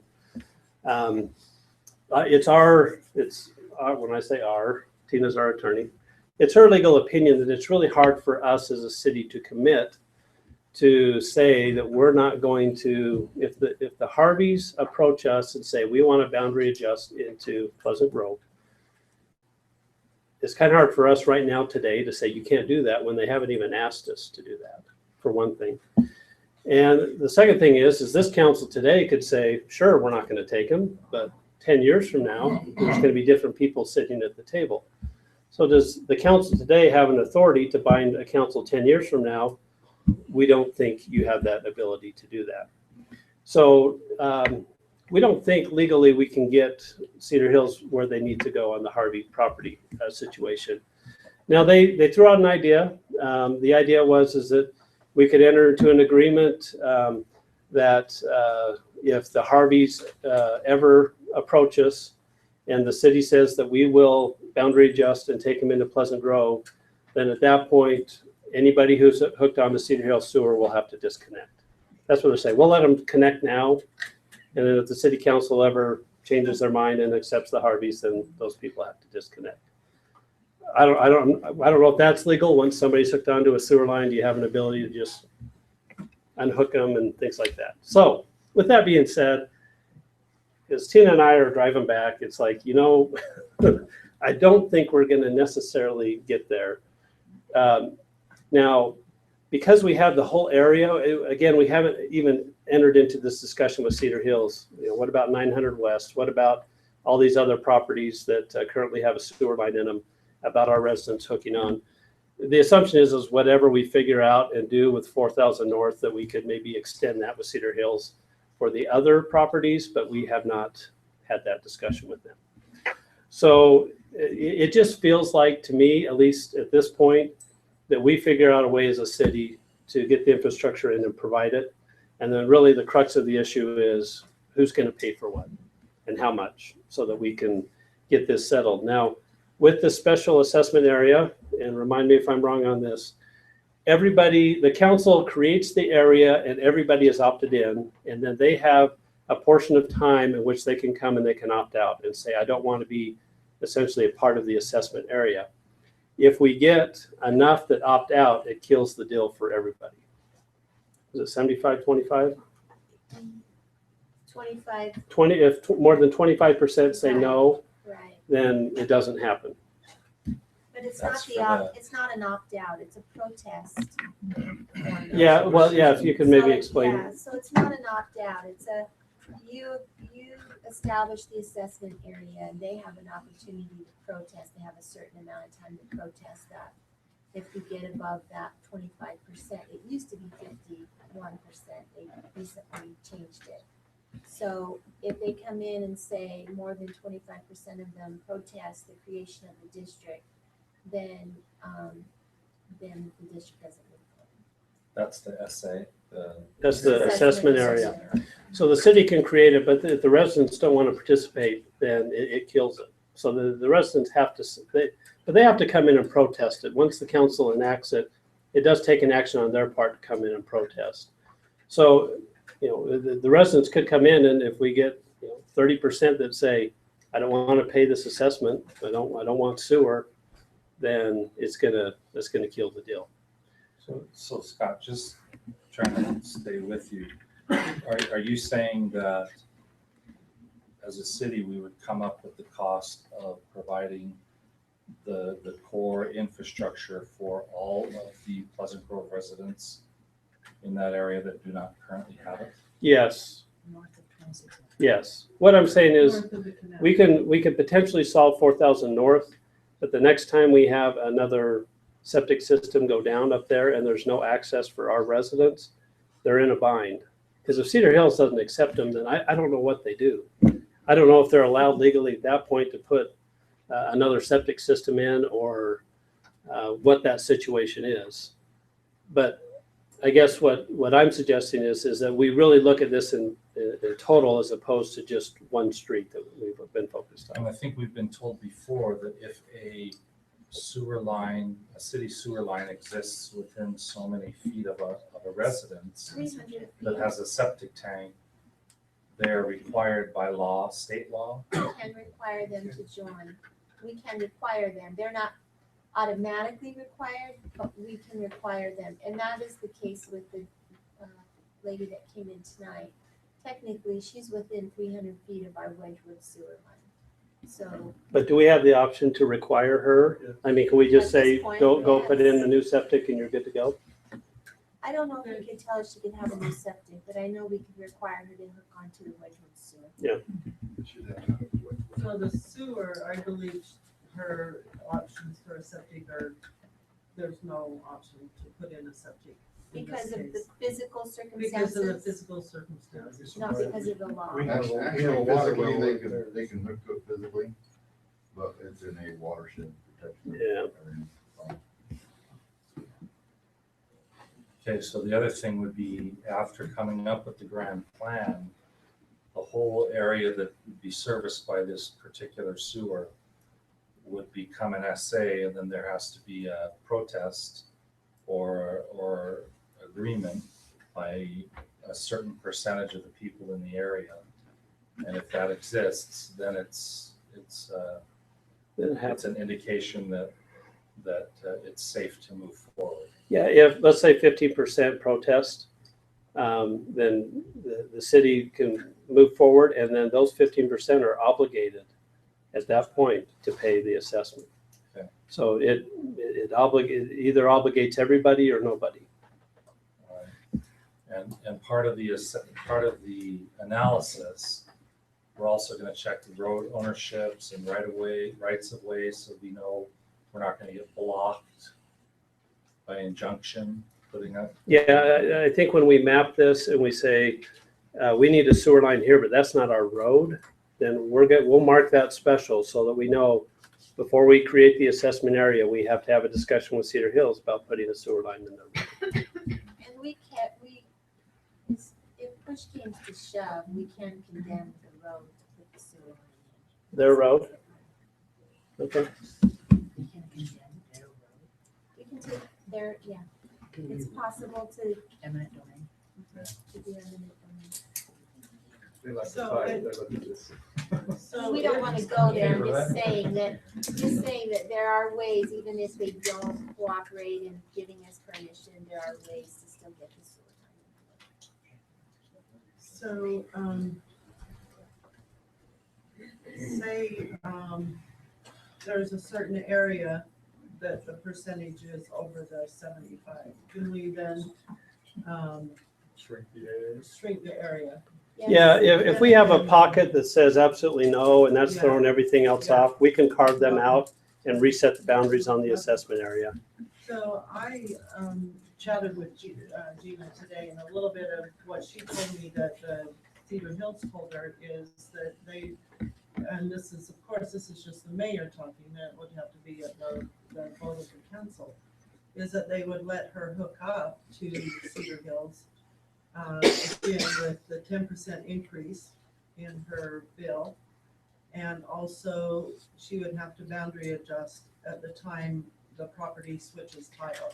So not at this point, but at any time the property switches title, they would have to boundary adjust into Cedar Hills. So that it's still back to the kind of the same Mhm. scenario. It's the 10%, you're gonna pay more. And then you have to basically boundary adjust is what the thing is. And also, I just want to go on record because I keep hearing things come back about my involvement with the Harvey property. Mhm. I have absolutely no involvement with the Harvey property. I've known Dave Harvey all of my life. He was my state president when I went up to serve the mission. I have no involvement with him whatsoever as to this development. I don't financially benefit. It's been alluded that I financially benefit from it. It's been alluded I'm planning with him. It's alluded that I've been talking with him all the time. I went to visit him after the discussion here and said, "What are your plans?" And he told me outright, "I'm gonna let my kids decide." That is the full conversation that I have with the Hardys. I have no commitment to them. I have no financial gain from that development. I have no financial gain to anything out there. I own 1 acre of land. I'm not gonna make a fortune on anything that is happening out in that area. And it just keeps coming back through certain avenues that there is an issue. And I just want that to be on the record. Yeah, and sorry, go ahead. So Cindy, if we take this other approach, doesn't that kind of just erase any question? With Harvey? Well, with anything. Oh, yeah. I mean, if we're definitely. looking at a comprehensive solution to service all of Pleasant Grove residents in the area, I mean, I think it kind of just erases any question about, Takes it out of my, it's not a Harvey question, it's not a 4,000 North question, No. it's a Pleasant Grove resident question. And not a Cedar Hills question. And no, it's not a Cedar Hills Yeah. question. So I think, I mean, what other people, any other comments here? yes. Okay. Oh, that's your comment, okay. How many residents are we talking out there possibly? You know? John has that number. I don't know it off the top of my head. But like I said, our next step is to get the cost estimate, create the map that's going to show where the lines could potentially go. We could give you the exact amount of residents and the cost estimate. So then we can start cranking numbers to say, because now my understanding, if we do it this way, is the cost is going to be shared amongst everybody. So a certain individual, it might be a little bit cheaper to put sewer in front of their house, but once you create the assessment area, it's just one cost for the area. So everybody's going to be paying the same amount. The only change to that might be if the laterals are a different cost. And we were kind of working with Lewis Young So to this say, includes the laterals? well, that's a discussion that we need to have as a city. Are we okay to include the laterals? In essence, we build the sewer line as a city, we pay for that. We pay for the laterals so that they're hooking on right away. There is a benefit to the city right then and there that they can hook on right away. And then we roll that into the assessment. But that is a policy question, because at that point, in essence, we're loaning them money to put in their laterals. So we could require, we could put in the infrastructure, set up the assessment, and then turn around to them and say, you now have to pay fully for your lateral. And then we have the question, are we going to force them to hook on right away? Or are we going to, if they want to wait till they're going to pay the assessment regardless, but they can hook on when their septic fails and give them a chance to save their $15,000 or whatever. Again, that will be a policy question that the council will need to answer. So part of your study is you'll come forward with all of those. Yes. Those different iterations. Uh-huh. Yep. Yeah, we'll have all the numbers, all the maps, everything laid out for you, so that the discussion can be who's going to pay for what. At some point we'll probably want to involve the people that live out there so that they can be a part of that discussion. The timing of who's putting in the laterals, and are we going to require them to hook on right away, and some of these things, we'll just have the list of policy questions for the council to consider. Other questions, comments for Scott? Yeah. I just have one more comment. I would like to have a meeting sooner than later. I would like to have a neighborhood meeting out there to just kind of tell them where we're at, and what we're thinking, what our thoughts are, possibly a couple of council members, Tina, Scott, just set something up in a home out there and let them at least have a preview of what direction Sure. we're going in. Makes sense. Or at least what we're exploring. Yes. Yes. Yeah, at this point, we won't have hard numbers to discuss with them, but I think that's a fine idea to at least get everybody up to date on what we're thinking.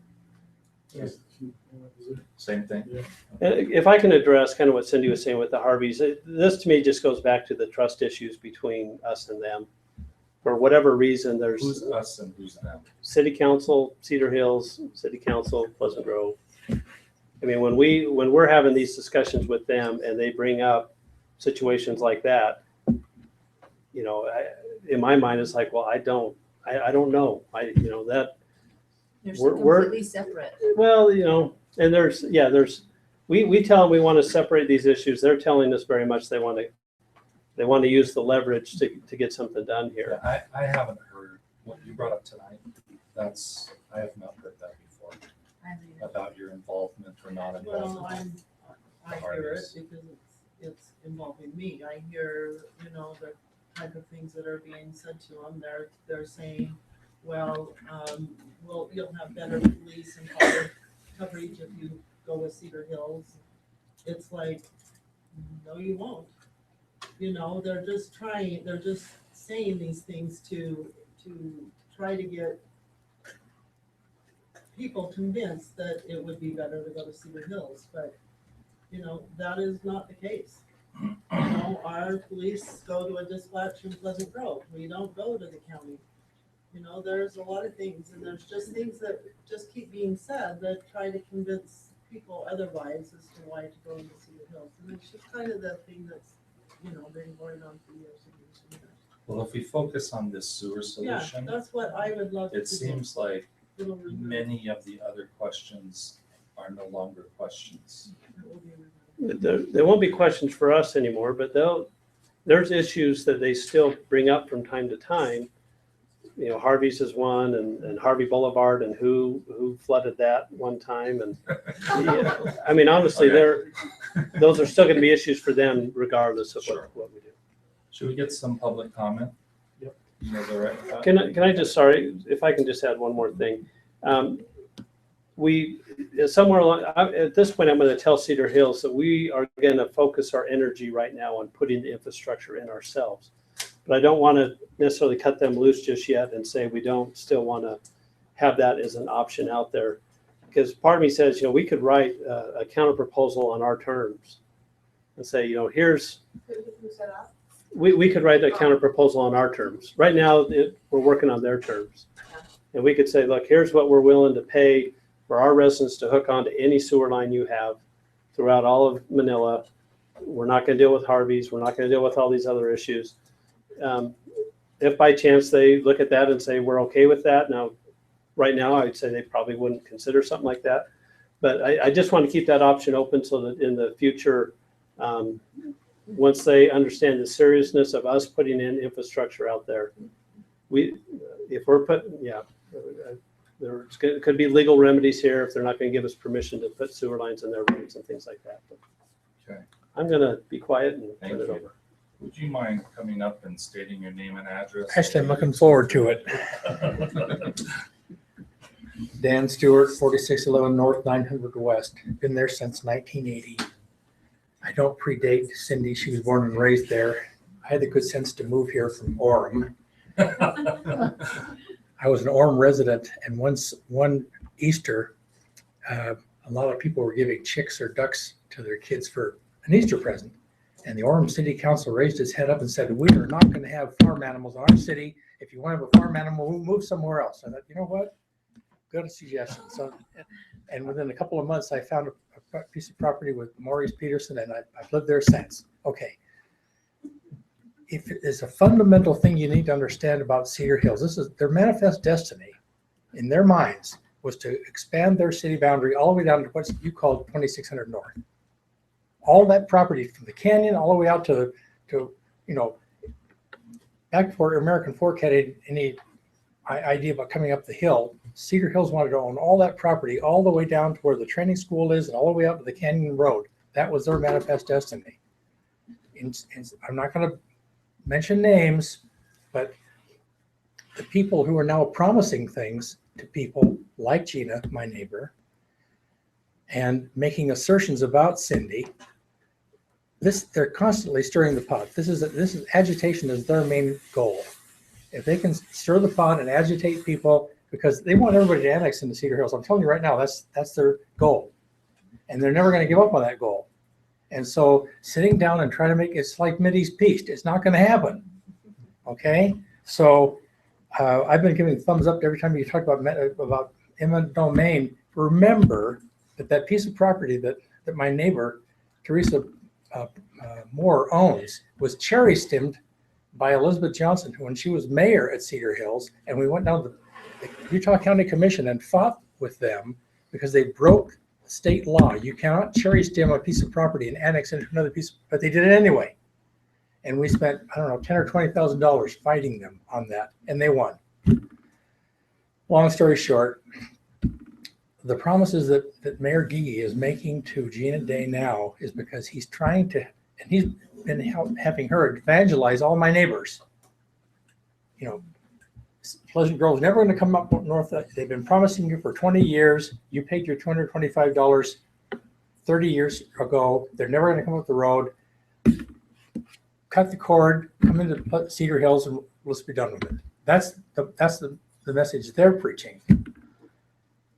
And for Pete's sakes, I know you have the authority and you have the energy.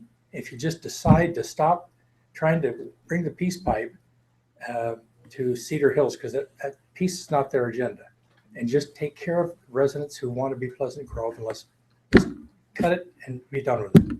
That's all I have to say. I'd be happy to answer any questions, but Yeah, I have one. Does it sound like what we've discussed and the method about going about it will garner the support from the majority of the Pleasant Grove residents that are currently in the area? yes, in fact, the only people that aren't, the only folks on my road who are now Cedar Hills residents are because the sewer didn't come up the road and Cedar Hills offered it to them. That's why they went and hooked up. They had a desperate situation like Gina has now. The Clarks to the north of me, Eric Johnson, Robert Walker, these were all Pleasant Grove people. And that, you know the history on Eric Johnson's property. But they had no choice that they needed a sewer at that time, and because we didn't have the 900 West. That's why they did that. It wasn't because they had any animosity toward Pleasant Grove. It's just that Cedar Hills was offering it and it was there and they did it. Well, I think our intent is just make sure that we are able and, can provide it. Right. And then the majority of those people, by a large majority, have to accept it, or there is no authority to move forward. So the proposal that Scott brought forward, I think, is a meaningful one, and here's why. A number of these people are older people on Social Security in their 80s and 90s. Frankly, they don't have the wherewithal to pay a $15,000 or $20,000 hookup fee. But if it were amortized over time, then that would be achievable. There are other people who are, because Cedar Hills basically said, hey, they're making promises like, yeah, we'll hook up everything and not charge you anything. And all you got to do is promise to be annexed into our city. That's a hard card to draw to. Yeah. So if you can come up with a reasonable proposal and amortize the cost over some period of time, like Scott proposed, I think that would fly. And I'd be happy to. I've been a block captain up there for, I don't know, 25 years. I'd be happy to arrange a home where Scott and Cindy and any number of city council would like to attend could have an open discussion and talk with neighbors and have them tell you what they feel. And I guarantee you that if you'll come to them, it'll be an open and friendly meeting. It will not be a hostile meeting. The fact that you're coming forward to talk, it means everything. It's a peace pipe. Thank you. Would anyone else from the public like to address this subject?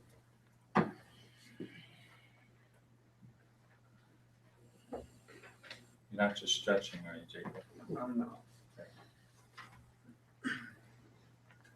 Jacob Such, 291 South, 300 East, Pleasant Grove.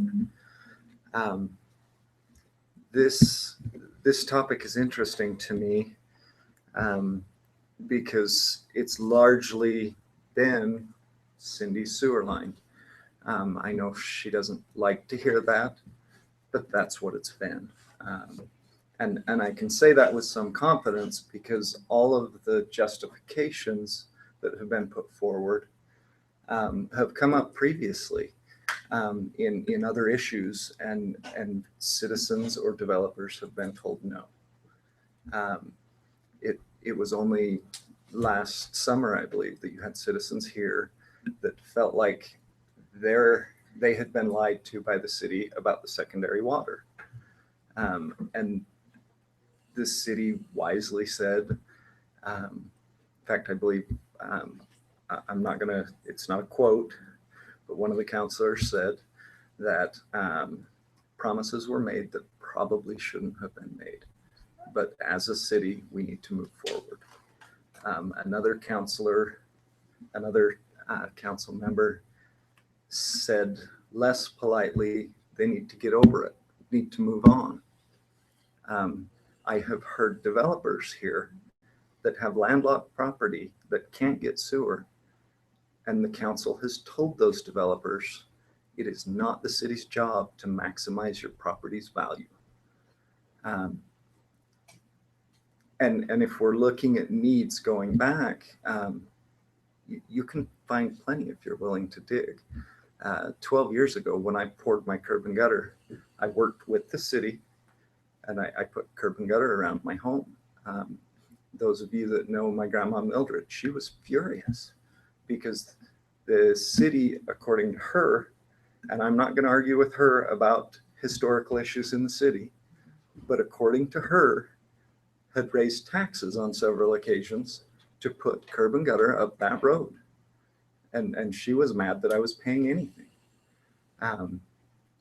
That being said, I kind of feel like this is an emotional issue, but I'm okay with that. I just mentioned that I put curb and gutter in front of my house. Well, the city worked with me. They didn't pay all of the cost, but they helped. And I don't see a reason that they couldn't do something similar. But it was frustrating to look at how narrow the scope was. If we're emotionally going to say by not having city sewer, you're a second-class citizen. You're not as good as the rest of us. So we have to justify it. And we're going to move forward. We can't just say that to one street on the north end of town and then say one street over, no, you guys, you didn't hit the lottery. You don't get this benefit. And so I was quite happy to hear Scott propose that if we're going to go into this development and develop the north end of town, that's what we're discussing. It should be an option for all of the residents on the north end of town, not one street that happens to have a city councilor.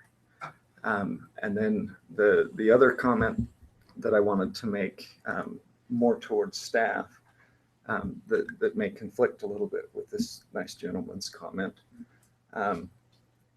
is just to encourage you to keep good relationships with our neighbors.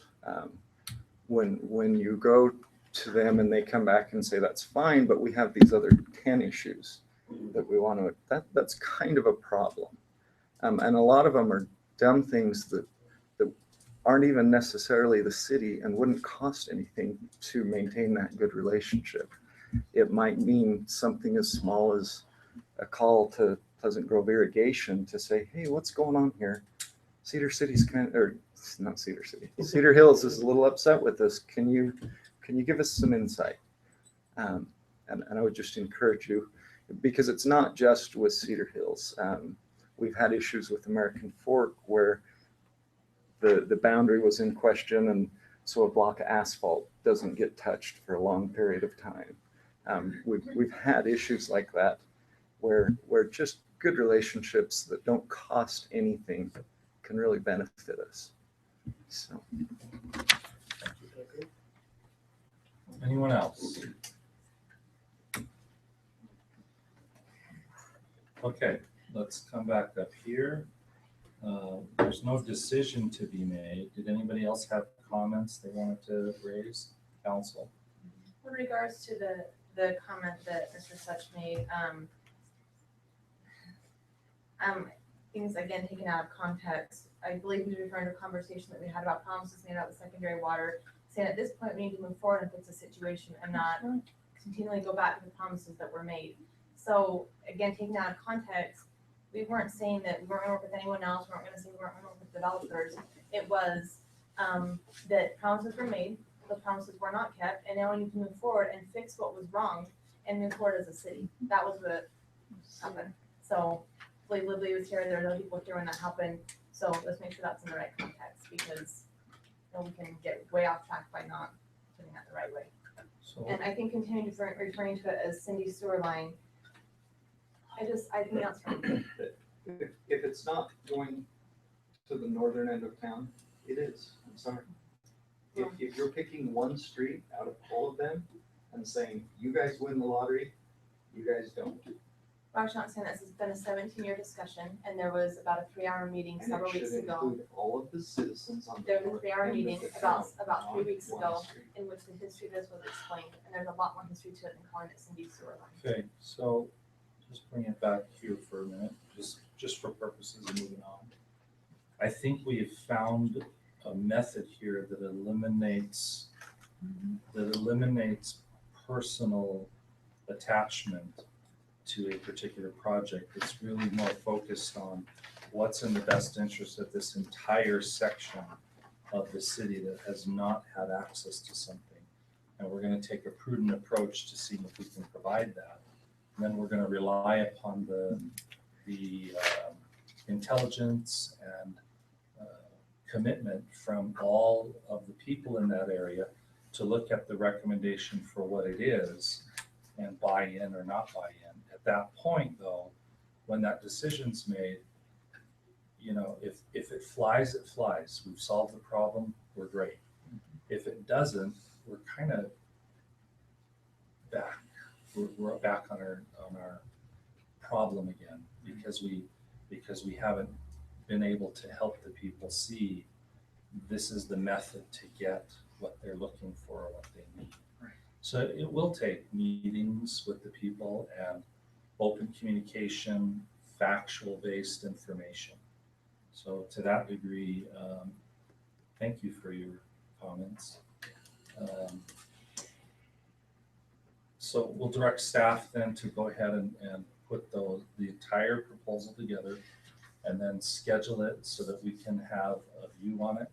But if we could get the main highlights together in preparation for whoever on the council and staff would be appropriate to have this meeting with the residents, I think that would go a long way to even just test the waters to see how receptive people are to the concept. Yeah, I mean, if Cindy, if you want to start putting that together, just let us know when, and we'll make that And happen. if you need any help, there's 5 of us that can help. Yeah, thank you, I appreciate that, and once the word gets out, everybody up there will help and come together.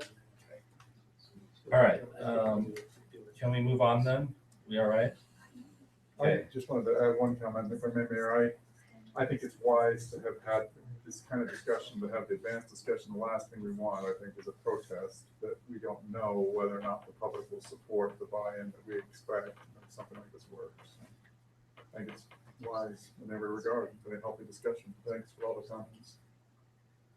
Okay. We have the May 19th meeting. You should have a draft in front of you. Consent items, okay.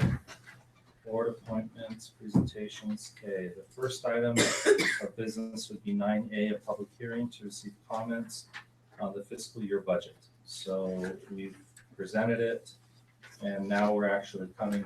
It's the budget amendment. It's not actually next year's sorry. budget. This is the budget amendment, okay. I'll this out really quick. My bad, I was trying to just skip without reading the whole thing. Should have read the whole thing. Both of these documents I'm handing out are available on our website. Well, actually, these scheduled until tomorrow. But the amendment. This is for the current year. Yeah, so this is to amend the current year's budget. The real impetus for doing something quickly is, I know we talked a couple weeks ago about potentially purchasing some water shares.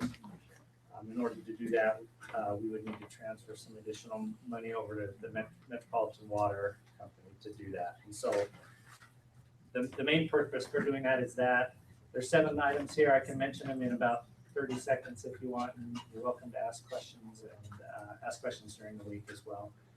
The first 2 items on there are dealing with the rec center, and we've done this probably every year for a while.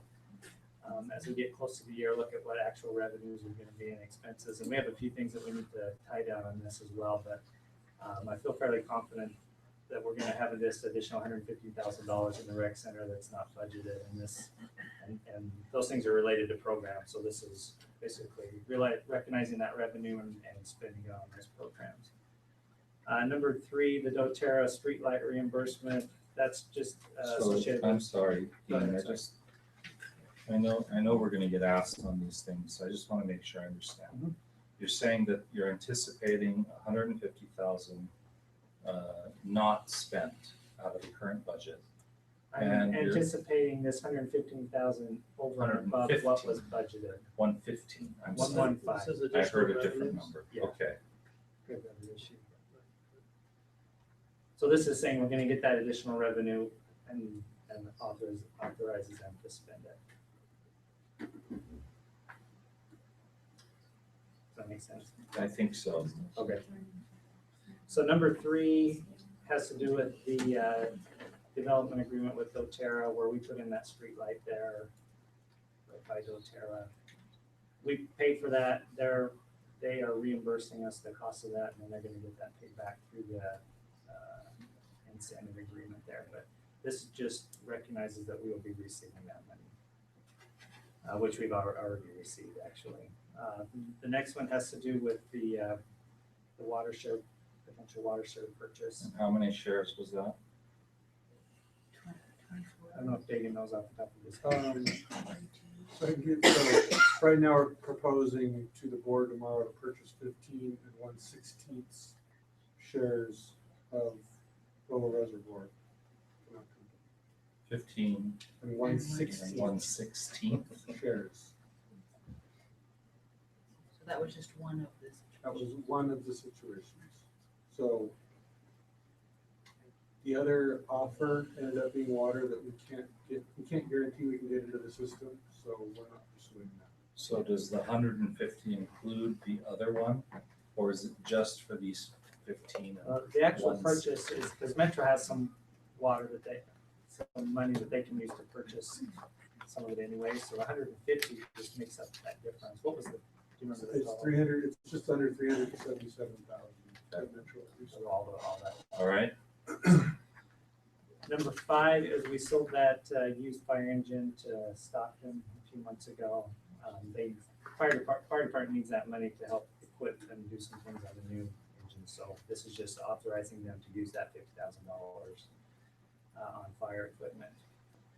Number 6 is something I should have adjusted before, but I just kind of missed it. When we refinanced the bonds earlier this year, there are closing costs associated with that. Those are being paid for through the proceeds of the bonds. It's not really as a separate budget item, but I need to budget it that way. I have not done that. And then the last one is the additional water purchase, the $50,000. It's really associated with this whole summer, but we can buy it this year, so. It's the Orem water. The Orem water. Rental, Purchase. Yeah, sorry, it's late. But yeah, the water rental from Yeah, Orem. it's only 10:40. It's like for me. So anyways, those are the 7 things.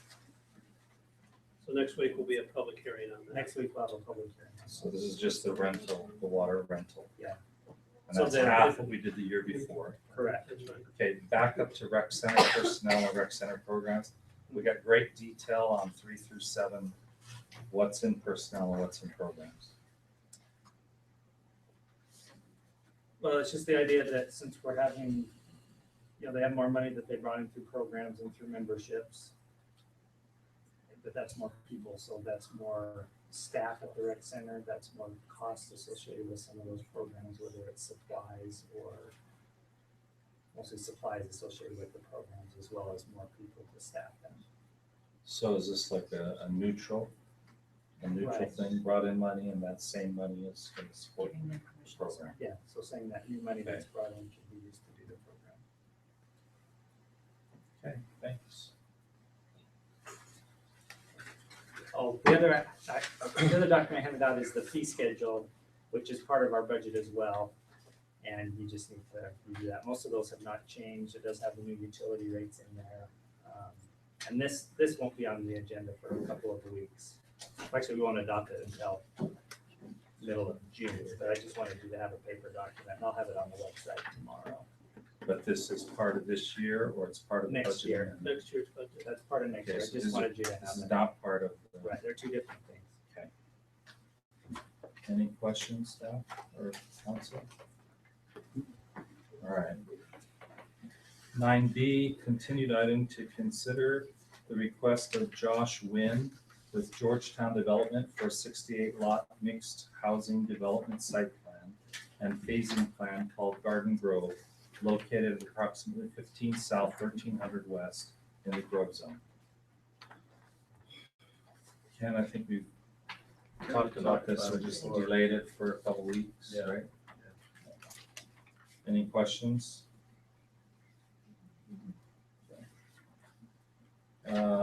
Nothing on 10. Number 11, 11A, discussion on growth area zoning. So what we're going to give you, again, a map of the Grove area. We're going to talk about the 3 zones that are currently allowed in that area. Ken's going to write up a summary of each zone, so the council just has a kind of a one-pager that says, this is the interchange zone, here's what's allowed or not allowed. And we've talked about our vision out there. We just want to make sure our zoning reflects what the council wants as far as vision. So we'll talk about the interchange zone, the commercial cell subdistrict, and the mixed housing zone.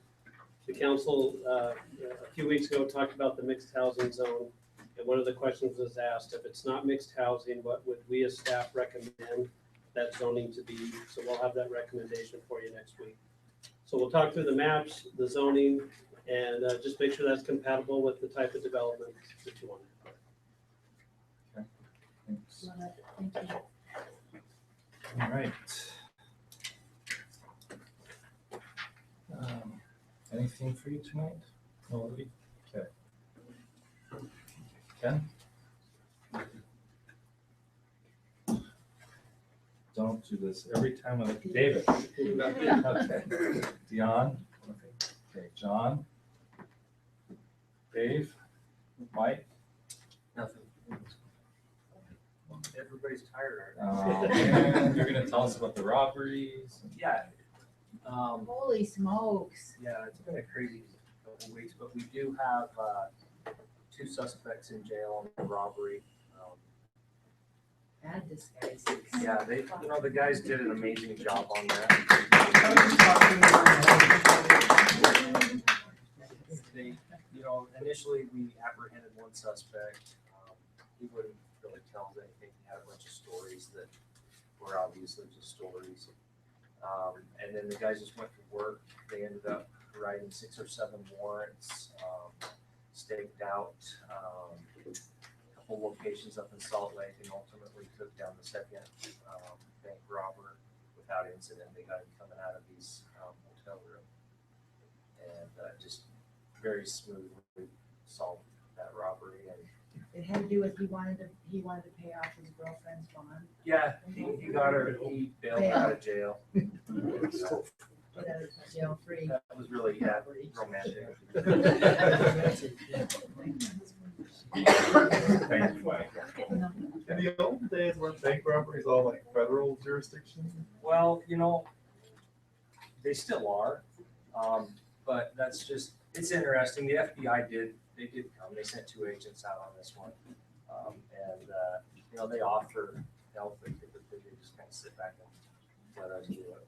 And that's where this one, he didn't actually brandish a firearm. Doesn't make any difference really on the charge, but it's whether you take the charge on state charges or federal charges. So a lot of times the U.S. Attorney General won't take a bank robbery unless there's a firearm used. So we'll go with state charges. Thanks for the good work. Anything else? Okay, Sherry? Sid helped facilitate this, but we've got a parenting the Love and Logic Way series scheduled. The first one will be May 27th. It's 3 sessions. So you do need to be available to do all 3. It's 3 weeks in a row. And it's already filling up pretty fast. Are you teaching? No, I'm taking, I'm taking the class. And it's free, which normally the class is about $35, so it's free, so it's awesome. It's through Utah State University Extension Services. But it's going to be taught by a local PG resident who's taking classes, and so yeah, it's awesome. Yeah, and if it goes well, we'll probably have her come back and do it again. Thank you. Anything else? Okay, Dean? Scott? Sorry, I do have a few things, but I'm just trying to beat Sid to the punch here. Pickleball. We're working on the thermometer for our website. I talked with John Shees. Normally when we get how much water usage we have, we do it on a monthly basis because there's a cost associated with the time to generate that. So John has time on his end, which we pay him as a contract engineer. And then our people have to go around and make the reads monthly. So if we did this weekly, it's going to cost us about an extra $500 a month as a city to produce it. Now, and that's not counting our guys' time, which I think Greg told me it'd take a couple hours for our guys to go out and make weekly reads so that we can turn around, put it on the website. Here's how much water we're using up to this date. Here's how much we should be using, and so that we can see where the discrepancy is. So if the council's okay, we'll move forward on that. Like I said, it would probably cost us $2,000 to do this, and we can take it out of the water fund as far as that's concerned. But Well, question, is this what Cedar Hills does? I mean, because I really didn't look too much into it. I just saw it on their website last year and thought it was really informative for residents to look to see if we're over the water usage for that day or not. Is this what they're doing, or have we checked with them? I don't know their mechanism on how they do it as far as how they report their usage, or how often they check it or. Because maybe that's something we can find out. I mean, maybe they're doing it a different way that we don't. I don't know. Well, I don't, this is, in order for us to generate that same information that Cedar Hills has, this would be our process. I mean, because all Cedar Hills has, it says, this is how much water we've used, this is how much we should have used. But did you see that last year on their website? That's what I saw. Was it, Yeah. was it a little bit different than what No. I'm explaining? I'm just wondering if we should get some information on them about how they got it. I mean, because maybe it's. It may it's be an not costly. approximation, it may just be Yeah. Could be a total approximation. Yeah. it may be based on a monthly read, though, I and mean, they're just Yeah. dividing it up. I mean, we can already do that without spending a dime. Yeah. Because we know from last year's numbers, our residents use, 7.4 gallons per minute. That's per what I mean, acre. that may be what they're doing. It's supposed to be at 3. So we could extrapolate that and just set it up. But that's assuming that our residents are using the same amount as last year. So if our residents are looking at that and they're actually improving, we don't have water reads, I guess we could adjust it every month. Well, we could adjust the thermometer according to how much we want them to cut back. Well, but I guess to that point, in a way, that's how it would work. It would be an estimate up until we do our monthly read and then we could just adjust it. Okay. So let's do I that, think that's if better. you're okay with If we- that. Yeah, I mean, I'll follow up with one of their council members just to kind of see if they know. Maybe they're doing a whole different program to read it, I don't know. But yeah, I think that's more cost Okay, effective. and that will be the same cost we're already paying. That would cost us any extra money. I just think we should go one step better than Cedar Hills and make sure that we are being transparent about exactly what our thermometer is showing, that we're accurate. I mean, we need to be honest about it. We gotta say this is a representation of an estimate based upon extrapolate data. You realize these meetings are live streamed, right? I'm just saying, we Okay. gotta be accurate. Okay, so we'll do that. Our paperless initiative, we're still working on. Our next step with Express Bill Pay is we have 2,500, 3,000 residents or whatever that are currently paying online and they are still receiving a paper bill just because they have not opted out. Physically, they have to go in and opt out. So our idea is we're gonna opt them out and then they're gonna have to opt back in if they want it. Now, this might cause a little concern and issue with people if for some reason we're gonna try to communicate this properly, but some people are gonna slip through the cracks, they're gonna call you guys.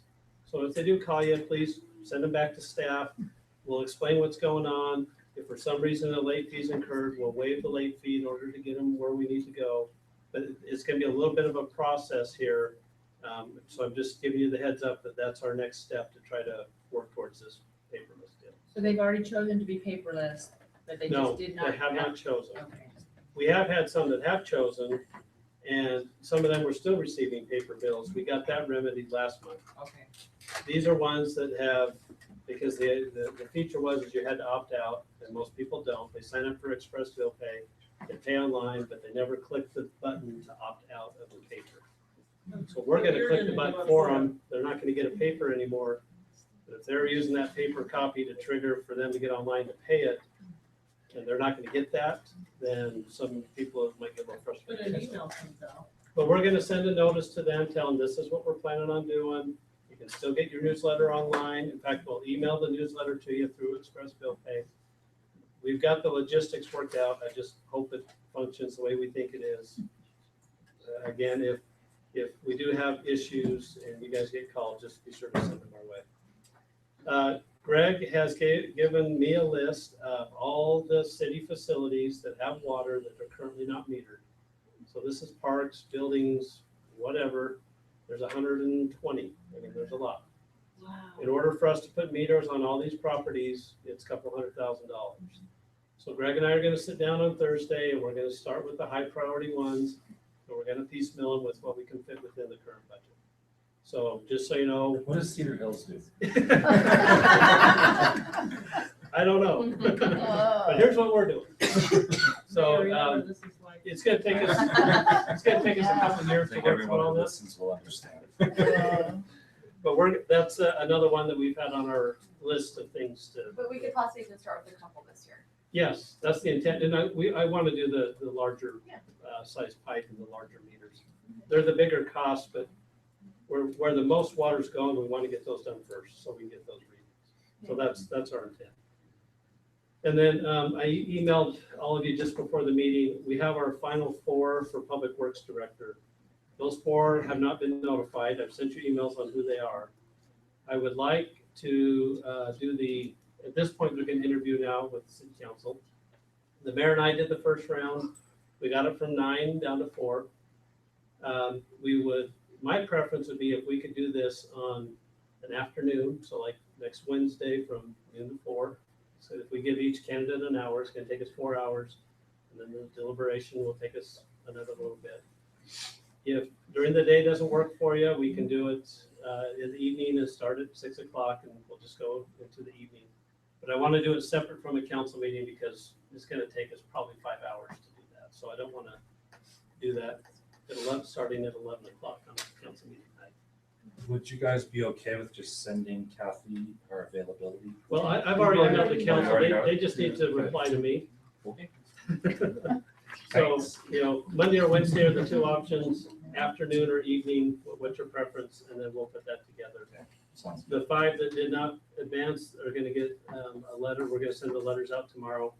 I would like to tell the 4 that are advancing tomorrow, but the key is I want to tell them what time to come back, and so I want to get you guys situated first, and then we'll notify those 4. Well, why don't we just find out now? Okay? Noon to 4 a week from Wednesday or tomorrow, or? So, yeah, Wednesday next week. That's fine. That's fine. Let's say noon to 5. Okay. Is everybody okay with that? Just a second. Not working for the mayor. David has us scheduled for noon. I could go 1 to. So we go 1 to 6? 1 to 6, This is the 20th. the 20. Very good. The intent would be executive session. The what? The intent would be this would be executive session. Yeah, I can do that. 1 to 6 next Wednesday? 1 to 6. Okay, good. Thank you. Wow. Wow. What are the odds? How about that? Technology. Okay. That's all I So have. where is this gonna be done? Here? Yeah, we'll do it here in council chamber. Okay. Wait, so before we move on about the watering, 2 Yes. words we don't talk about tonight on the radar, rain sensors. Yes, Dion's already working on that. Perfect. So rain sensors, but there are. With a rain class for all of sensors- us to learn how to do it too. So sorry, what was that? Rain sensors for the city or rain sensors to everybody? Well, for us, if everybody does it, that's great, but Well, I we think need to most start all with of us ourselves. do have them. Not A lot. We don't currently have rain sensors on our stuff. Oh, okay. So we're getting like a price for that or? Yep, like I said, Okay. am I correct, Dion? Yep. We've been having those discussions, We're so. thinking alike now. Uh-oh. Or you just know what I can ask, so. That's a good thing. We would hope, just as a public service announcement, that our residents don't need to water at all this week. We got 2.5 inches of rain over 4 They days. are. There is so much Oh. stuff on the news, on the They're getting radio, water. in the newspaper, We're supposed to get everywhere. rain On Facebook. Saturday. Did not water. Dude, it I comes out know. me. It's just like, whoa. The church by my house waters every other day this week. No kidding. So maybe the city will set the example and then we can. Well, and we've talked with the facilities management group of the church. We got 2 minutes. Okay, obviously we need to revisit with them because I'm done. Tina, take it. I would like to follow up on the water. I don't know if I can get it done this time. So, Motion to go past 11. so moved. Motion, second. All in favor? Aye. Any opposed? So we talked about the water purchases and I had 2 groups. The one group, we had a little higher price and said, can you see if you can get it down to the other? I did kind of propose to them saying, look, I got another offer here to buy the same company's water. They responded and said, that sounds great. So we didn't take it down. That other offer, the 7 shares of the 25,000, that ended up being Orem District water. Pearl Reservoir has an Orem District and an Alpine District. Alpine District can be conveyed through a couple different aqueducts. Orem can't. So I had somebody else subsequently offer me Orem, asked John Shees to do a little bit of looking around. We discovered why Orem was so available. So we have told them we're not interested. We are moving forward with district tomorrow, or PG Metro, on the shares that are alpine that can be conveyed through the Anything else? Thank you. Kathy? Eric? Yes. Okay. I was at the ball fields last night, the vanilla, and they look great, of course, with the rain, and then, but with all the rain, the infields look great. And the staff did a great job. So it was great to be out. I miss baseball, so that was my, I always have on. Did you play? I'm retired after last year because my son went out of mission, so Oh, there you I had to go out and withdraw. That's good. Anything else? No. Okay. Diana? So speaking of baseball, Pleasant Grove had their very first state game. The high school team had their very first state game, and they won well, they called the game because we were so far ahead. It was 11-0 Oh, in the 5th inning. So tomorrow, 4:00, Pleasant Grove High School. Wow. That's incredible. Where's it Anything gonna be else? played? Here? Where's it? Here? Sam? Number of issues I raise are inversely proportionate to the hour, so Okay. I'm not gonna raise That's any. it. I told Scott Ash, I would give them a shout out. Valley View had a walkathon today. The fire department came out, high fived the kids, walked the kids down the track. Everyone loved it. Oh, Shout out to the PG Fire Department. Good. Anything else? No. Okay. Cindy? No, I shouted enough. Okay. Calendar wise, we have fireman's breakfast Saturday, Yeah. 6 to 11. Is it supposed to rain? 6 to 11. Yeah. 6 to 11. And then this week, we're finishing the city cleanup, dumping at the pipe plant Saturday, right? What are we Saturday's the doing last the day. other thing? Our cleanup. Our cleanup. Oh, yes, I have that on my list. We'll get that scheduled for you. It'll be early June. Any plats? Motion to adjourn. Make a motion to adjourn. Second. Okay, we have motion by Sid, second by Diana, all in favor?